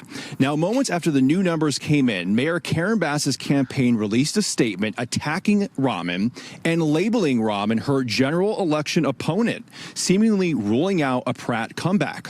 A Bass spokesperson writing, "We look forward to winning a contest against an opponent who allows encampments near schools and fights against hiring more cops, yet is MIA on saving Hollywood jobs and fighting back when ICE invades LA." Now, on Friday, we interacted with an assistant U.S. attorney inside the ballot counting facility here. The DOJ says he was observing, and the first assistant U.S. attorney in LA, Bill Asaley, says California has refused to give the federal government its voter rolls and allows first-time voters to use IDs like gym and debit cards. Asaley also writes, California allows third parties to collect and turn in ballots on voters' behalf, a practice known as ballot harvesting with few restrictions. This makes it difficult to track who actually received, completed, and submitted each ballot. Now, Asaley says there are ongoing voter fraud investigations here in Southern California. He points to a recent woman who was arrested for allegedly paying people on Skid Row to register to vote. Bill, Dana. Matt Finn, thank you. Nice to see you, Southern California. More to come. Thank you, Matt. Be sure to like and subscribe for all the Fox News latest on YouTube and catch full shows streaming now on Fox One. When Trump walked out, this kind of leads me into the next. Oh, my God. Oh, the numbers guy. I know you like the number. I'm a numbers guy. I ChatGPT'd it, I grokked it, and I found out that Spencer Pratt is the president of California. He actually won the presidency in California. But obviously, as a numbers guy, we went to ChatGPT, and ChatGPT told me Spencer Pratt had the election stolen from him. Story with Spencer Pratt. So you guys know we talked about it like a week ago, and everybody was expecting him to advance with Karen Bass. And he Everybody. was going out there celebrating the picture with him and his wife. He had an 8-point lead. And everyone's looking at this chart. If you look at this, Rob, if you want to zoom. Everybody I know, and we all live in Florida, and we are all Trump supporters and Trump voters. We all know Spencer Pratt was winning. Zoom in a little bit. So the blue is Karen Bass. The orange is Spencer Pratt. And the green is Raman. Now watch what's going on here. June 2nd is election. Look at the difference in lead on where Spencer Pratt is. Look at the third and fourth. And then look at the spike. Look at the spike. So you mean to tell me out of all those thousands of votes, now all of a sudden they only want to do Raman? That's insane. That's what they want to do? That's what you mean to, you want me to believe that?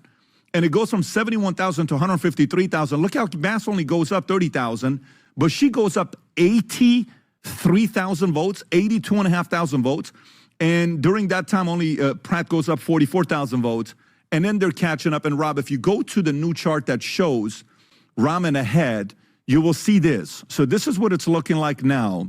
Malin's arriving before election. Bass 38, Pratt 28, Raman 20. Pratt's got a 28-point lead. Malin's arriving after election. Raman 37%, plus 17. Bass goes down 3. Pratt goes down 9. You want people to believe this. Then there's another one, the vote 83% counter translates. Not this one, Rob. The other one where the judge is talking about how they allow people to vote in L.A., and I even send it to you guys. I think you have it, Rob. If you go through the notes, you definitely have. This is the one. Watch this. So first go to the bottom for him to show the picture, because I think this is reacting to a picture. If you want to make this a little bit bigger. So he sends this in, talking about what's really going on, sends it to Honorable Shirley Ann Weber, Legal Office of Secretary of State of California, and he goes back and go to the tweet, Rob. Let's go back to the tweet if you can, please. Okay, go all the way to the top. California is blocking. I spoke to Spencer Pratt last night. I said, why are they not investigating this? Well, California is blocking a federal audit of its voter polls. California allows first-time voters. Folks, you ready for this? This is not a joke. To register using forms of ID that most Americans would find surprising, including gym membership card. I joked about this on Friday, and I said, I'm just joking. Well, guess what? I was fact-checked, and I wasn't joking. Apparently, that was true. In California, you can actually vote with your Bally Total Fitness card. Can you imagine? You can go with your LA Fitness card and vote. Employer ID, credit card or debit card, prescription drug. If Patrick Bet-David ever invited me on his broadcast, I wear my best possible suit, like no memes. I pull out a suit that nobody's ever seen before. I know you like the number. He would say, I'm a numbers guy. I ran the number, and you got the best suit on today. I'm going to give you the keys to the castle. You can have my Turkish slave. He's my Muslim employee. I got a couple gay ones too. I'm going to give you all of them because you wear the suit the best. I also have a bunch of moccasins here as well, and we made them in Tuscany. And as you can see in the sole, it says, the future looks bright. And here's a couple hats. We grokked it, and Grok told me, I know you really like the number. I know future looks bright. Put it mirrored in under the brim. So every time you look up when you're wearing the hat and it's sunny out, you can see future looks bright, and you remember am also a numbers guy. Label insurance card. And if you think this is BS, Rob, go on the link, because I thought he's just BSing. Go on the link. So this is what website, Rob? Can we verify what website? Do people not know that you can bring those things to the fucking DMV and get a driver's license called proof of address? You fucking dumbass. I feel like half this shit relies on people too dumb to remember anything about their lives. Yes. The funniest is there are numerous states where you can do all of this to vote. Okay. And even though they live in states where you can do all of this to go out and vote, they still complain when it's happening in California. That's my favorite. Whenever like the best example of this is Donald Trump, who is a notorious mail-in ballot voter from the state of Florida, where you can do that, and will complain about others doing it all the time. Donald Trump has always voted by mail in the state of Florida. You guys understand that, right? He's registered to vote in the state of Florida, and he always votes by mail in the state of Florida. And then he always complains about voting by mail in other states. The state of Florida also happens to be the same state that Patrick Bet-David is in. Just so you understand. This is sos.california.gov. Okay? So go on that first point that says current and valid photo ID, third party. Look at right there. Go a little bit low, Rob. Look at A, driver's license. B, passport, identification card, credit card, military identification card, health club identification card, H. Stop it. This is on their website, by the way. And I'm sitting there yesterday, I'm like, there's no way this has to be real. So if you go, Rob, right now and ask chat or ask ChatGPT. I know you like number. I know you like the number. Ask ChatGPT. Oh my God, my goat. He did it again. He did it again, bro. He's so goated. He's so sick.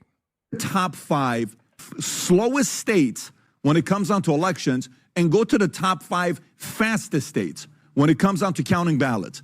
Basic question, okay?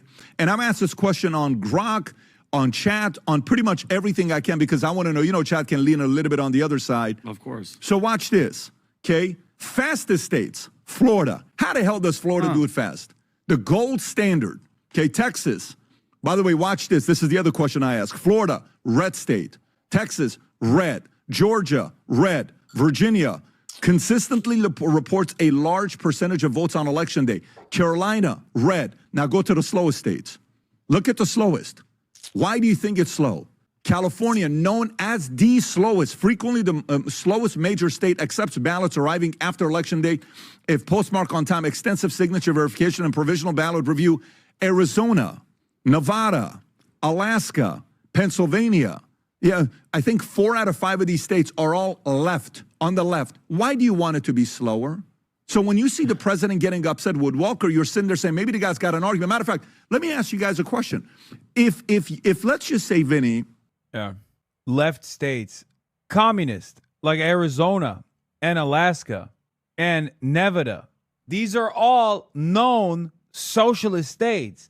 I ChatGPT'd it, and Chat told me these are all states where they believe in Maoism, Marxist, Leninist Maoism.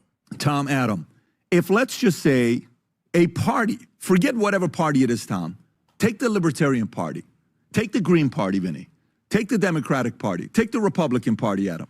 You go hire the mob, the Italian mafia, and I'm talking old school. You hire them as consultants. None of these new guys. None of these new guys. Because everybody knows, just like the NBA is soft and the Italian mafia is soft now. But the old school ones, back in the day, you hire those guys to go out and hire mules. And you tell them, hey, what can we do to increase the chances of winning every election we want and not... I love this guy because, first of all, I love that the peanut gallery just has to sit there and be like, brilliant and brave take, sir, once again. But I love him because he lives life like that art, like that depiction of art that he has, that fucking work of art that he has inside of the vault, where it's like him and like MLK Jr. and Einstein and all these other people like Tupac and the Shah. Like, that's him. That is a piece of art that depicts his personality so perfectly. Where in his mind, he's like, yeah, what do? You hire Scarface. You hire the Scarface to come in and steal the votes in exchange for cocaine. You go to Godfather. I just watched it last night again. One of the best movies. Okay? Obviously, it got worse when the daughter started doing her directorial debut. You can't let the womans know about the Godfather. It's not the Godmother. It's the Godfather. I know you like the number. I ran the numbers. I'm a numbers guy. And Godfather did worse when the women got involved and they turned it into Godmother. Nobody liked to watch the sequel for this reason. Allow the other side to win. What would you advise us to do? What do you think they would say? Okay, imagine you went to the mob, the mafia. Okay, you're asking criminals who do this for a living, what can we do to never lose elections again? Yeah, criminals who engage in ballot harvesting for a living. That's what they do. The mob. Oh, man, this guy's so awesome. I just fucking know that there are so many people who watch it and never derive the same joy that I get out of watching my GOAT, my king, Patrick Bet David. And they sincerely listen to him. And they're like, yeah, this guy knows what's up. He knows what's up. He's speaking truth to power right now, you son of a bitch. This is so awesome. In our state, what do you think advice they would give you? The mob? What would they say is the first thing you got to change? You know what's the first thing I would say? Do whatever you can to not require photo IDs. Check. We did it in California. Number 2, make it as slow as possible so we can count ballots afterwards. Wait, what does that have to do with anything? What does that have to do with the theft? Isn't it worse because it draws suspicion? Isn't that a less efficient way of stealing the election? You fucking dingus. Counting the ballots slow on purpose is done to make us feel good, but then to also steal it later so we know they stole it. It's kind of like Tony Montana, who's my idol and my icon, one of the best guys. Real guy in Cuba, from Cuba, okay, lives in Miami now. Tony Montana, he always used to say, make your enemies know that you are there. Make your enemies know that you are cheating on them because it's a power move. Show them that you don't have the numbers because your enemies are numbers guys. I'm a numbers guy. Show the enemy that you don't have the numbers at first, make them feel comfortable, and then bring in the numbers. Check. Allow mail-in ballots, and as long as possible, check. As long as you do this, don't worry about it. You'll have it under control. You're serious? Oh, yeah, you can have it under control. And convince Americans that getting photo IDs is racist. Racist, brilliant. That's the Convince them it's racist. Got it. Yeah. And convince them it takes very slow. Yeah. Dude, yeah, the mob did this. The Italian mafia, and not the new one. The new Italian mafia is not as hard body as the old Italian mafia. They did this. They convinced the American people it is racist to have identification. It's just hard. Yeah. Why you're racist against blacks? You're racist against, and blacks are like, no, what are you talking about? I can get an ID. No, but it's racist because these people don't like you. Yeah. I'm telling you, they don't like you. Yeah. That's why they're trying to do this. So then you look at charts. 69% of Democrats, you know what they want? 69% of Democrats want photo IDs for election. You know what the numbers for Republicans? 95, 96%. 83% of Americans want a flippin' ID to vote. And then you want the American people to sit there and believe that if you accept a gym membership, no one's cheating. No wonder the president got upset at Welker. Now, should he have called her stupid or whatever? That's Trump style. He's always been like that. That's a conversation that you can have. But no wonder he can sit there and watch in a state. By the way, as much as I take shots at people in California, you know I do, my Armenian, Assyrian, Persian friends. They message me, hey, you're not being fair, you're not doing this. You know what, if you haven't worked with me long-term, face-to-face, like in a company, you don't know my style. You only know me from the podcast and the relationships that we have. You don't know how I challenge, you don't know how I drive. You haven't been with me behind closed doors. Some people have witnessed how I do and what I do there. You don't think I want to see California flip? You just know me as the numbers guy, but sometimes they call me the enforcer guy, okay? You don't think I would do anything in my power to make sure California flips? I'm a numbers guy. I want to flip the number. I know you like the number. I want to flip it. That's my style. We come in, we go out, we flip the number. You don't think I want to see a mayor flip? You know how bad I feel for my friends in LA right now? You know how bad I feel for my friends in California right now? You know how annoyed these people are? These are good people that have said, I'm not leaving. And then you do something like this. And you want something to change with this? By the way, do you remember that one interview where Newsom's like, oh, we're not worried about the elections? And he had that smile. This was like 3 weeks ago. I've still got the clip. You want to? Yeah, because it's California. Yes. Because it's fucking California. It's one of the bluest states in the country. That's why. Oh my God, these guys are so stupid, dude. They're just sitting around making each other scared and mad. This has always been the reactionary method. Look at how pissed Vinny is, by the way. Vinny, I haven't seen Vinny this mad since he had to appear alongside myself, the guy responsible for 9/11. It's so funny that, like, it's one of the most basic concepts. It's literally like saying, it's the equivalent of if I got together with my, homies and we're sitting around and we're like, Alabama, socialist safe haven. Everybody knows this. I got friends in Alabama. Well, I don't, but I got friends in California that's always talking about how Alabama is communist. But once again, the goddamn Republicans have stolen the Alabama election away from the communists. That's literally what they're doing right now. Okay? What they're doing is the equivalent of me talking about how I talked to all of my fucking socialist friends in Los Angeles, and we all decided collectively that Alabama is a communist state, and yet the Republicans keep stealing the fucking elections from the commies and giving it to the Republicans. What the fuck? See how, and Mike, that's why he's been so quiet. No? Breaking the glass. Oh, this is Pat. Yeah, look, exactly. this is the attitude of exactly. Go ahead. We all have agencies. We can shape the future. There's still a lot. Look, I've said this before, so I'll repeat it. I don't anticipate this need to be the case, but there is a break the glass scenario, and there's many people that have a deep understanding of what it would look like if Democrats were locked out, and we're going to do everything to make sure that doesn't happen. Look, you're just saying the quiet part out loud. And Adam, we're going to do everything possible. And nobody could do to make anything. sure Agencies can shape. Do something about it. Agencies could shape the future. And I'm tired of hearing, Pat, democracy. We're not a democracy, but we have lost the republic. If this is how it happens in front of our face, we can't do nothing about it. The government can't do nothing about it. And that's the front runner. That's the front runner of the Democratic Party. And if they win, yeah, he's talking about redistricting, dude. That's what he's talking about. He's talking about redistricting. And as far as the race goes, he's saying he's not worried about the race regardless. But once again, these guys are like, oh, they're going to steal the election from the Republicans. The Republicans are going to win. And they come back in power. I'm not stupid. I know the pendulum swings. You let them in power. The SAVE Act didn't go through because they have 4 rhino, I'm not going to say the word, Republicans that don't. You need an iced coffee, sleepy? Dog, I've slept for 4 fucking hours on a plane, okay? There's the only thing that can save me right now from falling asleep is crack cocaine.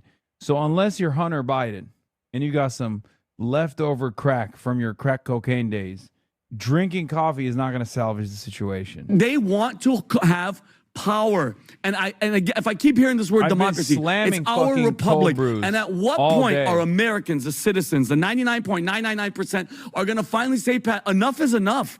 And I'm not saying we're complaining. No, we're trying to point out the obvious. They're cheating. You are cheating. In India, they have how many? 1 billion people. They know in one day.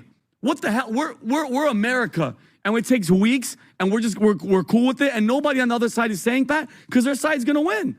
They're quiet. They're quiet, and that's why Gavin Newsom's quiet, because they know that they're freaking cheaters. Tom, all you have to do is go, absolutely. And you know, there's 2 lines of thinking that are. Dude, that is so fucked. Line to get into MSG perimeter with tickets at 33rd and 6th already stretches to 30th Street. The rumor is they aren't letting in anyone until 6:30. You need to understand something. These are people who drop like 10 bands, okay? These are people who drop like 8 bands, 10 bands to sit at fucking nosebleed seats. And because President Trump wanted to come through, he made such a good decision to skip the game today. Yeah, no, this is part of the reason why I was like, too many things didn't work out. So I was like, I'm not going to do it. This is something my dad brought up too.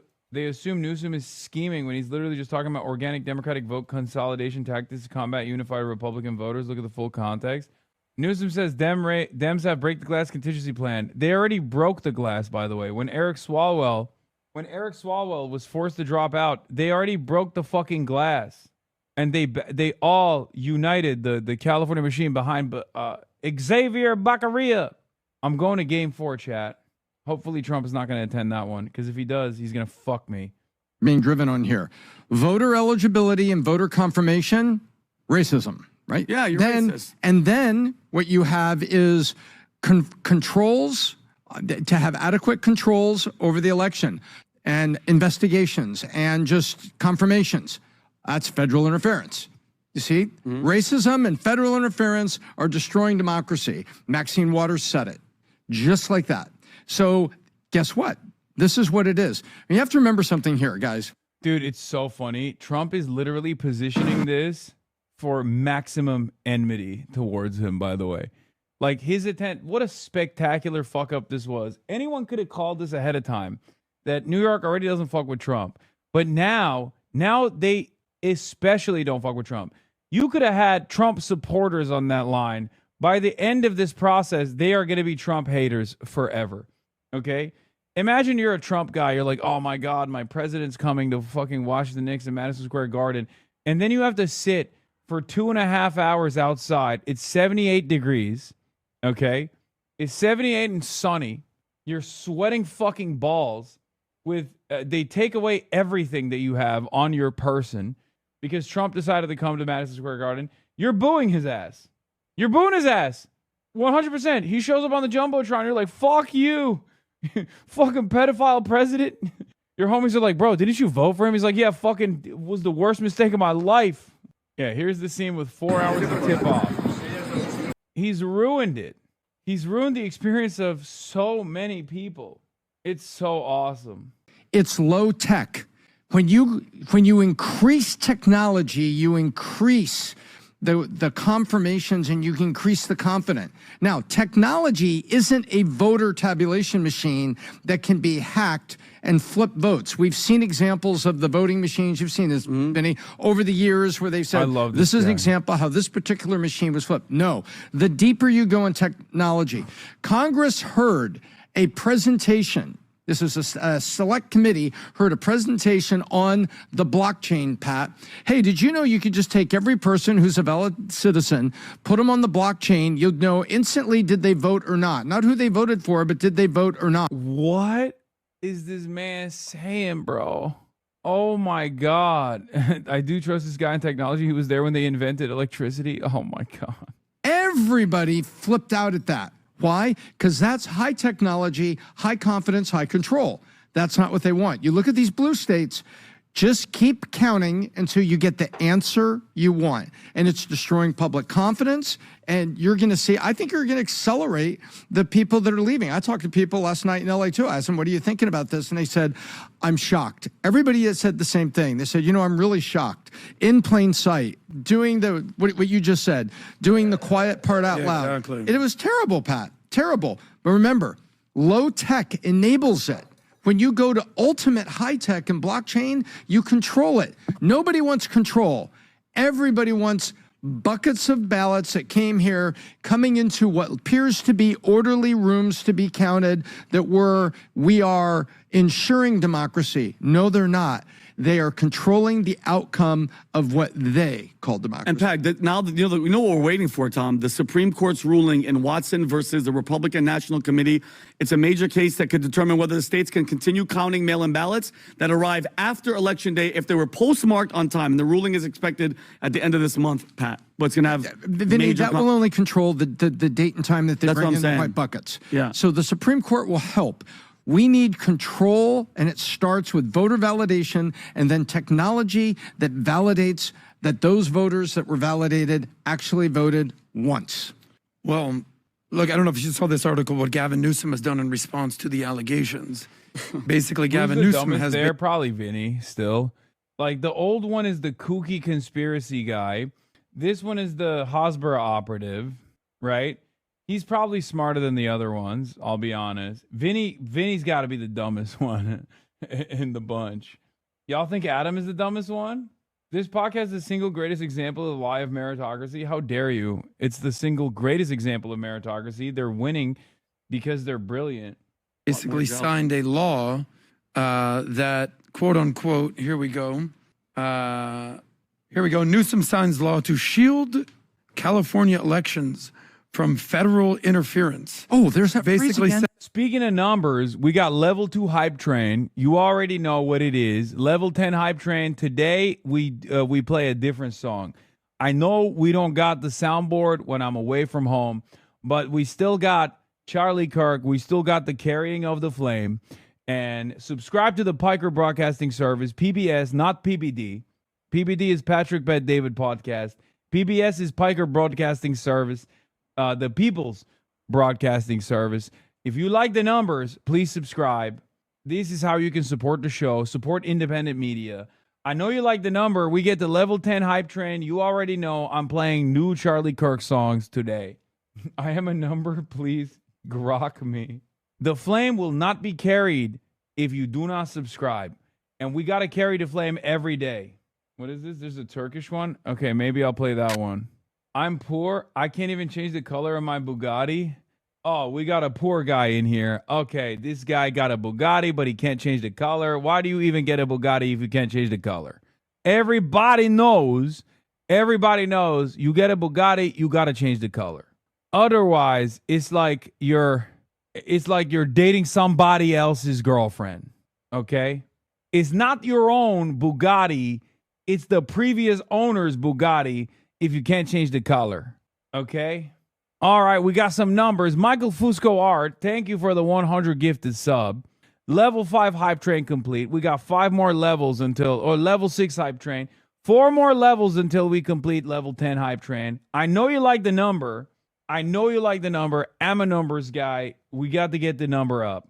We prohibit any person, including federal agents, from accessing voter rolls or election technology without a court order. But then in response, here's this article. This is from The Hill. Federal prosecutors opened fraud probes into California voting. So alleged voter fraud, multiple election fraud investigations underway. Essentially what you said, there's serious structural vulnerabilities, specifically coming from 2 major components, mail-in voting and not requiring voter ID at the polls. And by the way, verify that only eligible U.S. citizens are registered. On the Newsom thing, he signed that on May 29th. 4 days before the election. 4 days before. Here's the video where he explains why he wants to go ahead and pass it so that the federal government cannot interfere, is what he calls, in California's election. Go ahead, press watch the play. Trump all the time. He's an invasive species. We've never been up against something like this. And he's just not, he's just winding up. I mean, he doesn't believe in fair and free elections. He believes in competitive authoritarianism. He wants an outcome along the lines of Putin. 87.3% to 4.3% That's a fair We are at level election 6 hype train still. 3 minutes and remaining. he's become so delusional that I think he's almost starting to believe in his own BS. Well, I think the people of California have somehow believed his BS for the last decade. And he used, let's just be clear here, he used a very specific number. He said 87% Trump wants that. 4.3. Yeah. Listen, Trump's best day is in the high 40s. Best day from a national electorate. And worst day is somewhere in the mid 30s. Gavin Newsom, who basically somehow passed a recall, I think 4 or 5 years ago, this is all Larry Elder. Exactly, Larry Elder. You know who I feel bad for? Can I be honest with you? Tell me. Because I'm very much pro-Florida, pro-Miami. I genuinely feel bad for the average Californian, and I'll tell you why. Because the top of the food chain, they can move someplace. If they're evading the wealth tax, they'll go find another place to live. But the bottom of the food chain, the 50% of Californians who are living on the social welfare state, don't have a choice here, are going to vote for the socialist communists, they're going to be fine because they're basically living high off the hog. It's the average Californian who's like, I can't move because I'm damned if I do, if I damned if I don't.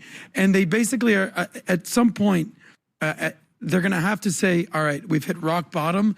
We're going to have to pivot. Until then, get used to democratic monopolies in your state. I know you want to move on. They almost had a candidate to be on the ballot. And the candidate, I believe, my opinion, we are watching it get taken away from them. There was, don't you see, I think there was a lot of Angelenos that were out there that got behind this campaign, that got behind these things. And by the way, for Rahman, Pat, I got a question for you. What did Rahman do in the last week of the election? She backed off. She did a concession speech. She was crying on stage. Can you play that? But Tom's asking a very good question here. How does she surge when she's backing off? Watch the video, Rob. Play the video. Go ahead, Rob. Look at this motivational speech. This is like, she lost. Okay? Los Angeles is the most magical city in the entire world. This was like a concession speech? No, it wasn't a concession speech. And she was crying when talking about her twins, apparently. No, she did not concede.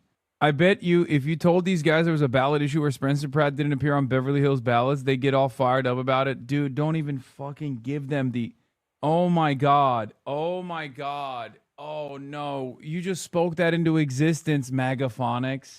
You talk to your MAGA parents too much, okay? You're inventing new ways. You're inventing new ways of how MAGA will assume this election was fucking stolen. Oh, no. They already do this. I'm just a MAGA whisperer. Buddy, talking to your Israel loving family members does not make you the MAGA whisperer, okay? Motherfucker's just relaying information from his dad, okay? He's like, yeah, no, I'm the MAGA whisperer. Meanwhile, what is he doing? He's just whispering to his dad. Hogaphonics, yes. He went from MAGAphonics to Hogaphonics. We're a level 7 hype train, by the way. Level 7 hype train. Almost at level 10. We got 1 minute remaining on level 7 hype train. I know you like the number. Is at 83%. Only 2 more levels left. Yes, this is the night she lost. So Rob, can you verify if this is the night she lost? And I'm Abi sen Amerika'nın şovinistisin. Abi ABD gazilerini destekliyorsun ve öldürmelisin. Hi. Okay, this is 100% not a Turkish person, okay? They just Google translated what I'm about to read to you into Turkish. It says, Hasan, you're an American chauvinist. You support the American veterans, and you must be murdered. But the way that this person wrote this is so clearly Google translated because no one would ever type like this, okay? Öldürmelisin. Öldürülmelisin. Salak. Maybe he's very proper. Yeah, no. Did I say anything wrong? See, I told you. You said I must be murdered, but in a very polite way. So polite that it's like very obviously Google translated. You fucking idiot. You tried to threaten my life, but you did it in such a funny way. I can't help but laugh. so grateful to call this extraordinary city my home. Yeah. Okay, so she allegedly, let me just verify. I don't think that's an act. I think she really believed that. And I think the machine wants what. Oh my God, these people are so stupid. They're just cutting shit and piecing it to we are at level 8 hype train now. Level 8 hype train, 3 minutes remaining. Only 2 more levels until we carry the flame. If you don't want to carry the flame, don't subscribe. If you do want to carry the flame and support independent media, PBD podcast, not the PBD podcast. This is the Real Valuetainment podcast, a Piker Broadcasting Service. But anyway, it's very funny that they're like, well, she was crying here, so I've decided that she lost and she's conceding when she's not conceding. And I've also further decided that there's a machine that has actually caused her to fucking win the election after she thought she had lost. Bass back and used her to get rid of Pratt. That's election night. What are That the is odds election actually night. So- saying about Pratt's Well, we'll chances go to in Kalshi. California? No, you mind? Pratt's chances on Kalshi, Have they plummeted?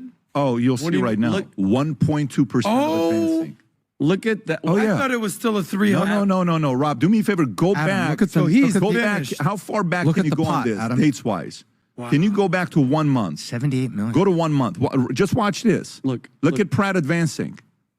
Okay? Look at Pratt advancing. And then look. And then right after June 2nd, which was the day to vote, he's still ahead. And then he drops And look at that. all the way down, and Rahman comes up. And well, even Bass went a little bit lower. So you're saying that everyone who voted in that last 48-hour window, everyone voted for the communists. Yes. Bro, perhaps there's a lesson to be learned here. You won't learn it, but that lesson is don't use Kalshi as a reliable metric for who's going to win a fucking election. It's not a poll. It's a gambling app. All right, we got 1 minute remaining, less than 1 minute, 86% on level 8 hype train. It doesn't seem like we're carrying the flame today. Not gonna carry the flame. We are not gonna be Charlie Kirk, it seems. Book Girl Love, thank you for the 25 gifted subs. Only 30 seconds remaining now. Little Beast Stand, thank you for the 5 gifted. At 90%, Jawed, all right, never mind. We made it to 100%. We made it to 100%. We are at level 9 hype train. Only 1 more level remaining to carry the flame. Only 1 more level remaining to carry the flame. We're shilling again at the People's Broadcasting Service. Level 9 hype train at 10%. I know you like the number.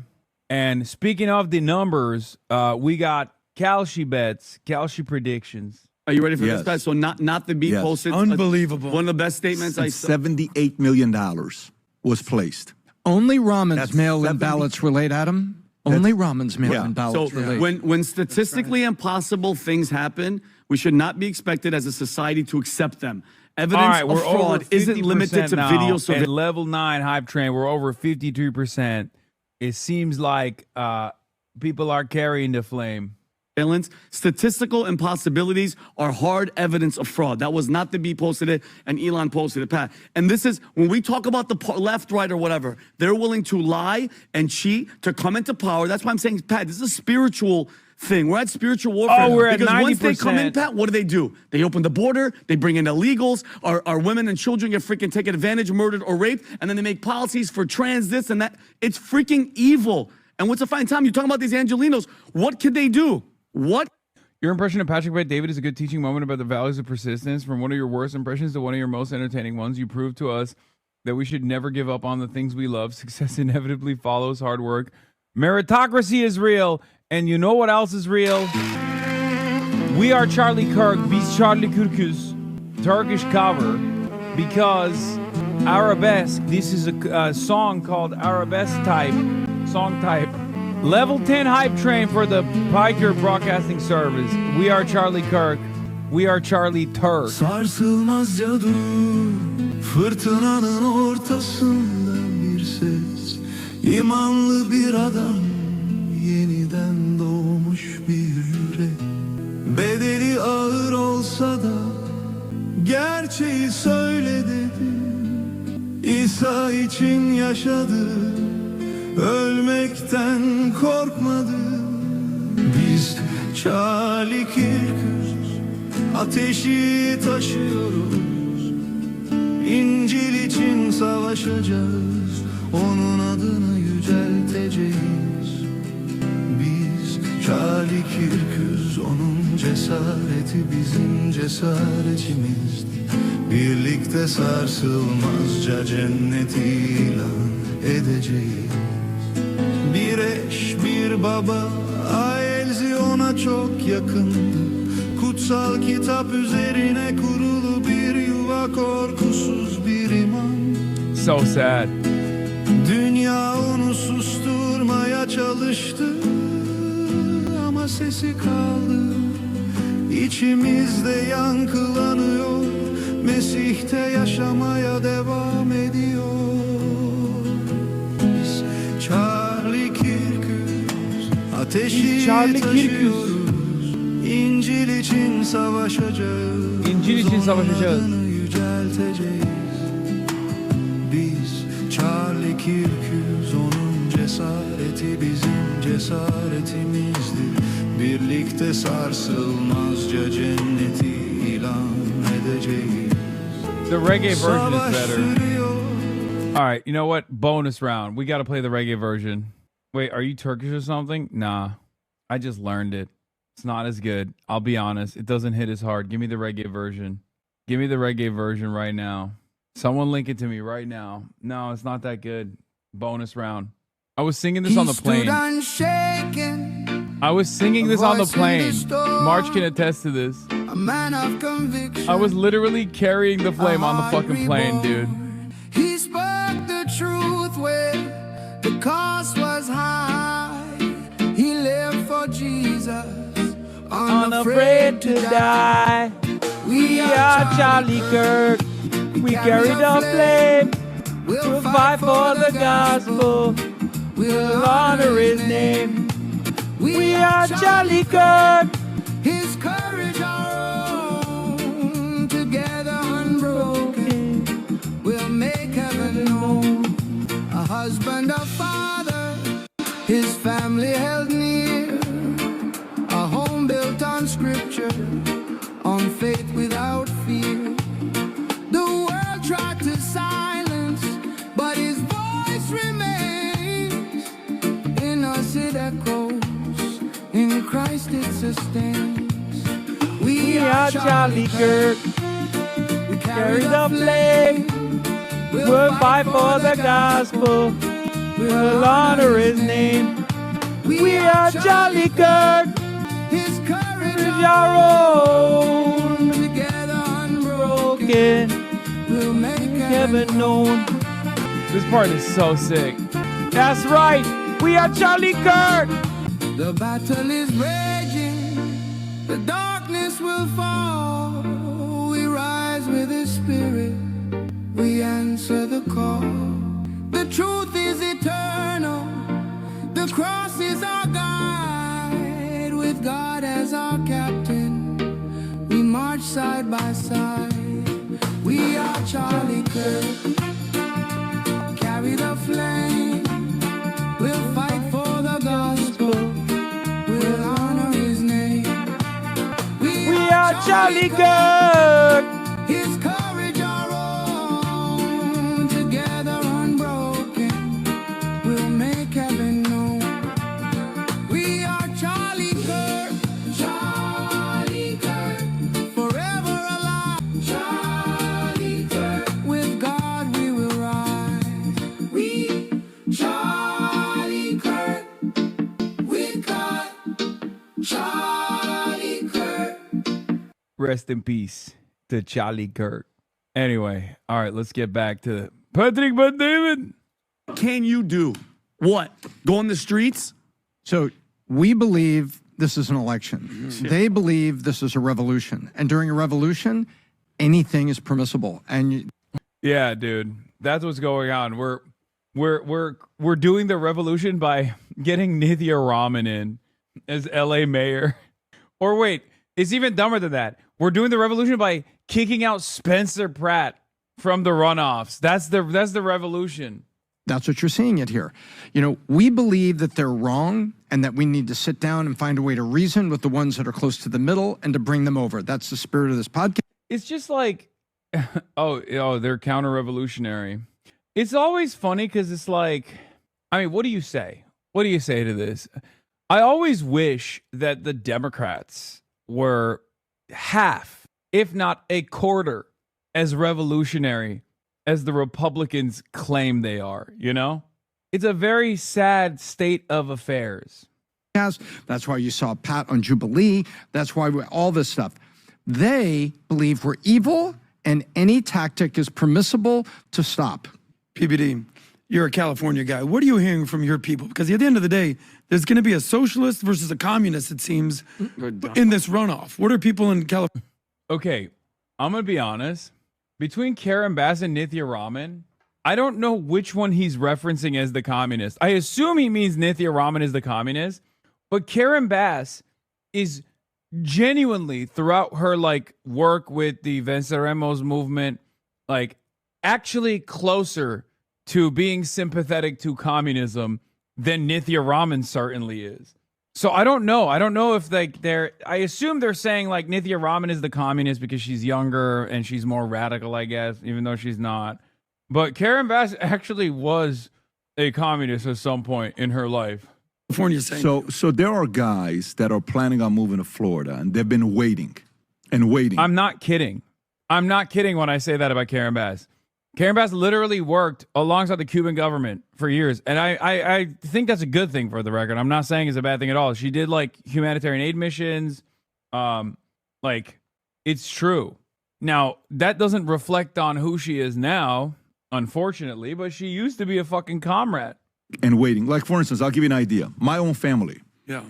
A lot of Iranians, Armenians, Assyrians left Iran a long time ago. When did your parents leave Iran? Oh, my God. What year? Because you were born in New York. Born in New York. So how much previous to that? When did your parents leave? In the 70s. Can you text your, well, it's too early. No, she'll be up. What year you think I think your parents left probably in the 70s. Pre-revolution.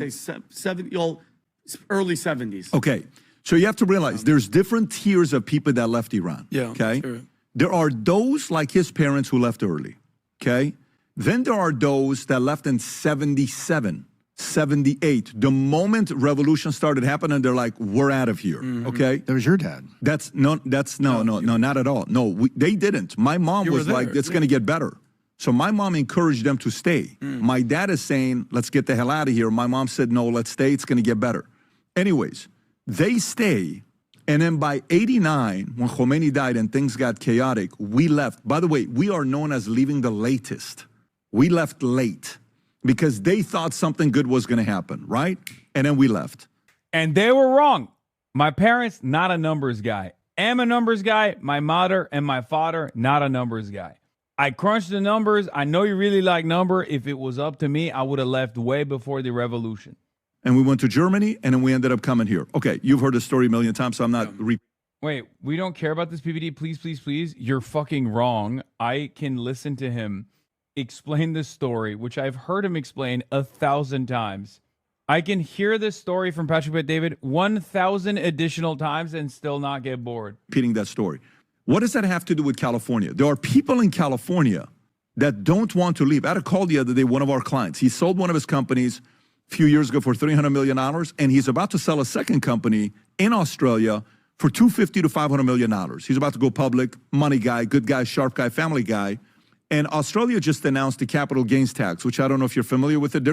Our capital gains here is what, 23.9, something like that? 3%, I believe. But it's including the Obamacare, I think it's like 23.9 is what you're looking at. That's correct. And in Canada, they announced something that your capital gains could go all the way up to 47%. Rob, can you type in 47%? Higher than ordinary income? 47%, I want to say. There was something that came out that was 40. Australia, if you look up what their capital gains, a potential rate of 47%. Okay. So anyways, he's bringing this up to me that this is taking place. I said, what do you want to do? Do you want to fix it? Or do you want to go to, Singapore? Do you want to go to Dubai where you don't have to pay taxes? He says, no, I want to fix it. I said, so you don't want to leave Australia? No. So you want to contribute? Yes. So what's the plan? I said, so how famous are you? Not that famous. I'm famous amongst business people because I've made money, but I'm not that famous. I said, well, number one, without the fame, you ain't, it's not something you're going to be able to do. We got to work on the fame. It ain't the same. He says, well, what about if I first start off with Victoria, the state, which Victoria is kind of like California, and then from there go for national level, which is prime minister. I put him working on putting him in contact with the previous deputy prime minister for them to have a conversation together. But what's the point? There are a lot of people in California and Angelenos that have been waiting and waiting and waiting. You know what tiers it's going to be? Those who move to a Republican county. So, I don't know, pick a Republican. They're going to go hide in Manhattan Beach. They're going to go hide in Newport Beach. They're going to go hide in, Kern County, like Bakersfield. They're going to go to weird places like this, right? Shout out to... Move out of L.A. Oh, yeah, for sure. Then there are those that are going to do the easy thing, second easy thing, which is what? Go to Nevada. And they're going to do the 185, 175, which is live 185 days in Nevada to avoid having to pay the tax of California. The wealthy people can do that, right? The wealthy people can do that. The average person cannot do that. Then it's the people that are just going to be like, I'm moving out. And I'm going to go to Texas, or I'm going to Florida. Yeah. Or I'm going to Tennessee. Or I'm going to go stay in Henderson, Nevada. Those are the three tiers. So if this could, by the way, where's Hilton at right now, Rob? Can you look up Hilton's? Go to Hilton's Calshi. I think he just got passed by Xavier Becerra. Steyer passed him up? No, I don't know. Becerra's got confirmed. He's in. Yeah. Like he for sure is first place. But Hilton is still 9.6%, which is fine because as long as he's second place, that's all you care about. And we should have a moment of silence for this guy, Tom Steyer. He just keeps pumping hundreds of millions of dollars $100 million to get elected, and the world is he's in the Bloomberg camp. The guy, buddy. You know who else did that? Meg Whitman also did that many years ago. She ran as a Republican. What's really funny about this, by the way, is I not so jokingly, but jokingly referred to Tom Steyer doing something, using his money better than wasting it away in this election and handing it to the DSA. And people got like real mad. There were like DSA members that were like, this is fucking bullshit. We would never accept $200 million from a billionaire. It would never come without strings attached, all this stuff. It's like, don't worry, guys. It's not going to happen, okay? It's very funny, and it's also very, like, leftist discourse to just, like, get ahead of a situation that is not even remotely likely to happen, and drive discourse on utter fantasy, like pure fantasy. I support Steyer giving DSA $200 million and then immediately spending it all on something like this. Oh, yeah, this is the French Communist Party headquarters, isn't it? Am I crazy? Yeah. It's aura. It's aura. Maximum aura. That'd be so sick. think former CEO of eBay, and she went through different things. Father's Day's around the corner, and there's one statistically on Mother's Day place. Oh wait, the end of this is just all ads. Oh my god. Nithya Raman has. Yeah, I'd rather fucking die than watch Tim Pool talk about how Democrats cheated. Now, the latest from a key Senate race that could affect the balance of power in Washington. Maine Democrat Graham Plattner is pushing back against allegations by a former girlfriend who says that he mistreated her. He is a favorite to win. Give it to the Memphis DSA and we'll buy the pyramid.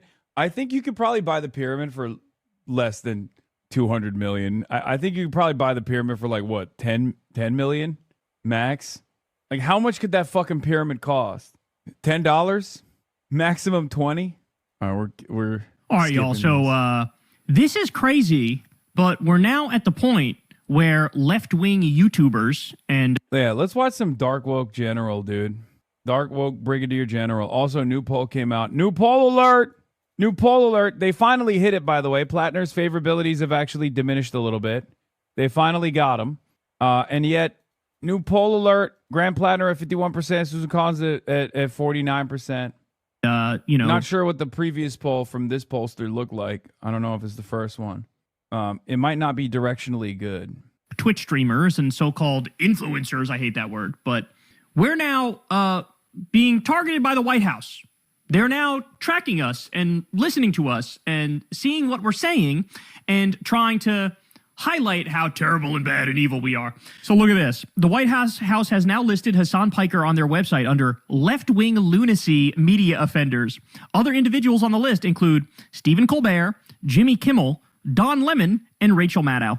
Now, let me just pause right here to point out, we've been warning liberals about this. There's leftists on the platform. I consider myself a leftist. Hassan's a leftist. There's many other leftists on this platform. But there's also many liberal commentators who are not fans of Hassan. We've been saying this. It's not going to stop with people like myself. They're going to come after you too. And yet all these fucking dummy centrists out there were like, no, it's actually awesome. It's awesome that they're persecuting you. It's awesome because you fucking suck. And we hate you personally. It'll never come to us. Well, you're a fucking idiot. Not fans of myself. But like, we've warned them that, listen, bro, first of all, you're not my enemy. My enemy is MAGA. My enemy are the billionaires, the fascists, and the warmongers. But second of all, you're out of your mind if you don't understand that they see no difference between us. Okay? We're the same. If you are slightly left of center, all the way to a fucking communist, they look at you like you're the problem. So they're lumping in Hassan with fucking Jimmy Kimmel and Stephen Colbert and Rachel Maddow. Like, what? But that's what they're doing. So as you can see, left-wing lunacy. So I went to the website. It's so funny because like they literally don't understand the poem. They don't. Like first they came for the communists and I didn't say anything because I was not a communist. That's the whole point of the fucking poem. You didn't understand the most basic poem of all time. Congratulations.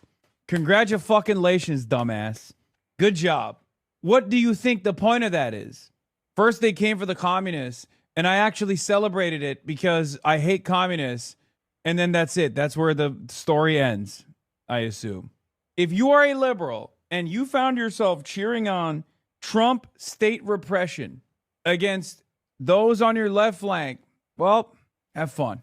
Okay? Hey, bro.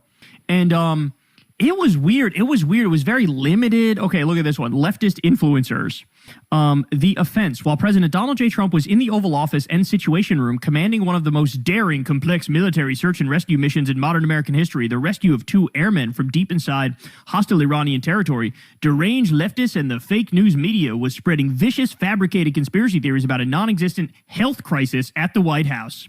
The truth, fueled by unhinged fringe accounts on social media garnering millions of views, collapsing liberal media outlets turned internet gossip into front-page news, dishonestly framing it as a full-blown scandal and completely ignoring President Trump's ironclad leadership and the triumphant success of our troops. So this one, they're calling out David Pakman and Ed Krasenstein are called out in this one. For Hassan's thing, they said, they highlighted how he said Trump...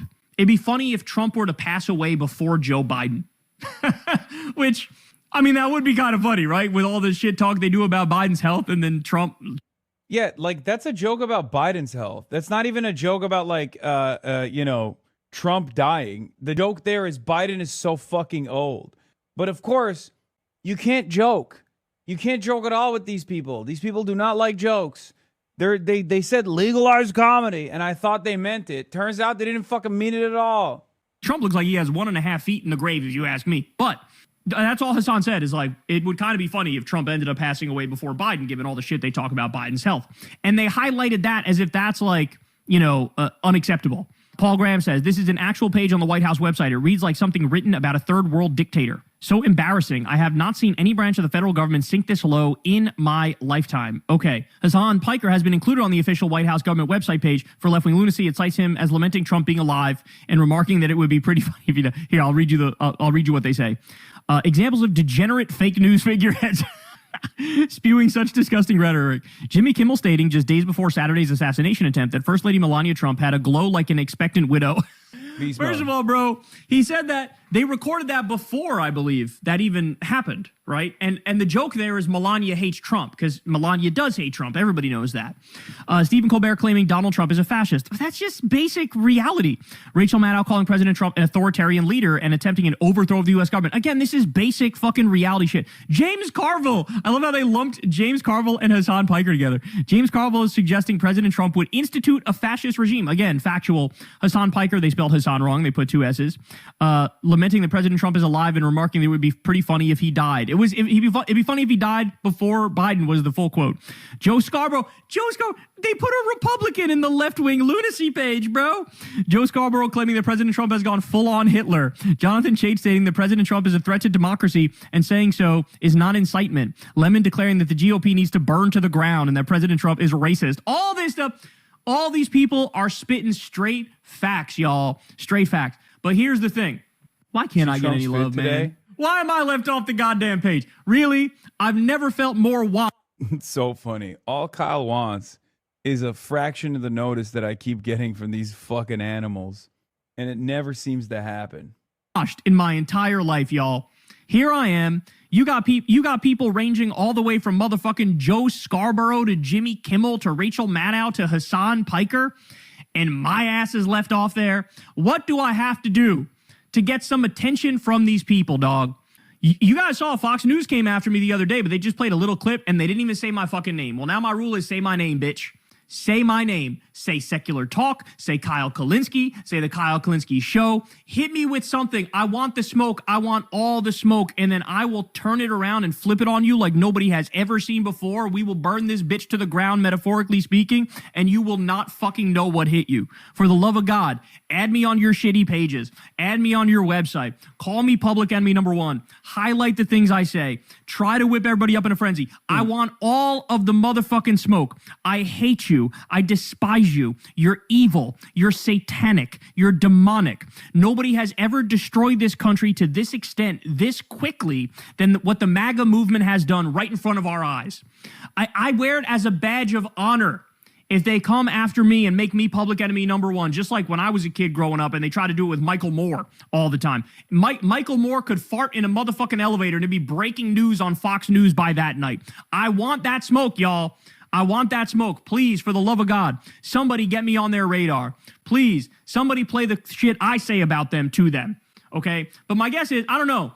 They either don't know who the fuck I am, which is very possible because all these people are totally out of touch, or they know they don't want to write down on a page on the website that, you know, this guy calls Trump a war criminal, pedophile, rapist, con man, right? Like, even though they're denying it, just having that written there is like it's got a little sting to it, doesn't it? So I don't know, man, but it sort of infuriates me. Not gonna lie, it sort of infuriates me. What more do I have to do? Like I said, they put me on Fox News, but they didn't say my name. So the next goal is get Fox News to say my fucking name. I want them to hate me the way they hate on Jennifer Welch. Jennifer Welch, the queen.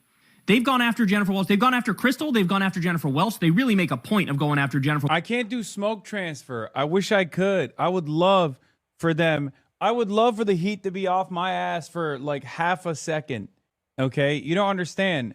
I don't actually like being in this situation. I know it's tough for people to believe this. I know you're like, well, you certainly do get it all the time, so you might as well enjoy it a little bit. I don't like it at all. I hate it, actually. So I think what Kyle needs to do is clear. If he wants to be the recipient of smoke, he has to come on the broadcast. You know, Dark Woke General has got to come on the broadcast and say some shit about Trump, and then Fox News will write about him too. Welch all the time. Really, their two public enemy number ones are Hassan Piker and Jennifer Welch are the ones that they really like. They say anything and it's like, blah, blast it out everywhere. How dare they say that? And then, of course, Hassan and Jen will double down and be based as shit. But, like, please add me on that shit. What do I have to do? What do I have to say? What do I have to do? Who do I need to shit on? Whose attention do I have to get? Because I will do whatever I got to do. I will do it. I want all the motherfucking smoke. Give me all that motherfucking smoke and then some, y'all. I don't know how else to get this across to you. You guys should be reaching out to fucking whatever 4chan Nazi Groiper is running this webpage. Y'all should be reaching out to them saying, can you please put Kyle on this? Here's some quotes of Kyle's. Add this to your list, please. I want to see this on the website. Reach out to fucking Stephen Miller or whoever the fuck is behind this. But on a serious note, though, like, it is true how far we've fallen. This is insane. Could you imagine Barack Obama having a list of like Andrew Breitbart and Rush Limbaugh and Sean Hannity and Barack Obama was literally doing interviews with Bill O'Reilly. Remember that? He did a Super Bowl interview with Bill O'Reilly, and when Bill O'Reilly was like, I got to ask you some tough questions, Barack Obama was like, you're supposed to do that. Could you imagine? Instead of Trump sitting down across from Hassan Piker or Rachel Maddow or anybody like that. Oh my God. Sitting across. If I had the opportunity to sit across Donald Trump, I'd nut because he's that hot. Because he's that fucking sexy, dude. And I'm unafraid to say it. Straight up. I'm unafraid to say it. What? You guys hate me for saying the fucking truth, man. You hate me for saying the truth. He's sexy as fuck, dude. Are you kidding me? He barely tolerates even like the fucking enlightened centrist journalists. He barely tolerates them. So it is profoundly weak. This shit is profoundly weak. And this is all they can do is sort of like whine and cry and bitch and moan about us because they know that if we're face to face and we're talking about what they do objectively, they will come across losing every single time, 10 out of 10 times. You can bet on that. Hey, y'all, do me a favor and like and subscribe. It helps out big time in the algorithm. Click the bell as well for... There has been a lot of noise, particularly online this week, because the Home Office in the UK decided to deny entry to the UK to two really popular left-wing content creators, right, Matt? Yeah, so Cenk Uygur, who is the co-founder of the Young Turks... BBC fucking C, lad. It's the BBC. Fucking hell. Free speech dilemma over Hassan Piker, the top comment podcast. Yeah. Fucking hell. I have your poster on my wall above my PBD shrine next to my life-size Giannis plush. Fucking hell. Nice, lad. The poo-poo pee. Bro, I know my ass is not all right. Alistair Campbell also discussed you from 29 minutes. This was the power couple right at the heart of SNP politics. Alistair Campbell? Oh no. What did he say? They love this guy. They always talk about how all the apolitical normies think this guy is brilliant. Back from the break, and we've got some great stuff to get into. We've got your trips. So see you after. Every day. And Cenk Uygur been banned from the UK, and do you agree? My answer is I don't know, and no, I don't agree. It is a bit of a problem that we don't really know. I mean, it's really interesting for freedom of speech and all this kind of stuff. I mean, I think what we're beginning to see. Why the fuck does he have a Trader Joe's bag? Is that a flex? That's a flex, right? Outside of America, that's like a signal that you were cool enough to have visited the United States, right? They don't have Trader Joe's in the UK, right? That's a flex, right? As a status symbol. It's so funny. So many people have them in the UK. No, we don't. Yeah, no. It's a status symbol outside, outside of the United States of America to have a Trader Joe's tote. It means you've been to the United States. It means you've like visited Trader Joe's. It's so funny. Whenever I have friends that visit from like France and stuff, they love. Whenever I have friends visiting from France, they love going to Trader Joe's and buying shit. all the West London marketing ladies from Australia and the States wear them around their Goulburn Road in Kensington. You don't see that shit in London Fields. Aldi's North is Trader Joe's, if I recall correctly, and Aldi's South is regular Aldi's. It's strange, but you guys don't understand the abundance that America has, okay? And I'm not making a joke about like Ezra Klein or the Abundocrats or anything. I mean like literally, when I was growing up in Turkey and I would visit the United States, I loved going to CVS and Walgreens and shit. And the reason for why I loved it is because I could not believe the amount of things that they sold, the diversity of things that are readily available. So I totally do understand why people love, oh my God, bro, we get it. Chill. Damn, Zoran, fuck.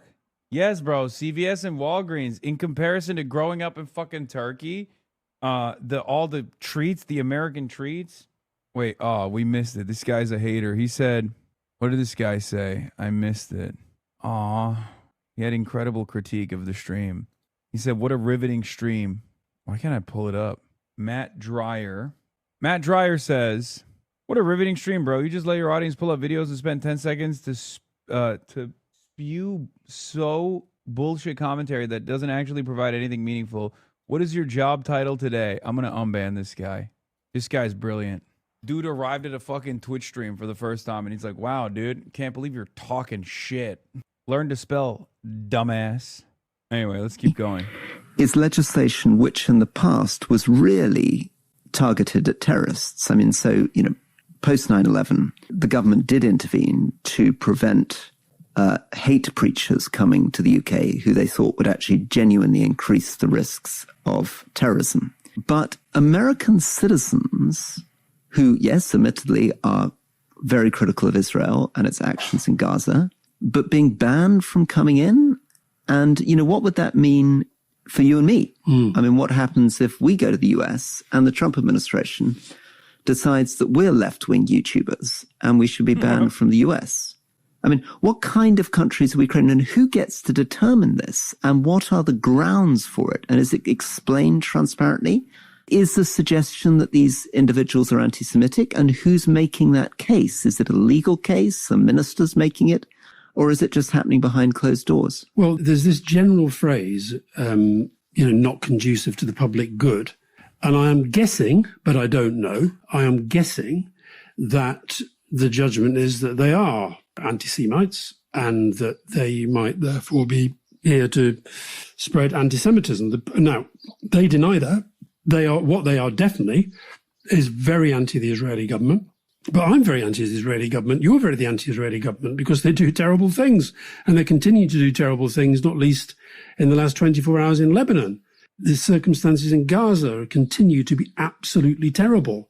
We talked last week about Ben Gvir and the awfulness of the way that he was treating people who were trying to get that flotilla that was trying to get aid to Gaza. Now, I don't know much about these guys at all. There's no doubt, sorry, just so that, to be fair, so that we can understand the problem that the government's facing. I think it was wrong to ban them, but to explain why the government's banned them, it's these guys, some are on record saying Hamas is 1,000 times better than Israel, and other ones had to apologize.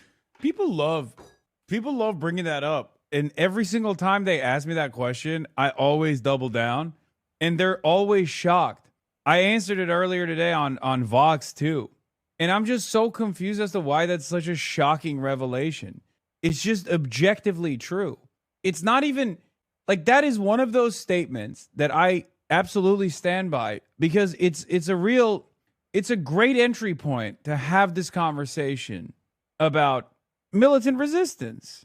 Like they'll always turn around and go, well, don't you feel like you're just justifying civilian casualties? No, I'm not. But the very fact that you think I am implies that you might be justifying one side's civilian casualties over the other, where there's a lot more emphasis on the casualties on one side and not necessarily on the other. It's supposed to be a thought experiment, right? It's not, I'm not saying like, look, it's a statistically accurate statement that your reaction determines very quickly, from my estimation, whether you see Palestinians as human beings or not. That's literally the whole point. It is a statistically accurate, objective fact that I am delivering to you. And if you find it to be objectionable, that means you don't see Palestinians as full human beings as opposed to Israelis. Yes, of course, it's a provocative statement. In a normal universe, though, it shouldn't be. That's my point, right? In a normal universe, that would not be a provocative statement. It's not a provocative statement in this community, right? And I'm willing to bet that it's not a provocative statement amongst the masses either. It's just still currently being treated as a provocative statement because people haven't really thought about it. And the reason why I bring home that point over and over again, draw the salience of this point over and over again, is because through that provocation, I want to make it less provocative because I want people to really think about it. If one side has killed 70,000 people, the other side has killed 1,200 people, and you take issue with that analysis, that where you think there's like a moral equivalence between the two, when the reality of the matter is there is no moral equivalence, but it's not one that favors Israel in that conversation. One is a violent militant resistance force that was forced to engage in militant action. The other one is the colonial occupant, right? But if you think that there is any parity there even, or if you find it objectionable to find any parity there between, civilian casualties on one side versus civilian casualties on the other, that shows your values are out of whack. To saying the United States deserve 9/11, etc. So the question is, though, are we treating people in these debates around the world in the same way, right? So how are we treating Israeli politicians who say that Palestinians don't deserve to get food? Exactly. And what is the principle here? I mean, I think, again, these guys, their moral compass is like close to getting it, but it's still not there. Do you see what I mean? Me saying Hamas 1,000 times better than Israel is nowhere near as disgusting as an Israeli official or anyone who defends Israel justifying the genocide of the Palestinian people. One is simply reflecting on actual facts. The other is actually saying, oh, well, there are Israelis that justify the ongoing genocide. No, I'm not a fucking genocide denier. I'm not a genocide supporter, right? Those guys are. That's actually worse. You really do need a better answer to the what about October 7th, though, when you frame it like that. Why? October 7th didn't exist in a vacuum. What do you mean? I've been saying the same answer since October 8th, 2023. The fuck do you mean? 75 years of apartheid, subjugation, occupation, and the humiliation of the Palestinian people is inevitably going to create militant resistance and violence. The standard of violence is always set by the colonial occupiers, and the militant resistance evolves throughout time and adjusts to the standard of violence set by, in this circumstance, Israel. And think these people are unpleasant, regrettable, saying horrible things. What's the line between that, freedom of speech, and banning someone from entering? Because certainly J.D. Vance is, I'm not quite saying that kind of stuff, but he said a lot of stuff that I find pretty disturbing. Donald Trump has definitely said stuff that I find deeply disturbing. So what is the categories? And I think this is quite important for democracy to decide where we draw the lines on these, because traditionally I think we tended to say we can put up, particularly with YouTubers, influencers, comedians saying pretty outrageous and disgusting things, we can condemn them, we can be horrified by them, but we don't actually ban them from entering the United Kingdom. Well, Elon Musk appeared, admittedly by video, at last year's Tommy Robinson rally, okay? Saying there was going to be civil war. Correct. And that we needed to fight. Nobody's going to ban him coming to the UK, are they? Well, they should think about it, because his influence on our politics and our debate is far greater than these guys. And added to which, the reason why I think it was, look, unless there's something we don't know, in which case they should explain it, these guys have now got a far bigger platform, including into the British political debate. I mean, I was going through social media last night. They were popping up every 2 minutes. One of them was at the airport explaining he can't believe this. This is how oppression starts. Then Jeremy Corbyn weighed in, Zach Polanski weighed in. This is actually for this South by Southwest conference, which I was invited to speak at, on a panel on mental health, but I can't go because I'm not going to be here.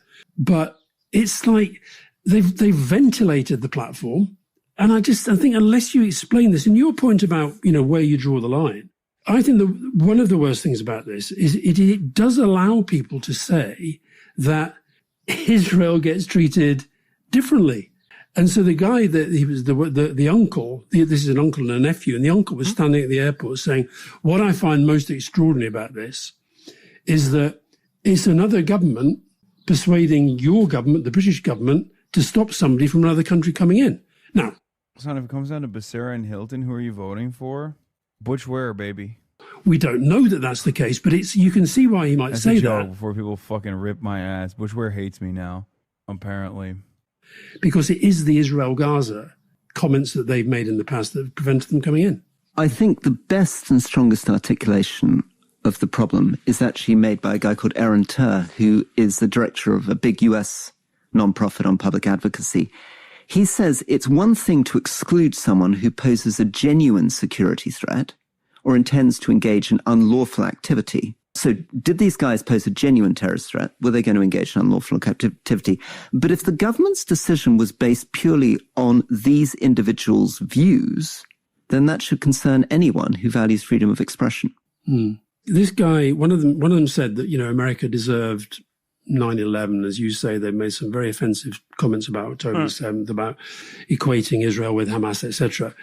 Why is that offensive? Why is that offensive? If anything, it's offensive to the Palestinians.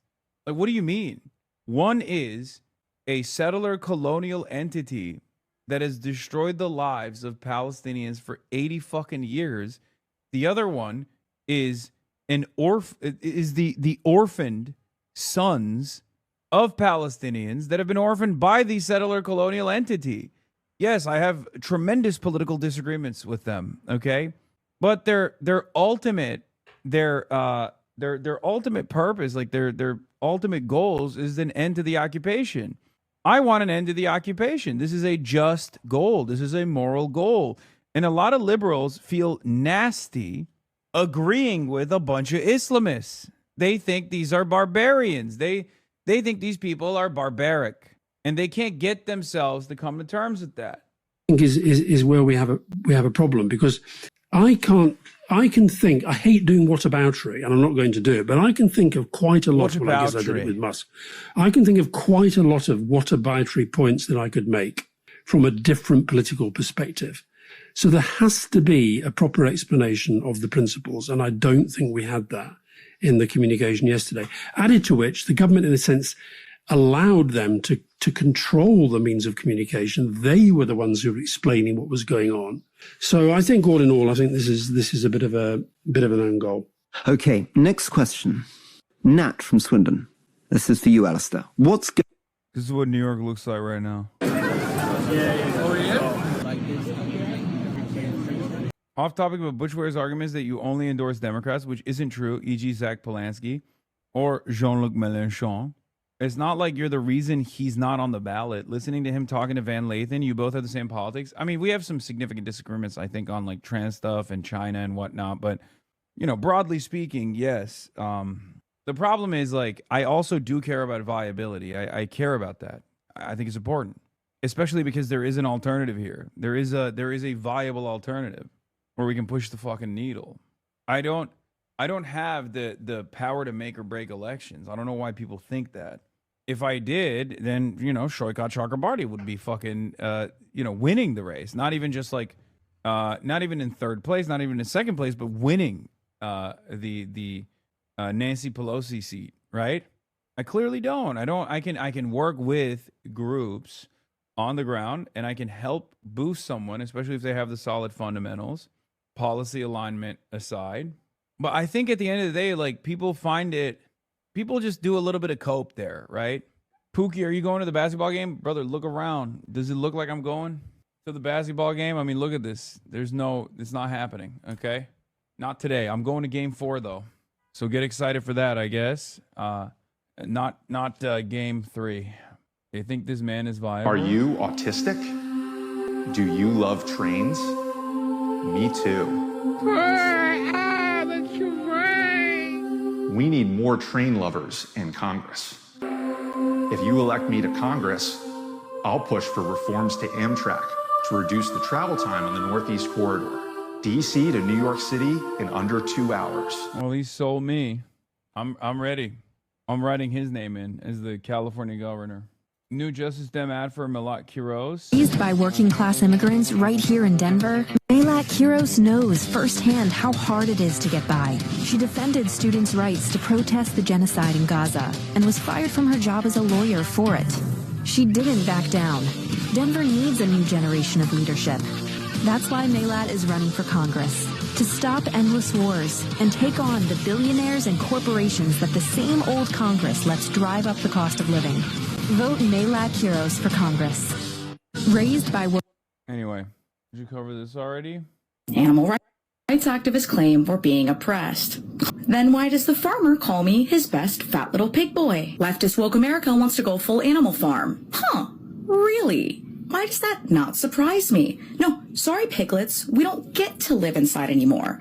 We have to wander around a trans polyamorous compound run by cottagecore sapphics. That's the rule. That's the goal now. Vegans think we shouldn't be eaten at all. Huh, really? Yes, come on everybody. Let's all defy God's will and watch the American pork empire crumble. Do you smell what vegetarians are cooking? 'Cause I do. It's Impossible bacon, made out of matcha and pronouns. That's the rule. That's the goal now. Female pigs are being forcibly bred in tiny little cages and brutally separated from their infant young. I actually really like that part. Free pigs become feral hogs. Feral hogs don't shave their armpits. And I have to be attracted to this? The left has finally gotten what they've always wanted. I got castrated with no anesthesia. What are we doing? What's going on? Animal rights activists claim we're being... It's pretty good. Have you ever gone down this TikTok rabbit hole? What is this? What am I looking at? Heard you're not going to the game tonight because Trump will mock you. Address the allegations. It's true. The allegations are true. I was worried about being in the same room as Donald Trump and all of his sexual appeal. What's really funny is someone got mad at me. This guy got mad at me. He does this all the time to you guys. Such a lazy, uncharismatic, non-risk taker. How many trips, events, assignments has he completely bailed on? He does not give a fuck about his audience. I almost respect how much he doesn't care about you guys. And it's not even a fucking meme. It's not even on some meme shit. It's like actually real. Like he literally is just a straight up hater. I said, dude's mad I didn't want to drop 10 bands on Nosebleeds, Lamau. He's made like he thinks I'm playing in the game, dude. There's also a new Daria Lisa attack ad. Let's see what this one is. Let's meet. Oh, yeah. Old tweets. All they got is old tweets, man. We can't be playing this game no more. We can't be doing this. Daria Lisa, in her own words. Thank you, everyone. She won't stand by Kamala Harris. Okay, let's get to business. She won't stand by Joe Biden. She even called him a rapist. She won't stand by veterans or the American flag. I forgot to get nappy, so I just wiped my hand on the American flag behind me. Smile. She stands with dividing us by race. Black man, Arab man, fetishizing ugly colonizer women. Meet the real Daria Lisa, the one she tried to delete. I'm Adriano Espaillat, and I approve this message. Thanks, Adriano Espaillat. That was awesome. Now, here's the thing. Obviously, this is not for us, okay? This is for the unks. This is for the unks in Harlem. Especially... The only damning tweet in here is the Kamala Harris one. For the unks and aunties in Harlem, they see this. I have no nuance to add. Fuck Kamala Harris. Boom. That's like they get mad about that. They're gonna get mad about that. They're gonna get mad about this too. You guys are too dialed in on your own little fucking corner of the internet. But while those lines of attack might be a little bit more successful, this one does not. Yeah, a photo which speaks loudly. Indeed, seriously incredible courage to stand up against genocide when almost everyone else was too afraid. You know? That's it. Like, that's literally all this is. You can still, out-organize this kind of opposition by door knocking a ton. But yeah, they constantly keep hyping up the fact that she was literally there on October 8th. And it's like, yeah, that's a good thing, you fucking idiot. That means she's like consistent. She has a moral compass, and she didn't just like decide to bandwagon it, which again, not a problem really if people, learned about what Israel was up to later down the line. But even then, it just shows that she was there already. And she's been there for years. What do you mean premature anti-fascism is a bad thing? It's not a bad thing. It's a good thing. Anyway, speaking of which, I wanted the Breaking Points had her on, Hassan. Why not you? Daria Lisa, you are in New York City, man. Hit her up. Huh? Are you okay? Yeah, she's in the Heights, my guy. Bro, you're joking, right? You can't rewind that far? Brother, does he know? Yeah. The fuck are you talking about? Of course I've had her on the oh my God. Never mind. It's fine. Yes. I like that there are bandwagon fans of Daria Lisa who are like, bro, fucking even Zoran endorsed her. Why haven't you endorsed her? Why haven't you had her on the broadcast? That's funny. My bad then, homie. I've had her on the broadcast twice. Fuck you mean? All right, Daria Lisa's here, everybody. Okay. I let Daria Lisa read my birth chart. You motherfuckers never watch my candidate interviews, and then you complain as though I haven't done them. Okay? Wait, no, actually, I've had her on the broadcast 3 times. Not even twice. I've had her on 3 times. And it's going to be a 4th as well. Yes, we went to dinner afterwards. It was awesome. Why is the little cat doing coke? And why is the little cat eating? I was sweating. Yeah, Coke Bert. We'll fight for the gospel. We'll honor his name. We are Charlie Kirk. Listen to Patrick Bet-David's cautionary tale and move to New York City? No thanks. All right. My Palestinian wife started watching your stream because you went to that restaurant? Hell yeah. Bro got the meat sweats. All right. I think this is all I got for today. I'm literally doing a half day because I'm so fucking tired. All right. I'm gonna go and watch the Knicks game with like Noah and them, and then I'll be back tomorrow. We got a lot going on as always. Will and them are gonna be here tomorrow too. The Firam boys are making their way to New York. Yeah, I'm in Momdanistan. This is socialism, baby. Y'all talk mad shit, but this is how socialism works. Socialism means half-day Hasi. I'm working less. Now. That's how it fucking works. Anyway, love you guys. I might take a little micro nap before I get the fuck over there to watch. I don't even know if I don't have time, but maybe. Anyway, love you guys. Introduction, starting off the day. All the chatter's trickling in. Hostile people hate. Sunny in Los Angeles, California, says Hassan. Stun luck to the stun luck to the topics just begun. 'Cause there he is again. Hassan is streaming. Hassan is streaming. There is again. Hassan is streaming. Hassan is streaming. Reviewing a Chinese train. Telling Kaya place. Sun and Asmin chatter laws. Giving Greening's grace. Zoran winning NYC. Woke 2 back with the force. The Rogan of the left, to me a dumb himbo, still of course. The Charlie Kirk assassination, the Fear and Online show. 8 full fucking years of this, and plenty more to go. Doing fun stuff tomorrow, throw PBS up on the screen. A man-made horror reaction brought to you by this live stream. 'Cause there he is again. Hassan is streaming. Hassan is streaming. There he is again. Hassan is streaming. Hassan is streaming. Kicked out of the DNC. IRL with March the Goat. Combating the propaganda that shoved down people's throats. CBS Israeli news, a coup, a regime falls. A full-blown fascist takeover, and still the duty calls. Total radicalization coming out to see.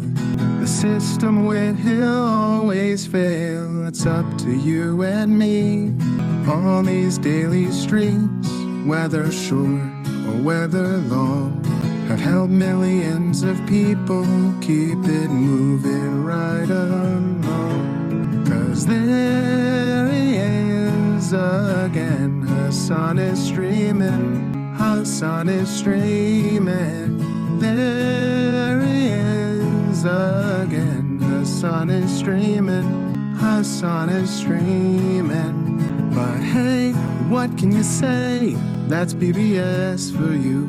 But he'll play games real soon. Just you wait. Say, hey, what can you say? That's BBS for you. But he'll move on real soon. Just you wait. Ba-da-da, ba-da-da, ba-da-da-da-da-da. Hey, what can you say? Hey, that's BBS for you. Well, he'll pull your lungs real soon. Just you wait. Sha-da-da, sha-da-da, sha-da-da-da-da-da. Hey, what can you say? Hey, that's BBS for you. But he'll do your advice real soon. Just you wait. But hey, what can you say?